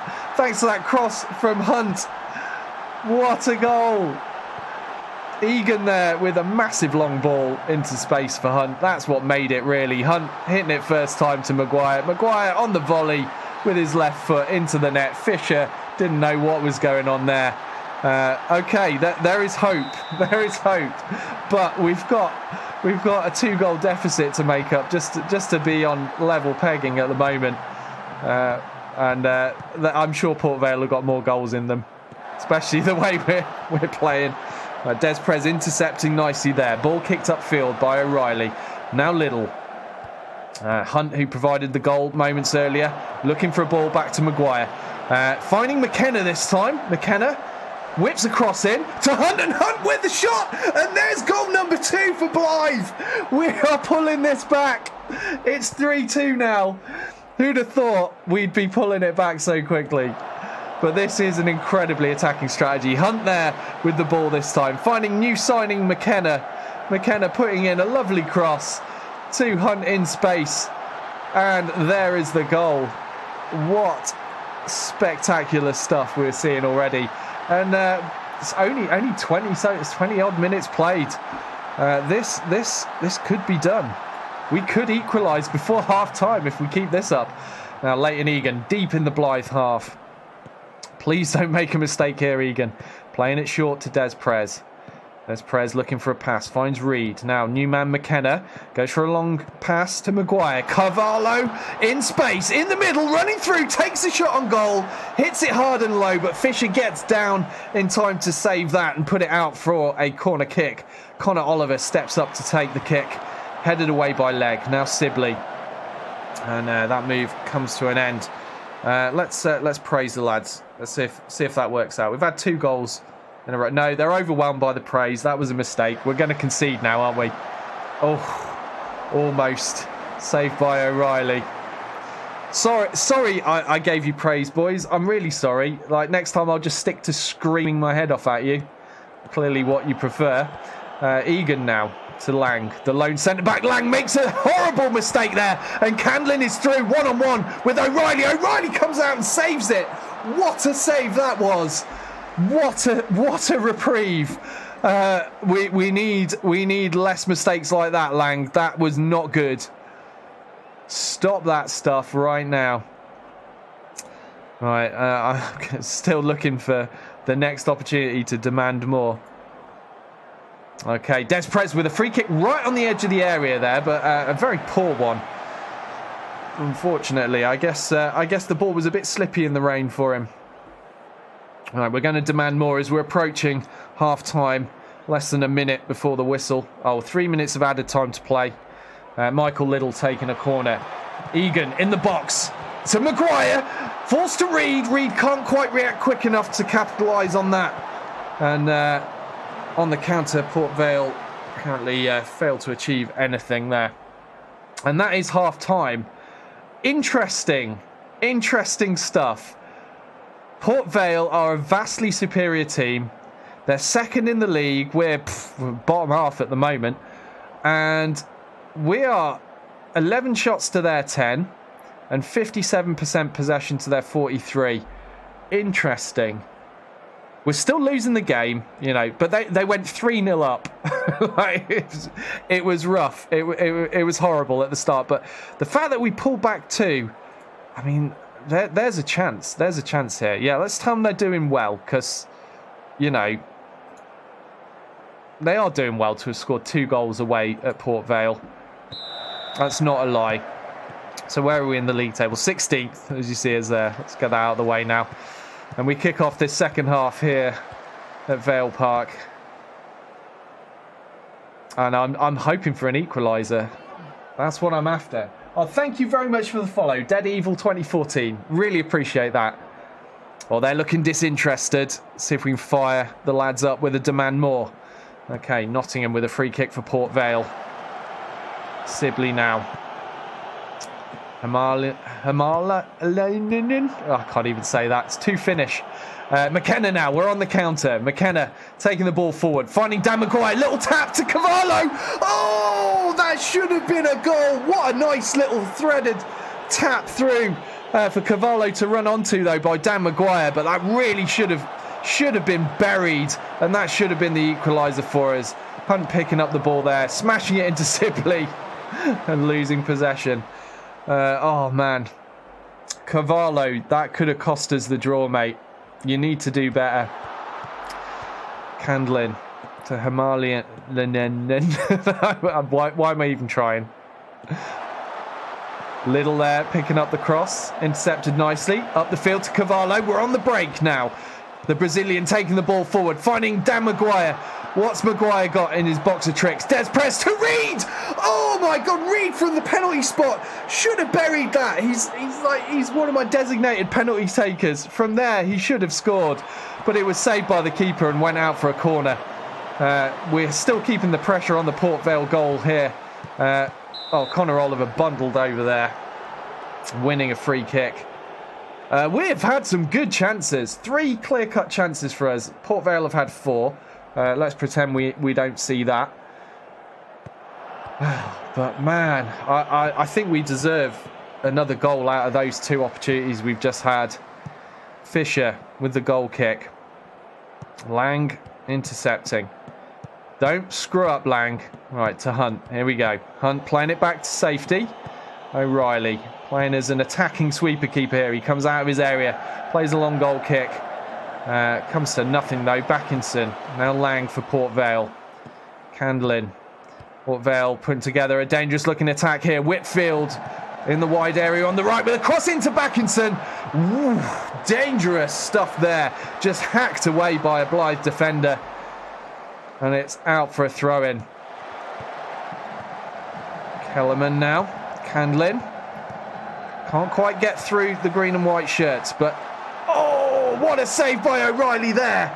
That was almost a goal for Port Vale, and I'd say they probably deserved one off that little attack, but wonderful save by Luke O'Reilly.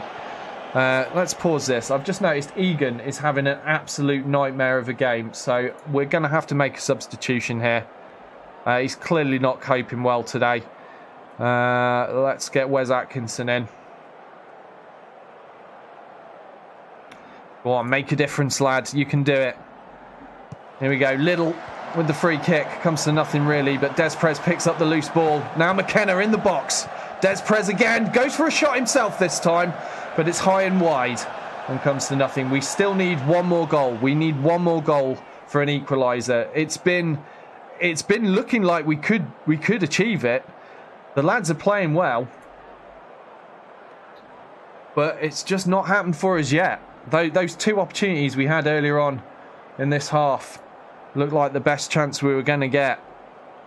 And it looks like the game is probably going to peter out now and result in a 3-2 loss. But, I mean, I'll take it. I told you, the worst that could happen out of going with this strategy is we have an exciting game with loads of goals. And it certainly delivered that. 3 for Port Vale, 2 for Blyth. 5 minutes of normal time remain here at Vale. Here we go, Des Perez with a free kick. Please put it in. He has! What a strike! Des Perez with an incredible curling effort into the top left corner of the Port Vale goal. Let's see that again. Des Perez steps up. He's the man to save the day here, possibly for Blyth. It is now 3-3. We could take this draw. This could happen. The 1920s style approach could be working out for us. This is incredible. Who would have thought it? Who would have thought it? Thank you, Gecko. Thank you. Right. It's not over. We've got 3 minutes of added time. Can we cling on to this? Oh, no. Lang's through. He's one-on-one. And he scores. Disappointment. And, of course, that is the risk of this strategy. That is the risk. You are going to get caught out. You are going to leak goals. Disappointing. We were given a glimmer of hope that we could walk away with a draw, but unfortunately, look at this. We're just three Blyth defenders chasing down the Port Vale man there, Lang, and he slots it home. Perhaps if O'Reilly had been a little bit quicker to come off his line, maybe he could have kept that out of the net, but it's not to be. And Lang picks up his second yellow of the game, and that is our one and only defensive centre-back has just been sent off. Are we going to play the final few seconds without one at all? Do you know what? Screw it. I can't even be... There we go. The whistle went. And what a game that was. 4-3, 7 goals. Almost scraping a draw there against a vastly superior opponent with this strategy. I'm taking that as a promising sign. We're sticking with it. We are sticking with it. We're going to tell the boys they did well in spite of the loss. Nobody really expected us to beat Port Vale. So I'm going to tell them they did well. Goal bonanza, absolutely. And McKenna making his debut for us. New signing. But unfortunately, Captain Lewis Lang picking up a red card eventually and being sent off in the dying seconds of the game. So he's now going to pick up a one-match ban, at the very least. Probably be extended beyond that, I would expect. But we've given him a warning. Well, that was exciting stuff, wasn't it? And now we've got Torquay to look forward to. Oh, they've moved up. They're no longer bottom. They've moved up a place. They are sitting ahead of Macclesfield now on 23 points. They have lost 22 games. They've conceded 34. Come on, like this strategy bangs in goals like it's nothing. Against a team that's conceded the most goals, like their goal difference is the worst in the league. Minus 34 goal difference. Like surely, if it's going to work against anyone, it will work against Torquay. I'm looking forward to this next game. Very much. Whew, right, okay, yeah. Unfortunately, Egan made a mistake that led to a goal. Had a nightmare of a game. It's a shame. He's normally a reliable player for us. We'll let that slide. But new man McKenna coming away with a 7.2. That's promising. Pleased with that performance from him. Okay. Bring it on, Torquay. And yeah, we've already seen before Torquay play what is usually my favourite formation. The roles are different, as I've said before, but this is formation I generally favour in football. That's just like it's just how I like to see football played. This I just love this with the wing backs, the three at the back, and then you've got this little triangle here. Yeah. Just makes me happy to see that. But we're going to try and demolish it because we're playing against them. And I've put my version of that formation down for now because although it got us promoted from the from the Vanarama North, it did get us promoted. It's not doing as well for us in a division where we're up against teams that are, generally speaking, are betters. So we will bring that back at some point for definite. It's not going to be gone forever because it's my favourite way of playing. But perhaps we need to sign some stronger players before we can really have a good run of it in this division. Either way, right now we have a formation that looks like it's got some promise, even though it's a little bit mental. And I wouldn't recommend it to anyone in real life with just one centre-back. It's looking like it could work for us. Okay, Bradley Fuster training well. Connor Oliver training badly. Casper Hughes, he's new and he's training badly, so I'm going to criticise him because you don't join the club and then start training like an idiot. That is not acceptable behaviour. Okay. Hopefully, with each game we play, we're getting that little bit more familiar with our new formation. I really want the club takeover to be concluded so I can sign those last two players before I forget who they are. That's really a big concern of mine right now. All right, yeah, Lang is out. So who's my next best? Harvey Smith. So that's fine. I'm happy with Harvey Smith in that role. Anyone better than Des Perez for that role? Connor Oliver maybe, but only Connor Oliver is probably the best for that role. It's a shame. I was really hoping Casper Hughes would come in and do the job there, but I did say this is the trouble with this. It's hard to find the right kind of players that fit into these roles, and I don't know if maybe I can switch up like the Segundo Volante. So I'll just read it out for those that can't see or don't know what it is. It's different from the deep line playmaker in that their role is primarily a defensive one, best suited to being paired with an anchor man. It is also different from the ball-winning midfielder. Worth mentioning, I have tried this with an anchor man. Seems to work slightly better with the deep line playmaker instead of an anchor man, but just for the record, I did give it a try. It is also different from the ball-winning midfielder in that they often run with the ball or arrive with a late run into the opposition area in much the same way as a box-to-box central midfielder does. And that's the thing, like, that I can't really get out of the other defensive midfielder roles, is just having him running in, late onto the edge of the box, maybe sometimes powering in a long shot, things like that. I need to find another role that also does that, but is more comfortable for these low-level players. But defensive midfielder is not going to do it. Yeah, he'll support attacking moves, but not make runs. Deep line playmaker, I've already got one of those, and I've got it on the support role. And that's just to try to spray some creative balls towards all these players I have up front. Ball-winning midfielder.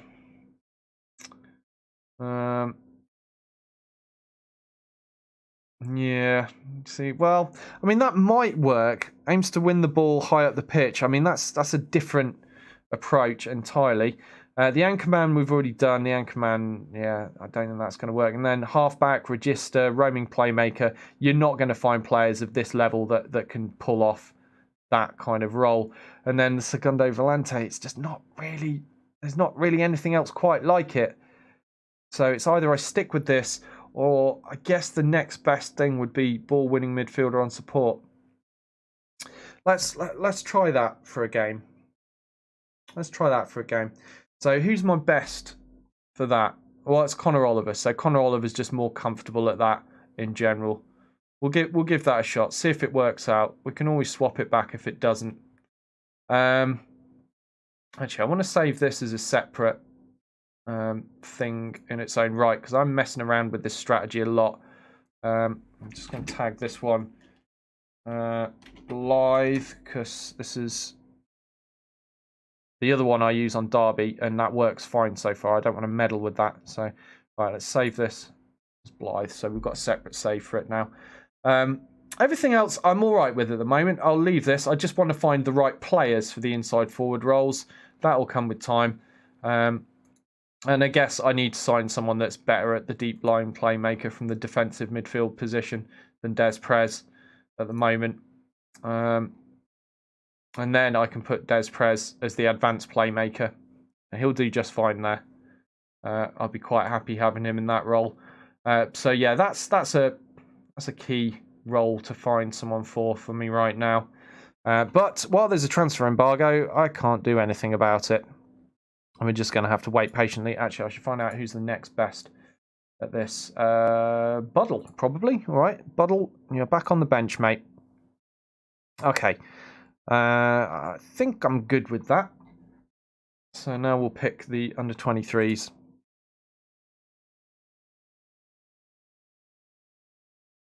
Ben McKenna. No, make him unavailable. I think the rest are all right. Yep, okay.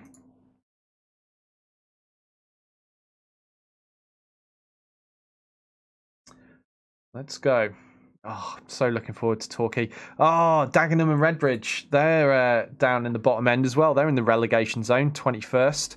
So that's another good team to play it against. Dagenham and Redbridge, and we're at home again. So I've got 2 matches in a row now where I've got a real good chance to look at whether this strategy is going to need more tweaking or whether it's just working well. Because these are 2 teams I should be beating.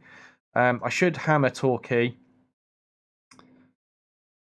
So let's see what we can learn from these next 2 games. Where am I in the table right now? Pretty low, aren't I? 17th. Ooh. Ouch. Still 10 points above relegation, though. 14 losses, man. Oh, one of those losses I've already lost to... Oh, no, I haven't. I thought I'd lost to Dagenham and Redbridge already, but I haven't. I think they'll be... someone I've drawn with, are they? Yeah, I drew with them last time. 1-1 away.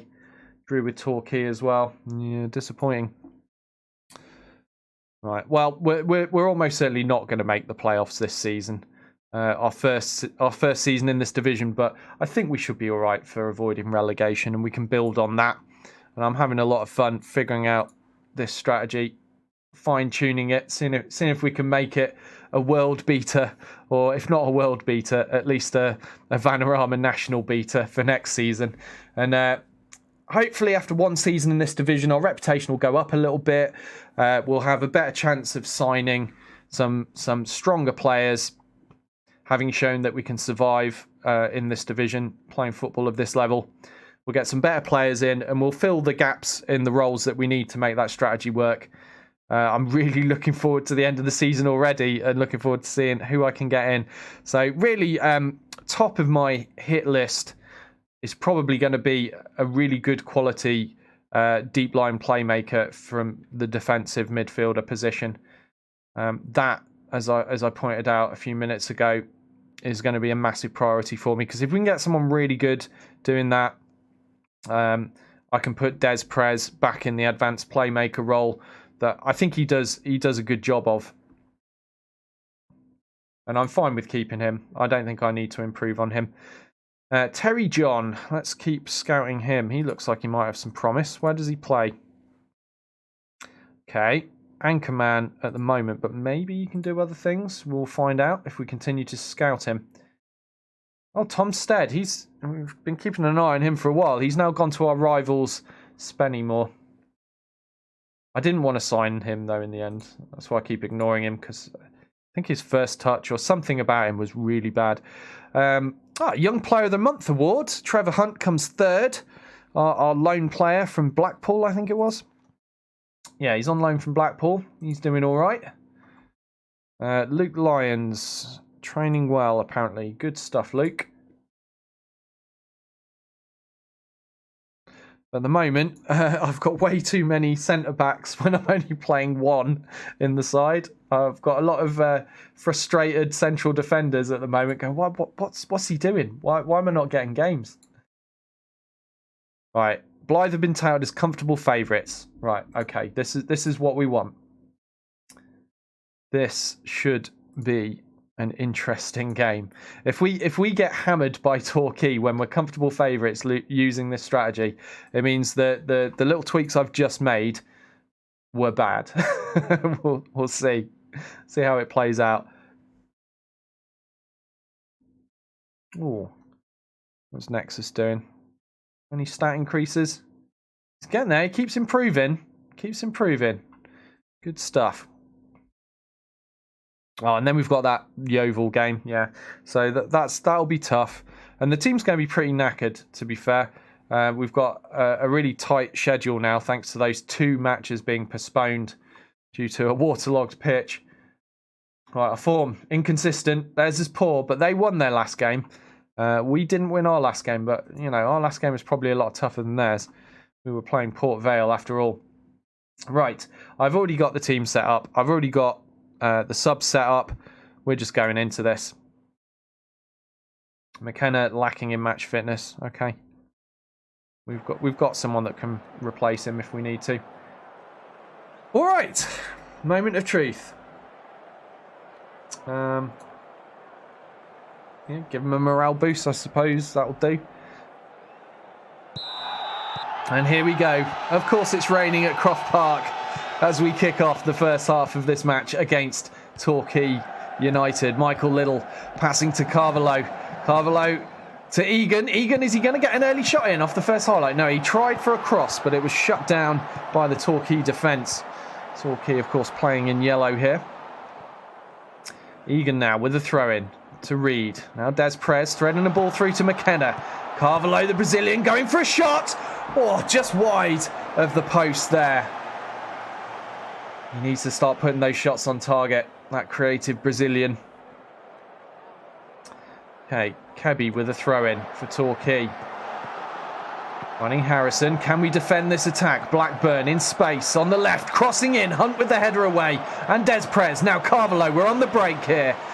We need a little bit more urgency. McKenna with the long ball. Looking for Maguire. Maguire's in the box. No support around him though. And he gets shut down by the Torquay defence. The move is not over though as Michael Little picks up the clearance. Playing in Hunt. Now Connor Oliver. Des Perez. Reed. Now Egan on the right. Can he put in a good cross? Here it comes. Looking for Carvalho. Finds McKenna. And it's a goal. 9 minutes into the game. Ben McKenna's second goal for the club. He's only just signed a few weeks ago for us. And he's already banging goals. That is a good sign for the new man. Egan here. We can see he tries to put his cross in. Comes off a Torquay player's head. But McKenna's in there.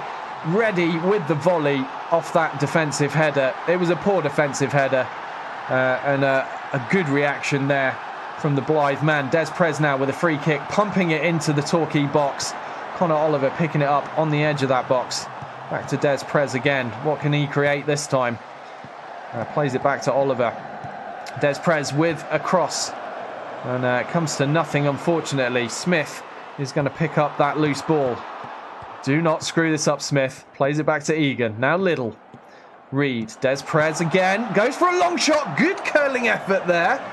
Looked not too bad, but just wide of the mark. Now a free kick for Blyth. Des Perez smashes it into the wall. Clearly he saw a face in it that he didn't like. As he preferred to just go for intimidation rather than aiming a good shot. Carvalho now. Playing to Reed. Reed finding Egan in space on the right. Egan looking to make a quick cross, but blocked by Harrison and taken away now. And we have Torquay on the counter. Zimba in the middle. Can he get shut down? Playing it to Fleary. Takes a shot. O'Reilly saves it. That was a very, very tense time for the Blyth defence as they were caught on the break by Torquay. And of course, that is the weakness of this strategy. Diaz now with the corner kick. Can we defend it? No, we are still terrible at defending corners. And I'm going to have to change things. We'll have to change this again outside of the match, but at the moment we're really not doing well with this zonal marking thing, are we? Let's try this.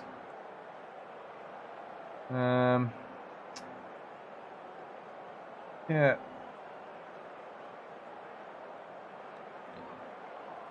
Mark tall player. And mark tall player. Let's see how this works out for us. Doesn't really look like it's going to be much better, but maybe we'll go like that. We'll leave a gap at the near post. We're having trouble on the corners, so I've got to do something. Got to do something to change it up. So hold on, what have I done?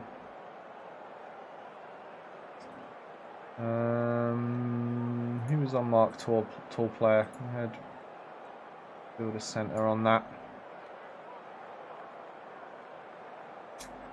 And do that. Is that right? No, it's not it. Let's move him out as well. Let's have him on mark tall player as well. All right, let's see how this works. I mean, one thing worth noting, okay, on set pieces, when you've got just one centre back, you are lacking the big, tall, good at headers type of players that will normally help protect your team from these set pieces. I've just got one centre back. My usual way of playing, I have three, so that's a lot more forgiving, having three of them to win your defensive corners situations for you. So it's not that surprising that we're going to concede there, but yeah, we need to do something to fix it. We'll have a look at that after the match as well. Okay, we're on the attack now, though. We've just got to score more than we concede. Maguire with the shot blocked there. Little shot blocked. Little again with another opportunity. Another shot. Oh, is that going over the line? No, ripped away by Cameron. That almost looked like a goal. Not quite. Little good effort there. Let's go for a demand more. Sandals White with a throw in for Torquay. Oh, Hollins at the back. Getting pressured by a Blyth player. Playing it to Cameron. Now Blackburn. We need to shut this down. A little bit more urgency, lads. Don't let him mess about. Good tackle. O'Reilly keeping the ball in play. Avoiding us conceding a corner there. Playing it out to Egan. Egan making a horrible error there. I don't know what his problem is in the last two games, but he's made some terrible mistakes. And a dangerous header coming in from Torquay. Very nearly could have resulted in a goal. We need to get back in control of this game. Carvalho now. Keeping possession. Playing it to Oliver. To Des Prez. Now back to Oliver. Michael Little. Carvalho. Reed. Now we've got Egan in space on the right. Puts a cross in. Looks like a good one, but headed away by the defence. Little now in the box. Reed picks up the loose ball. Can he put it in? He can!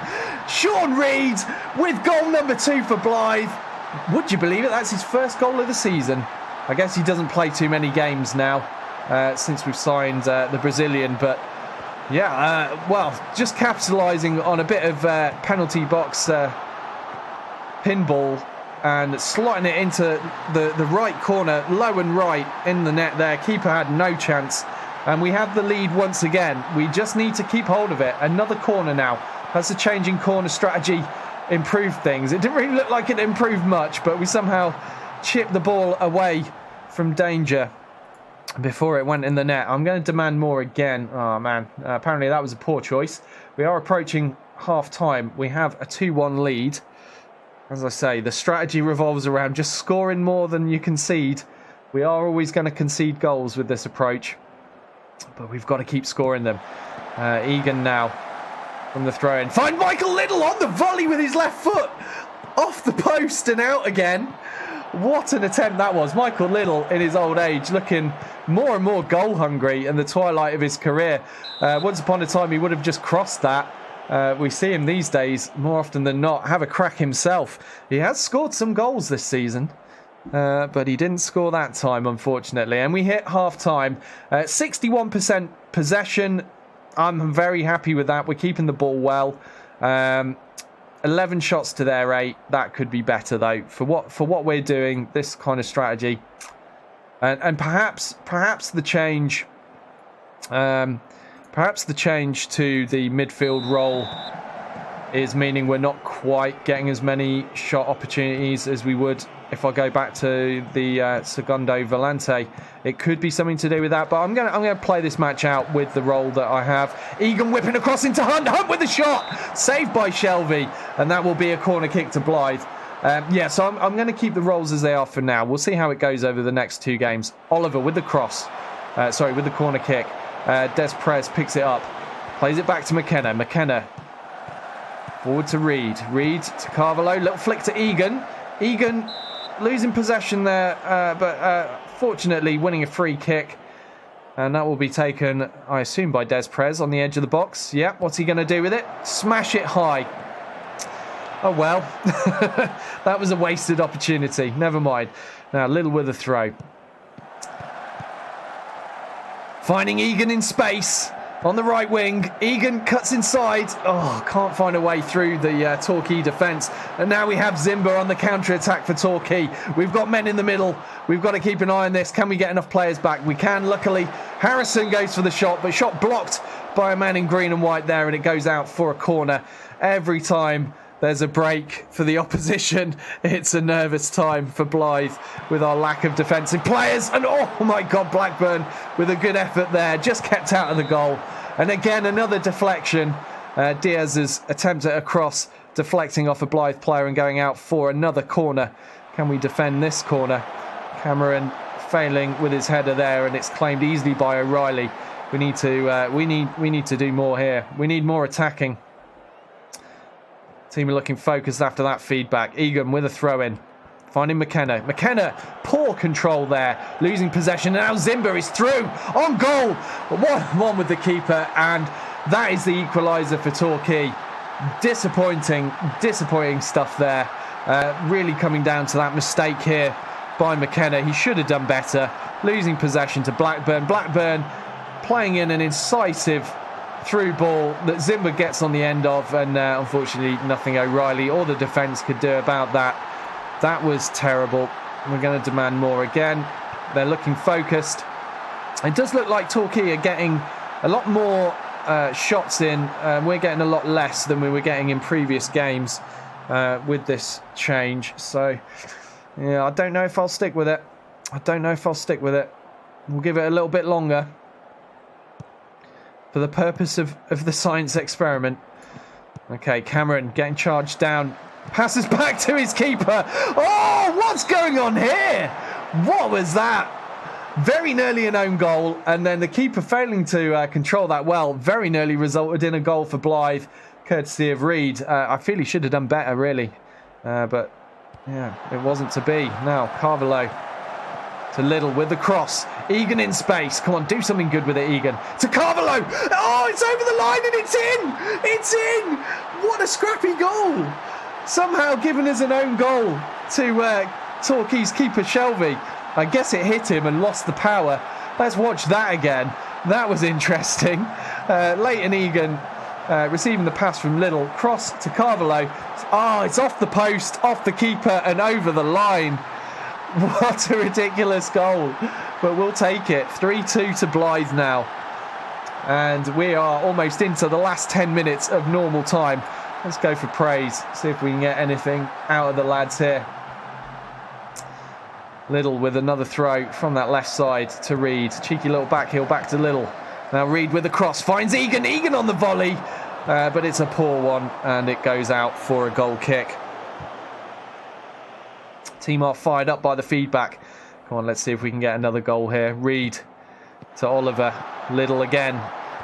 That man instrumental in most of our goals. But, oh dear, we've got a break from Torquay late on. This is dangerous. Egan with the header. Only goes as far as Blackburn, though. Blackburn with the shot, and it's in. Oh, it's a disaster. It's a disaster. And a late equaliser for Torquay. We're leaking too many goals. Leaking too many and not scoring enough this game. Oh, I mean, it was a good effort by Egan. He tried to intercept it, but... oh, just a good shot, low and to the right with Blackburn. O'Reilly couldn't reach that, and Zimba is playing a 9.1, better than anyone on our side. This is a game we should have won, and it's looking like a draw at the moment. So there's definitely going to need to be some tweaks and changes. Egan taking it forward, can't find a way through the Torquay defence. Can Des Prez. Egan again. Now Reed, Carvalho, Oliver, Little, finding space, takes a shot, and it's a goal! Michael Little's 5th goal of the season, and we're ahead again. It's all happening here. 4-3 now. What do I keep saying? We know we're going to concede goals. We just have to make sure we score more than our opponent, and we'll win games, we'll get points. And we've conceded 3, an embarrassing state of affairs for any side. But we've scored 4, so we're winning. And that's all that matters right now. We've just got to hold on for the 4 minutes of added time. We've just got to cling on to this lead. Cross coming in. Oh, Kebby there with a shot. Hitting the side netting. Desperate stuff. Come on.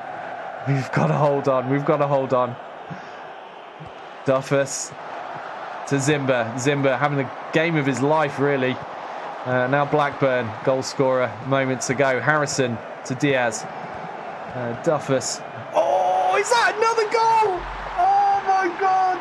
Williams finds the back of the neck for Torquay, his 6th goal of the season. It's 4-4. There are 4 minutes of added time to play, and they've only gone and equalised.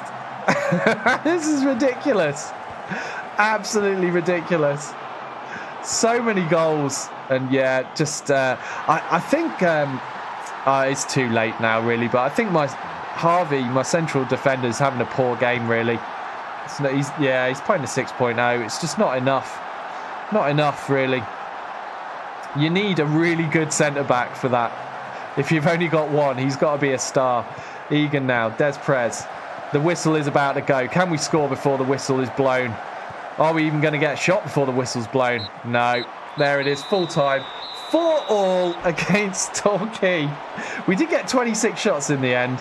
We just leaking too many goals. I don't know what to make of that. I don't know if the changes we made worked or didn't work. How can you even say 4-4? Oh man. Let's have a look. Let's have a look at these tactics. Well, it's worth pointing out at least one of those goals came from corners, and my corner strategy was not working. So we've got to change that for a start.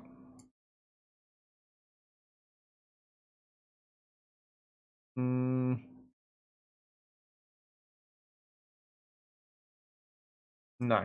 What am I doing? That's clearly a horrible mistake. Get you there.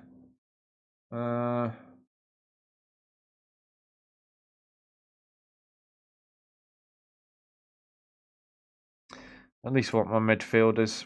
Whoops, no, not man mark. We'll try them on mark tall player. I mean, maybe I just need to bite the bullet and have even more men back. Yeah, I think I'm gonna have to do that.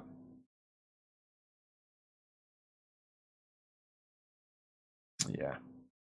I think it requires, because I mean when I was running with 3 centre backs, I could get away with a lot less defending on corners, because I just had the quality to pull it off. Now we only have 1 centre back. I've got to take a different approach, I feel.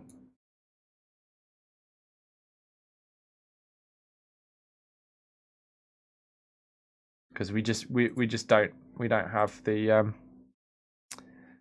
quality, so we'll have to go with quantity instead. So let's see how this works out for us over the next couple of games. So we'll stick with that for now. So we've only got 1 player upfield. We're not going to catch any teams on the counter like that particularly, but we'll see. Right, now the other thing I wanted to look at is, so I changed some roles, didn't I, before this match. So we went for a ball-winning midfielder with Connor Oliver.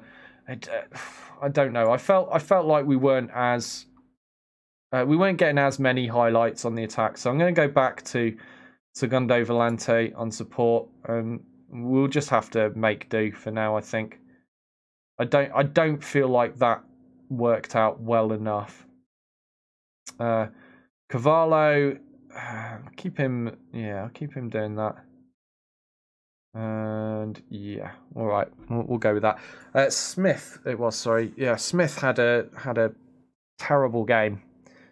Lang was suspended, so I couldn't play him, but I felt like that was possibly the cause of some of the goals we conceded, was Smith just not playing well, not reacting well. And the other thing was the set pieces. So it's still tough to say if that was much to do with the formation or the way we're playing. So we're going to stick with and see how it fares against Dagenham and Redbridge. So they play a more attacking style. Okay. We'll see how this goes.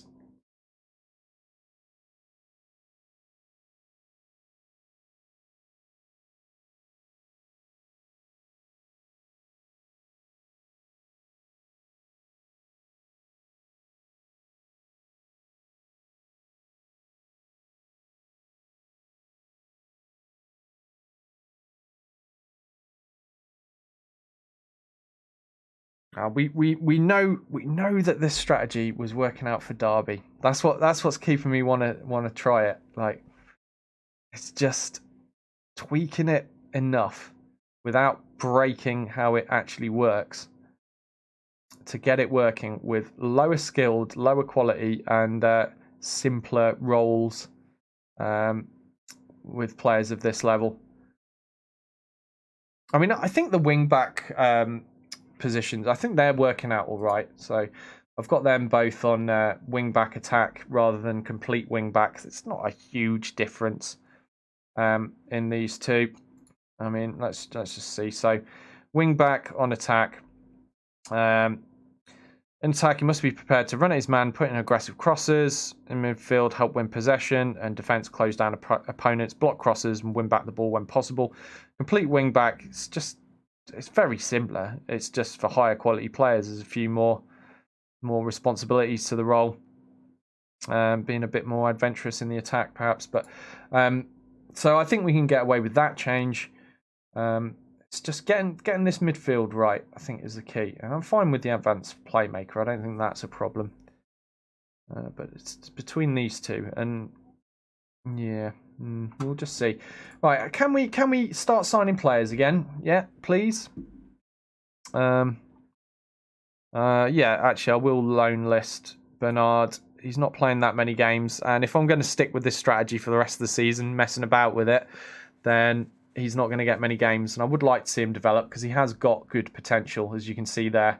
He could be good one day. He's age 20 now. Right, yeah, because I really want to be signing those players to try this properly, but all right, Blyth are slight underdogs. Okay, well, we'll try it. But yeah, I want this damn takeover to be complete.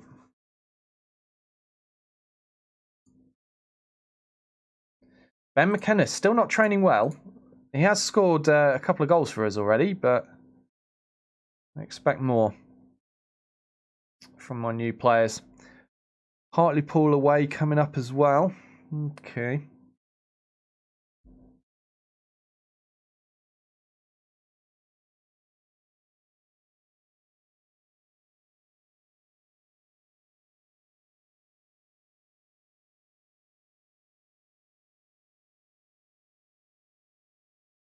So I switched off ball winning and went back to Segundo Volante, didn't I, on that left midfield role.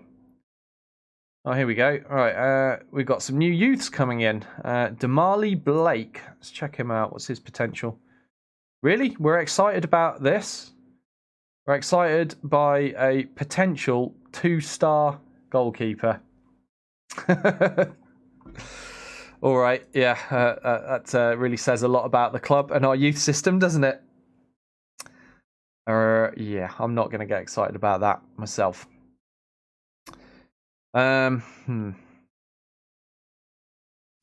Lewis Lang. Unavailable. Now he's finished his suspension. We can get him back in. I think he was performing better than Smith.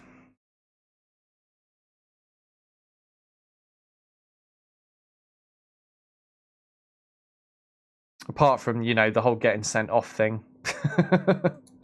It's just Smith is slightly more comfortable in the ball-playing defender role. But they're both the same stars. And Lewis Lang is our captain, Like maybe he can inspire great things. Now, another thing I could do with this strategy is I was playing get stuck in for a while with Derby County, as I'd said. And it did result in more cards, obviously, but it also resulted in denying opposition possession even more effectively. And I wonder if that's something to try risking at some stage with these guys too. Just go in and do some bruising. But I'd be worried about getting red cards.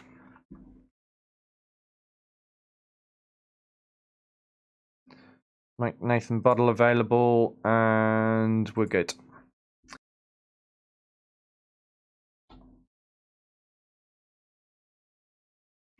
Okay, here we go. It's match day. Dagenham and Redbridge, 22nd in the league. They're in the relegation zone, where we might be soon if we don't start getting some points.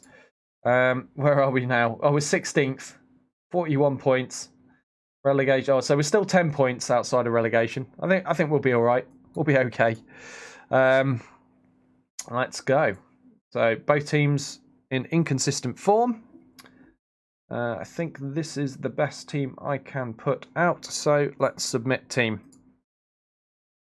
Fingers crossed. This is the one. So we've gone back to the Segundo Volante instead of a ball-winning midfielder. We'll see if that extra aggression on the attack makes us score more goals, simply put. So, away we go. The sun is shining at Croft Park. It's a rare day. It must be that one day a year. And here is the kickoff. And that came to nothing at all. Let's see. Oh, first highlight going the way of Dagenham. Oh, it's a shot. It was a decent-looking shot. O'Reilly had to make a save, but he kept it out of the net. Now Harfield with a free kick to Nash. Lang kicking it away, but it only goes as far as Blanchfield. That was dangerous. Luckily, he smashed it into another player. That could very easily have gone into the goal. And it's not a good-looking start, is it? Not a good-looking start. They're getting 2 highlights in a row. So we're going to go for a demand more. Aaron Martin picks up a yellow card. Yeah, we're going to go for a demand more and see if that can make the difference for us. Michael Liddell now beating his man. Playing the through ball to Maguire. Maguire straight on goal. 1-on-1 with the keeper, and it's a goal. Goal number 17 of the season for Dan Maguire. And we are 1 goal up after a mere 13/14 minutes. Michael Liddell once again providing, as he does oh so often for Blyth. And Maguire using a burst of pace to catch the defence napping and beating the keeper comfortably there with that little low tap in to the left of the keeper. And we're up by a goal, but we need to be up by more goals than this. We need more goals than 1 with this strategy, because we will concede. Dan Maguire with another shot. What a strike! What a strike that was! From what looked to be the edge of the 18-yard box. Goal number 18 comes easy as pie. Header, Hunt with the ball to Maguire. Maguire from about 19 yards. And Mafumbi just failing to save that. What a cracking effort.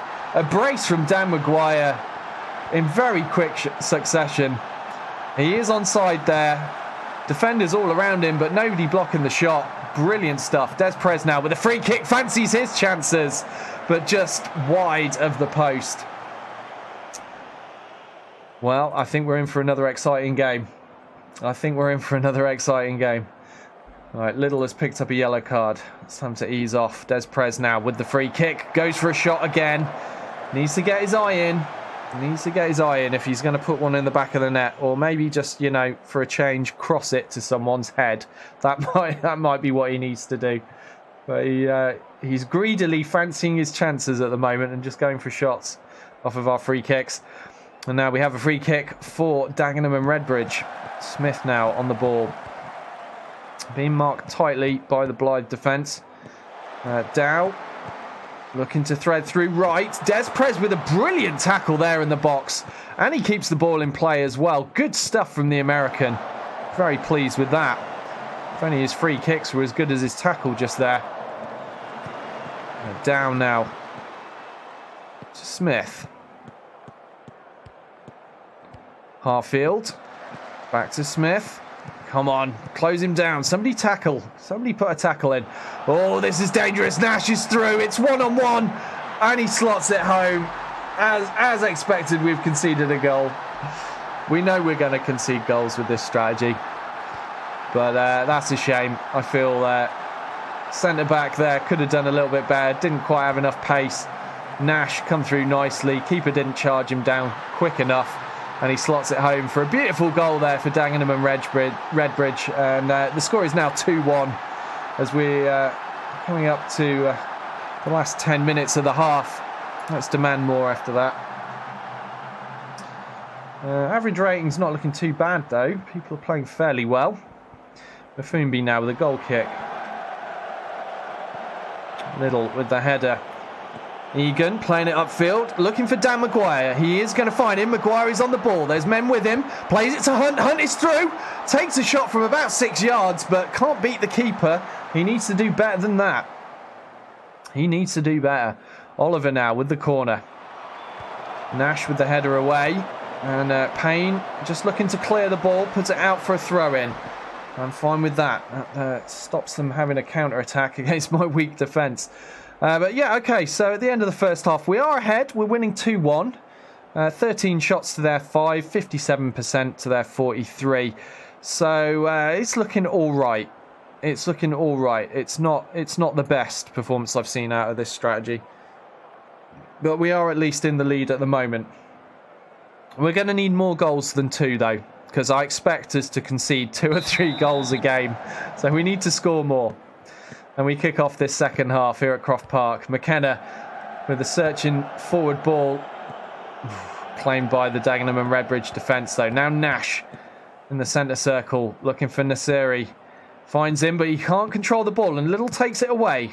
Now can Blyth get a good counter going? No, not with passing like that. That was awful, Reed. What was that? Nash gets a shot away. But it wasn't a strong shot. O'Reilly manages to tip it out for a corner. Blanchfield will take it. Lang with the header away. Now Carvalho smashing it upfield to safety. But as you can see, we're defending the corners better. We're not conceding from the corners now, which is a good thing. But nor do we really have a good opportunity to counter from a corner with only one man up the field. It's a shame, but it's a trade-off. Attack here now. Blanchfield and Smith passing between themselves like the rest of the team doesn't exist for Dagenham and Redbridge. Oh, there we go now. Right, Payne, Nash. Nasiri with the shot. That was a dangerous looking effort. Had some power behind it, but O'Reilly just manages to tip it around the post. And that will be a corner kick for Dagenham and Redbridge. Blanchfield to take. In it comes. Header out again now. Cavallo on the ball, this time running it upfield a bit, trying to play it into space for Maguire, but it's a poor effort. Maguire unable to reach it before the defender. Dow failing to win that header, so it's now in the possession of Blyth. McKenna on the ball, losing it unfortunately to Harfield. Can we win possession back? We don't want to see more goal-scoring opportunities coming up for Dagenham and Redbridge. 55 minutes played, and we're still only ahead by 1 goal. It's not enough for this strategy. We need more goals. Nasiri to Martin. Ball coming forward. Nash beating the defender. Takes a shot. O'Reilly this time saving it. And moments like that have me very worried. It will be another corner to Dagenham and Redbridge. It feels like they've had a lot, but it's apparently only their 4th corner. And that one comes to nothing. Team feeling pressured by the feedback. Really? Really, team? Come on. We need to be doing better. Dan Maguire is having a good game. 2 goals, playing an 8.8. But we need the rest of the team to step up as well. Okay. There's Prez now to Reed. Cavallo. Connor Oliver looking for a through ball. I don't know quite who he thought that was going for, but it went to absolutely nobody. Ooh, nearly intercepted that pass to Martin there. That could have been good. But now Dagenham and Redbridge are on the attack, and Nash once more through on goal. This time shut down by the defence, and it goes out for a throw-in. We've got to keep an eye on that. McKenna now surging up the pitch. Oh, he's having a bad game, I feel, McKenna. 6.6, losing possession again, resulting in another attack on the Blyth goal by Nash, and once more demanding a save from O'Reilly. Another corner coming in. Another corner defended so far. Cavallo upfield to Maguire. Maguire, can he hold the ball up long enough to get support? He can. He finds McKenna. McKenna running up on the right wing. Playing it forward. We've got men in space. Maguire will receive that. Can he put a cross in? No. Shut down well by the Dagenham and Redbridge defender. But that will be a corner for Blyth. What can we do with this? Lang gets on the end of it, but it's cleared by Smith. Throw in now. Barden will take it to Nasiri. That should be claimed easily by Lang, and it is. Forward to Reed. Now Oliver, Des Prez looking for that through ball. Here we go. This is why we like the deep line playmaker role there, because he picked out a good pass, finding Dan Maguire, giving him a good goal scoring opportunity. Unfortunately, one we didn't capitalise on. But that was a good pass by Des Prez. That is why I like the deep line playmaker there. Balls like that. We're looking for a way through the defence here and not finding it, unfortunately. Another throw in for Blyth. Now, what can Reed do with it? Back to Egan. Egan with the cross. Looking for Hunt. Hunt can't quite get on the end of it. There was just too much power on that ball. And we're in the danger zone here as Nash once again gets on the end of it. And Wright is in space, one-on-one with the keeper. It's probably going to be a goal here. Yep, it's a goal for Dagenham and Redbridge. There's the equaliser. There were just too many men over on us due to our severe shortage of defenders. And this is why I'm saying we need more than 2 goals. If we're going to win with this strategy, we have to score more than 2 goals. I mean, O'Reilly did very well to save that. Defensive player there blocking the rebound, but just not enough men back to stop Dyson having a tap in at the end of that move. And I knew we were in danger. I knew we were in danger from this point. It was pretty much a foregone conclusion. We are so few at the back. I mean, look at it. There's our solitary defensive player right there. Look, one man, apart from the goalkeeper, in our half right now. Michael Little putting a cross into the box. Pinballing about. Oliver now picks it on the edge. Reed to Des Prez. Come on, create something. Create something from this. We need another goal. We need to go in front. Egan with the cross. McKenna in the box. Reed with the shot. And it's over the bar. Must do better. Must do better than that, Blyth. Okay, so we've had 19 shots this game, 54% of the possession. We're not having as much ball possession as we used to. Des Prez with a free kick off the post. Beat the keeper, but he couldn't beat the post. That could have been a goal, if only for a few inches to the right. He's getting closer, though. Right, Maguire with the header from the goal kick, finding Reed in midfield. Look at all this space we've got in midfield. Cavallo out wide left to Little. Michael Little with a cross to McKenna. He's through. It's a clear and easy shot. McKenna with the tap in. Goal number 3 for him and goal number 3 for Blyth in this match. We are now winning once again. And that was the extra goal we needed. I could do with one more, though. I could do with one more before I relax. But a good cross from Little there for McKenna to run onto. And a nice tap in for the inside forward. Keeper left completely stranded. Defence completely unaware of what was going on. And we are back in this game. 89 minutes played. How much added time will we have to go through? How long will we have to cling on to our 1-goal lead for without making a mistake? Let's find out. 3 minutes of added time to play. Long ball forward there. Maguire is going to get to that first. Can he put a cross in? It's blocked well by a defender there. And that will be a corner. Michael Little takes Lang. Des Prez! Oh! Oh, that could have been a goal. Unfortunately, too many defensive bodies in the way for us to get through. Hunt playing it through and over the top. Maguire again, one-on-one with the keeper. I feel he shot a little bit too early there.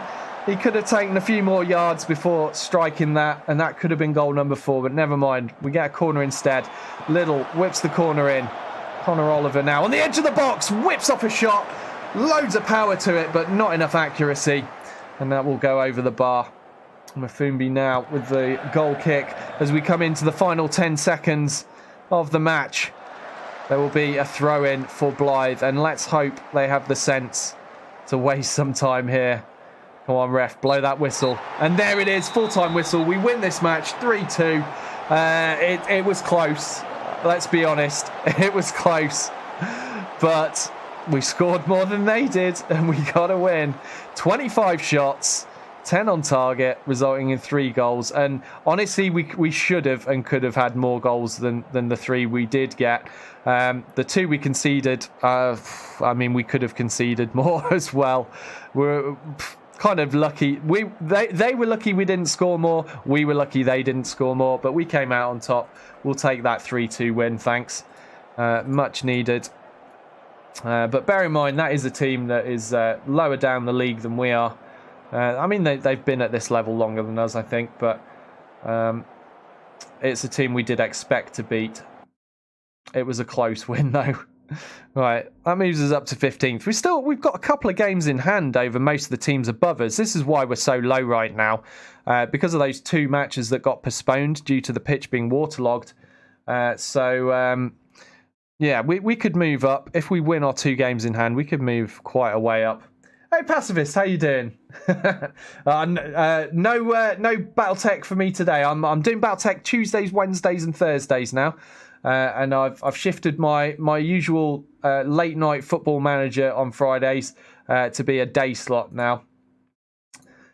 So something a little bit different for a lot of you Battletech guys, but I'm hoping to build an audience for the football manager stuff, because I do love doing it. I love doing the commentary. It's a lot of fun. Right, Dan Maguire scored a brace in that goal. Definitely deserving of some praise, so we'll give him that. And on we go. Yeovil Town. Do we have time to play this before I end the stream? I think I do. 5 minutes of the stream remain. It means I'll probably overrun a little bit if I play this game, but I want to see how it goes against a tougher team. That's the bottom line. Everyone played pretty well in that game in terms of ratings. Nobody was having an absolute nightmare. So it's a fairly good representation. It's very leaky at the back. It's always going to be leaky at the back. But what's concerning me a little bit is that when I was using this with Derby, obviously I've got higher quality players, but Derby weren't leaking as many goals as often. I mean, I did have that one result where I won 6-5, so we leaked a lot of goals there, but a lot of the time we were leaking less goals than we seem to be with Blyth. But it could just be down to the higher quality centre-back that I've got playing for Derby, just coping with that lone ranger role a little bit better than someone of this level can. We'll just have to see how it goes. But also another thing that makes a difference is the Derby team are more comfortable in those roles. I haven't had to change much. I have the players to play those roles already in the squad, whereas here at Blyth we don't, and it's harder to find the appropriate players at this level of football. So that's obviously having an effect at the moment. Once I get people that are truly comfortable in those roles, then perhaps we might see this tactic really coming together. But I'm going to stick with it against Yeovil. I mean, on paper, I'm expecting a loss here. I don't think I'm going to beat Yeovil with any strategy that I go for, let alone this insanity one. But I just want to see how things play out, how many shots we're getting against them. With them being a team that is of a higher caliber than the last 2 that we played. And what did we get out of the last 2 games? I think we ended up with a draw against Torquay, did we? Was it a draw in the end? Or did we scrape the win? I forget now. I know we scraped the win just now against Dagenham. Let's just quickly check the schedule. Yeah, so it ended up being... Oh, that's it. Yeah, because we went ahead really late on and then they equalised really late on. So that was a 4-4. Yeah, so that worried me a bit. Thank you very much for the follow. Bushy Gaming 132. Thank you so much. Really appreciate that. Hope you're enjoying the stream. Right, so we're slight underdogs against Yeovil, but honestly, in terms of league position, they're way up. They've been in this division a lot longer. In my opinion, they're a much stronger team. Right, Chorley won a loan. Deshaun Bernard, first team, end of season. They're not going to pay anything, but whatever. At least he's getting football. We'll allow it. Because he's not going to get many games at the moment while I'm just using one central defender, which is just nuts. Oh, and Deed Evil, thank you very much for that follow. Did I already shout that out? I think I did, didn't I? Yeah. Sorry, sometimes it's difficult to notice when I'm playing Football Manager because my alert is just not loud enough when I'm doing the commentary and the having the crowd volume coming out as well. I can't always hear it. So apologies in advance if I miss anyone. I will try and keep checking and catch up after matches are done. Right, yep, let's sign the recommended youth players. I already know in advance they're all terrible. We're not going to be using any of them. But never mind. Right, here we go. So we're going to keep the same lineup because I think this is the best team I can put out. We do have a couple of tired players now, though. So Egan and Little probably going to need to be replaced during the match at some stage. But I just don't have anyone that can do this. That can play these roles well enough to be able to afford to swap things around. So we're just going to have to go with what we've got. Right, until we sign some new players anyway. And I can't sign new players right now because there's a transfer embargo. Hopefully that little consortium will buy the club sooner rather than later. Right, away we go. That's right, Pacifist. That's the philosophy we're working on. He said, you don't need defenders, just make more goals than the opponent. That's basically what we're going.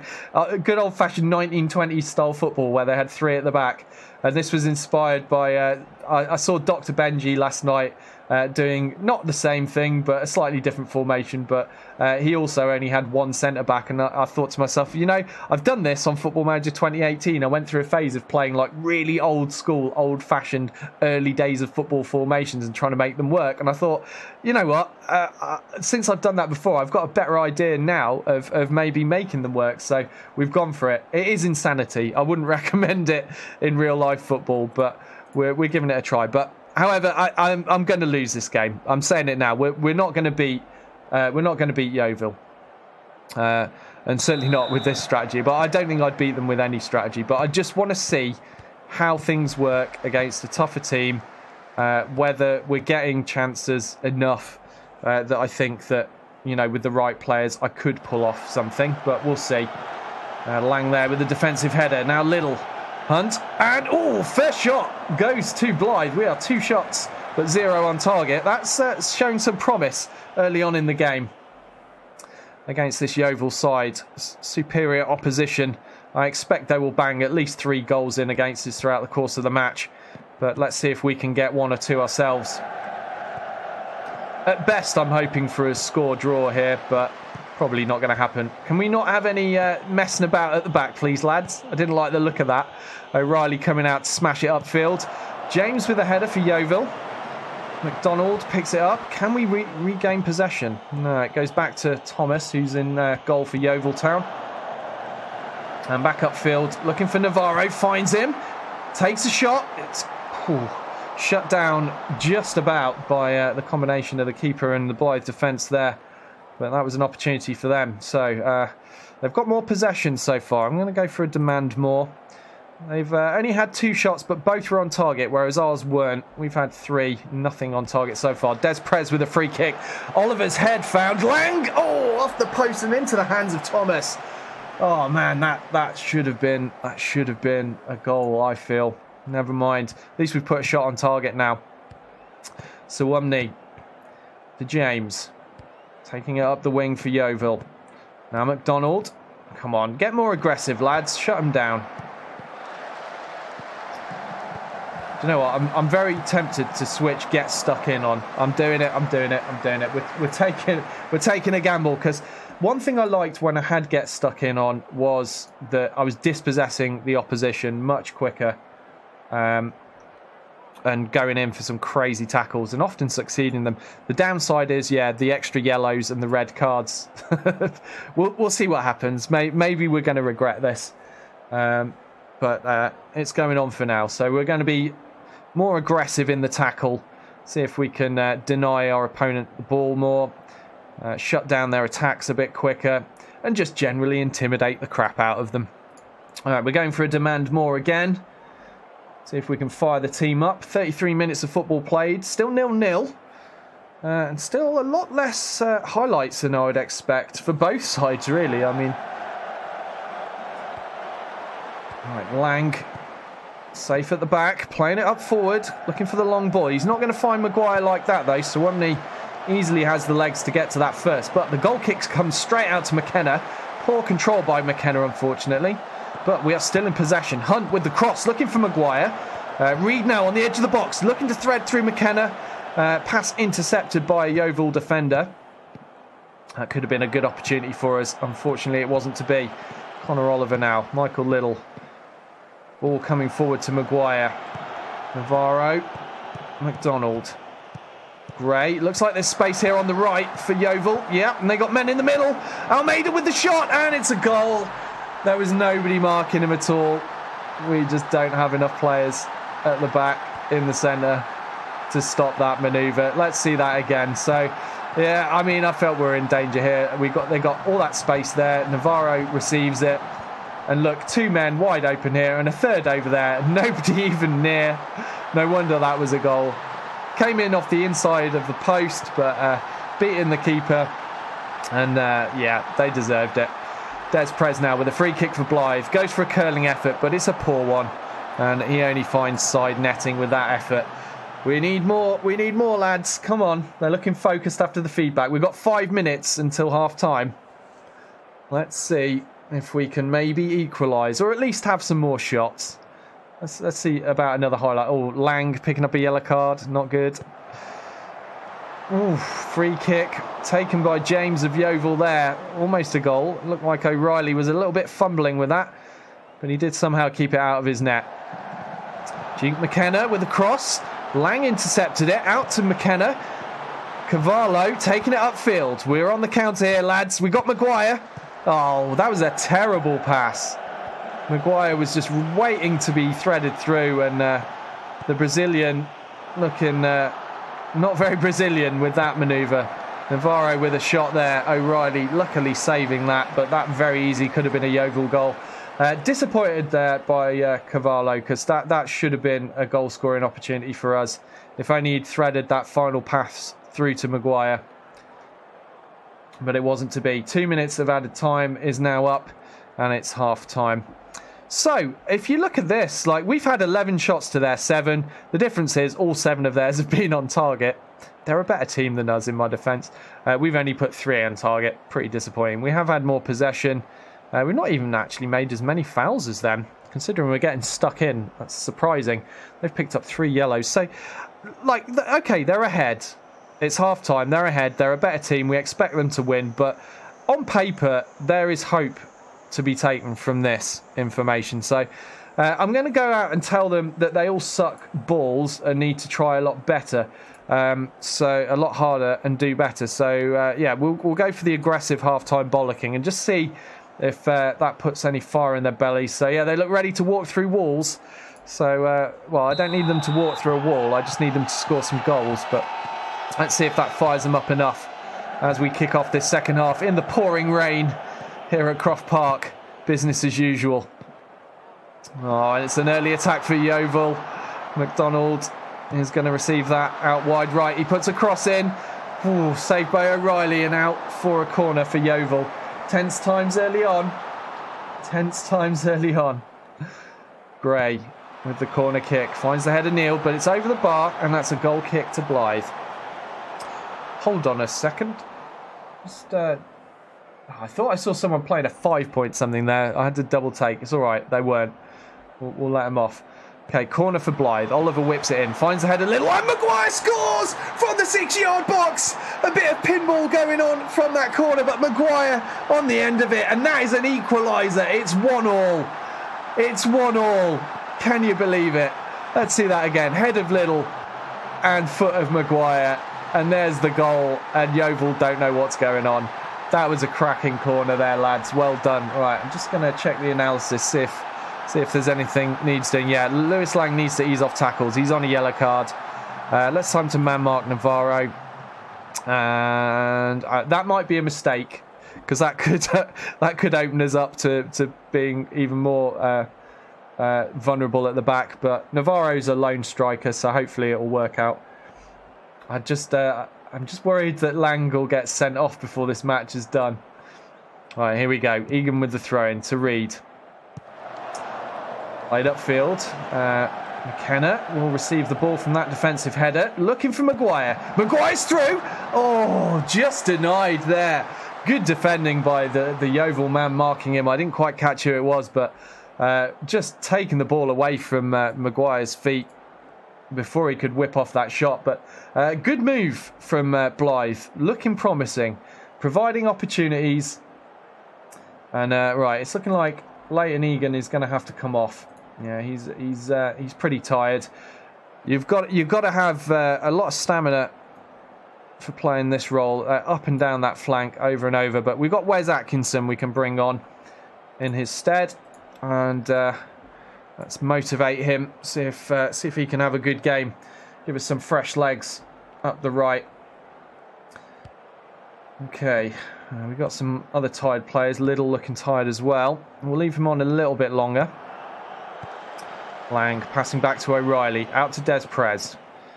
Can we create something from this move? Des Prez finding McKenna, new signing, the inside forward we brought in specifically for this strategy. Threads a ball through to Maguire, and what a goal that was! Very calm and collected. Just simple passes have completely undone the Yeovil defence there.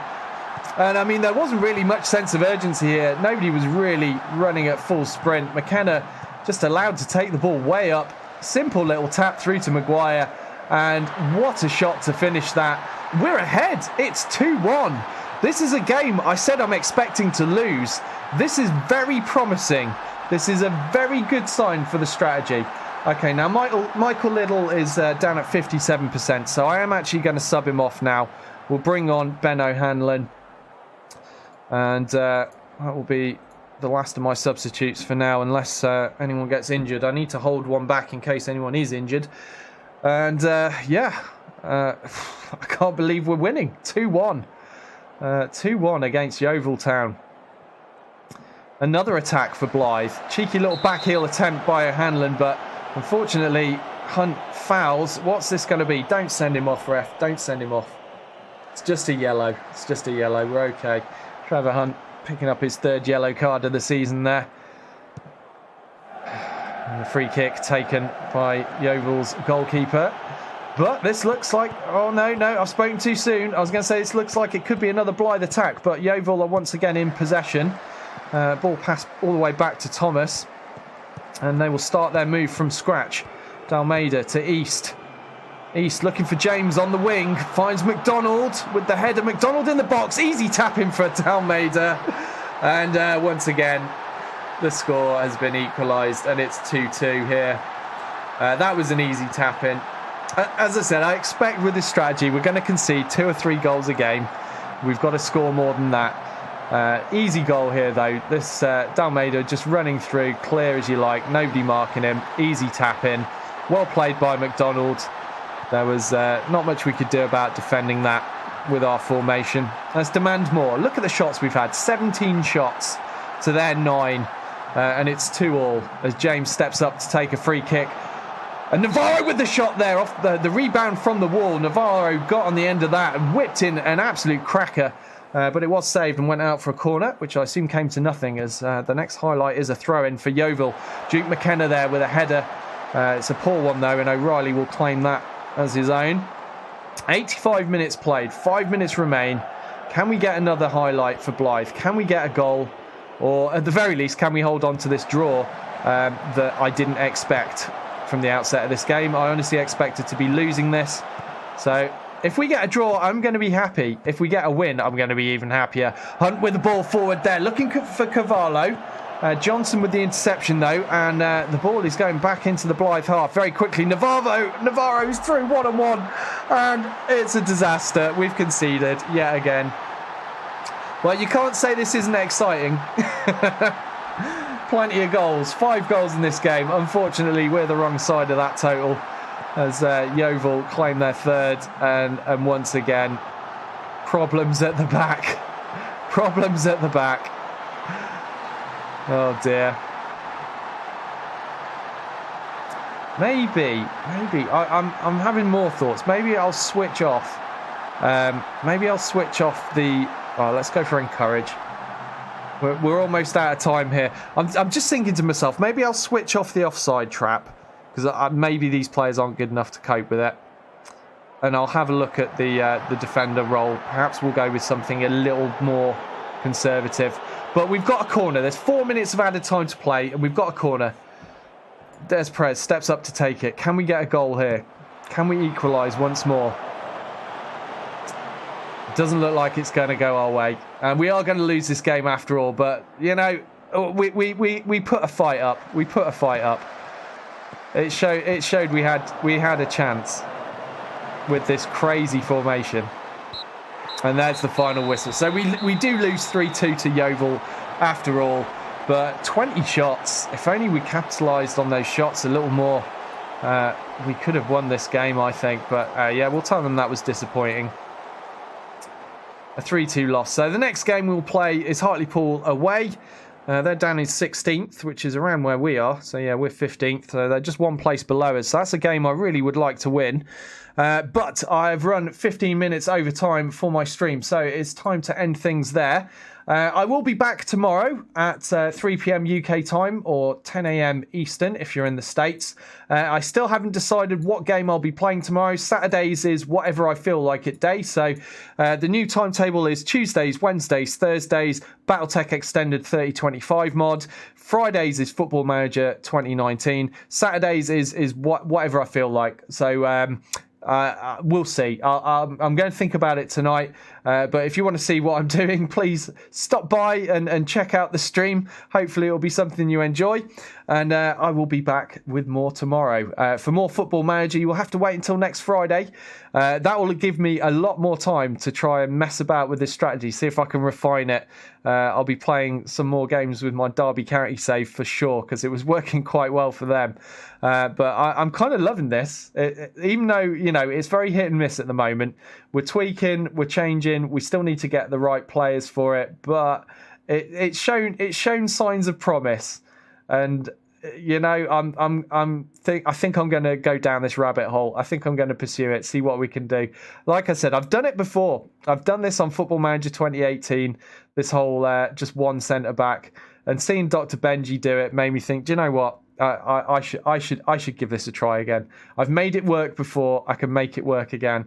If I remember rightly, when I was doing it on Football Manager 2018, I actually had 3 strikers rather than the inside forwards. So perhaps that's something I might try in my experimentations as well. But that's something to do another day. Thank you all so much for watching. Thank you for the new follows as well. I really appreciate it. And thanks to all the subscribers. If you're watching this on YouTube, please give it a thumbs up or a thumbs down, depending on what you thought of the content. And subscribe to the channel for more stuff like this. I'm in 80-something now subs, I think. The target is 100, so I can get my own URL to direct people to for YouTube. So if you feel like giving me a follow on YouTube and helping me reach that target of 100, I would really appreciate it. And thanks to anyone that already follows and anyone that's going to go and do it now.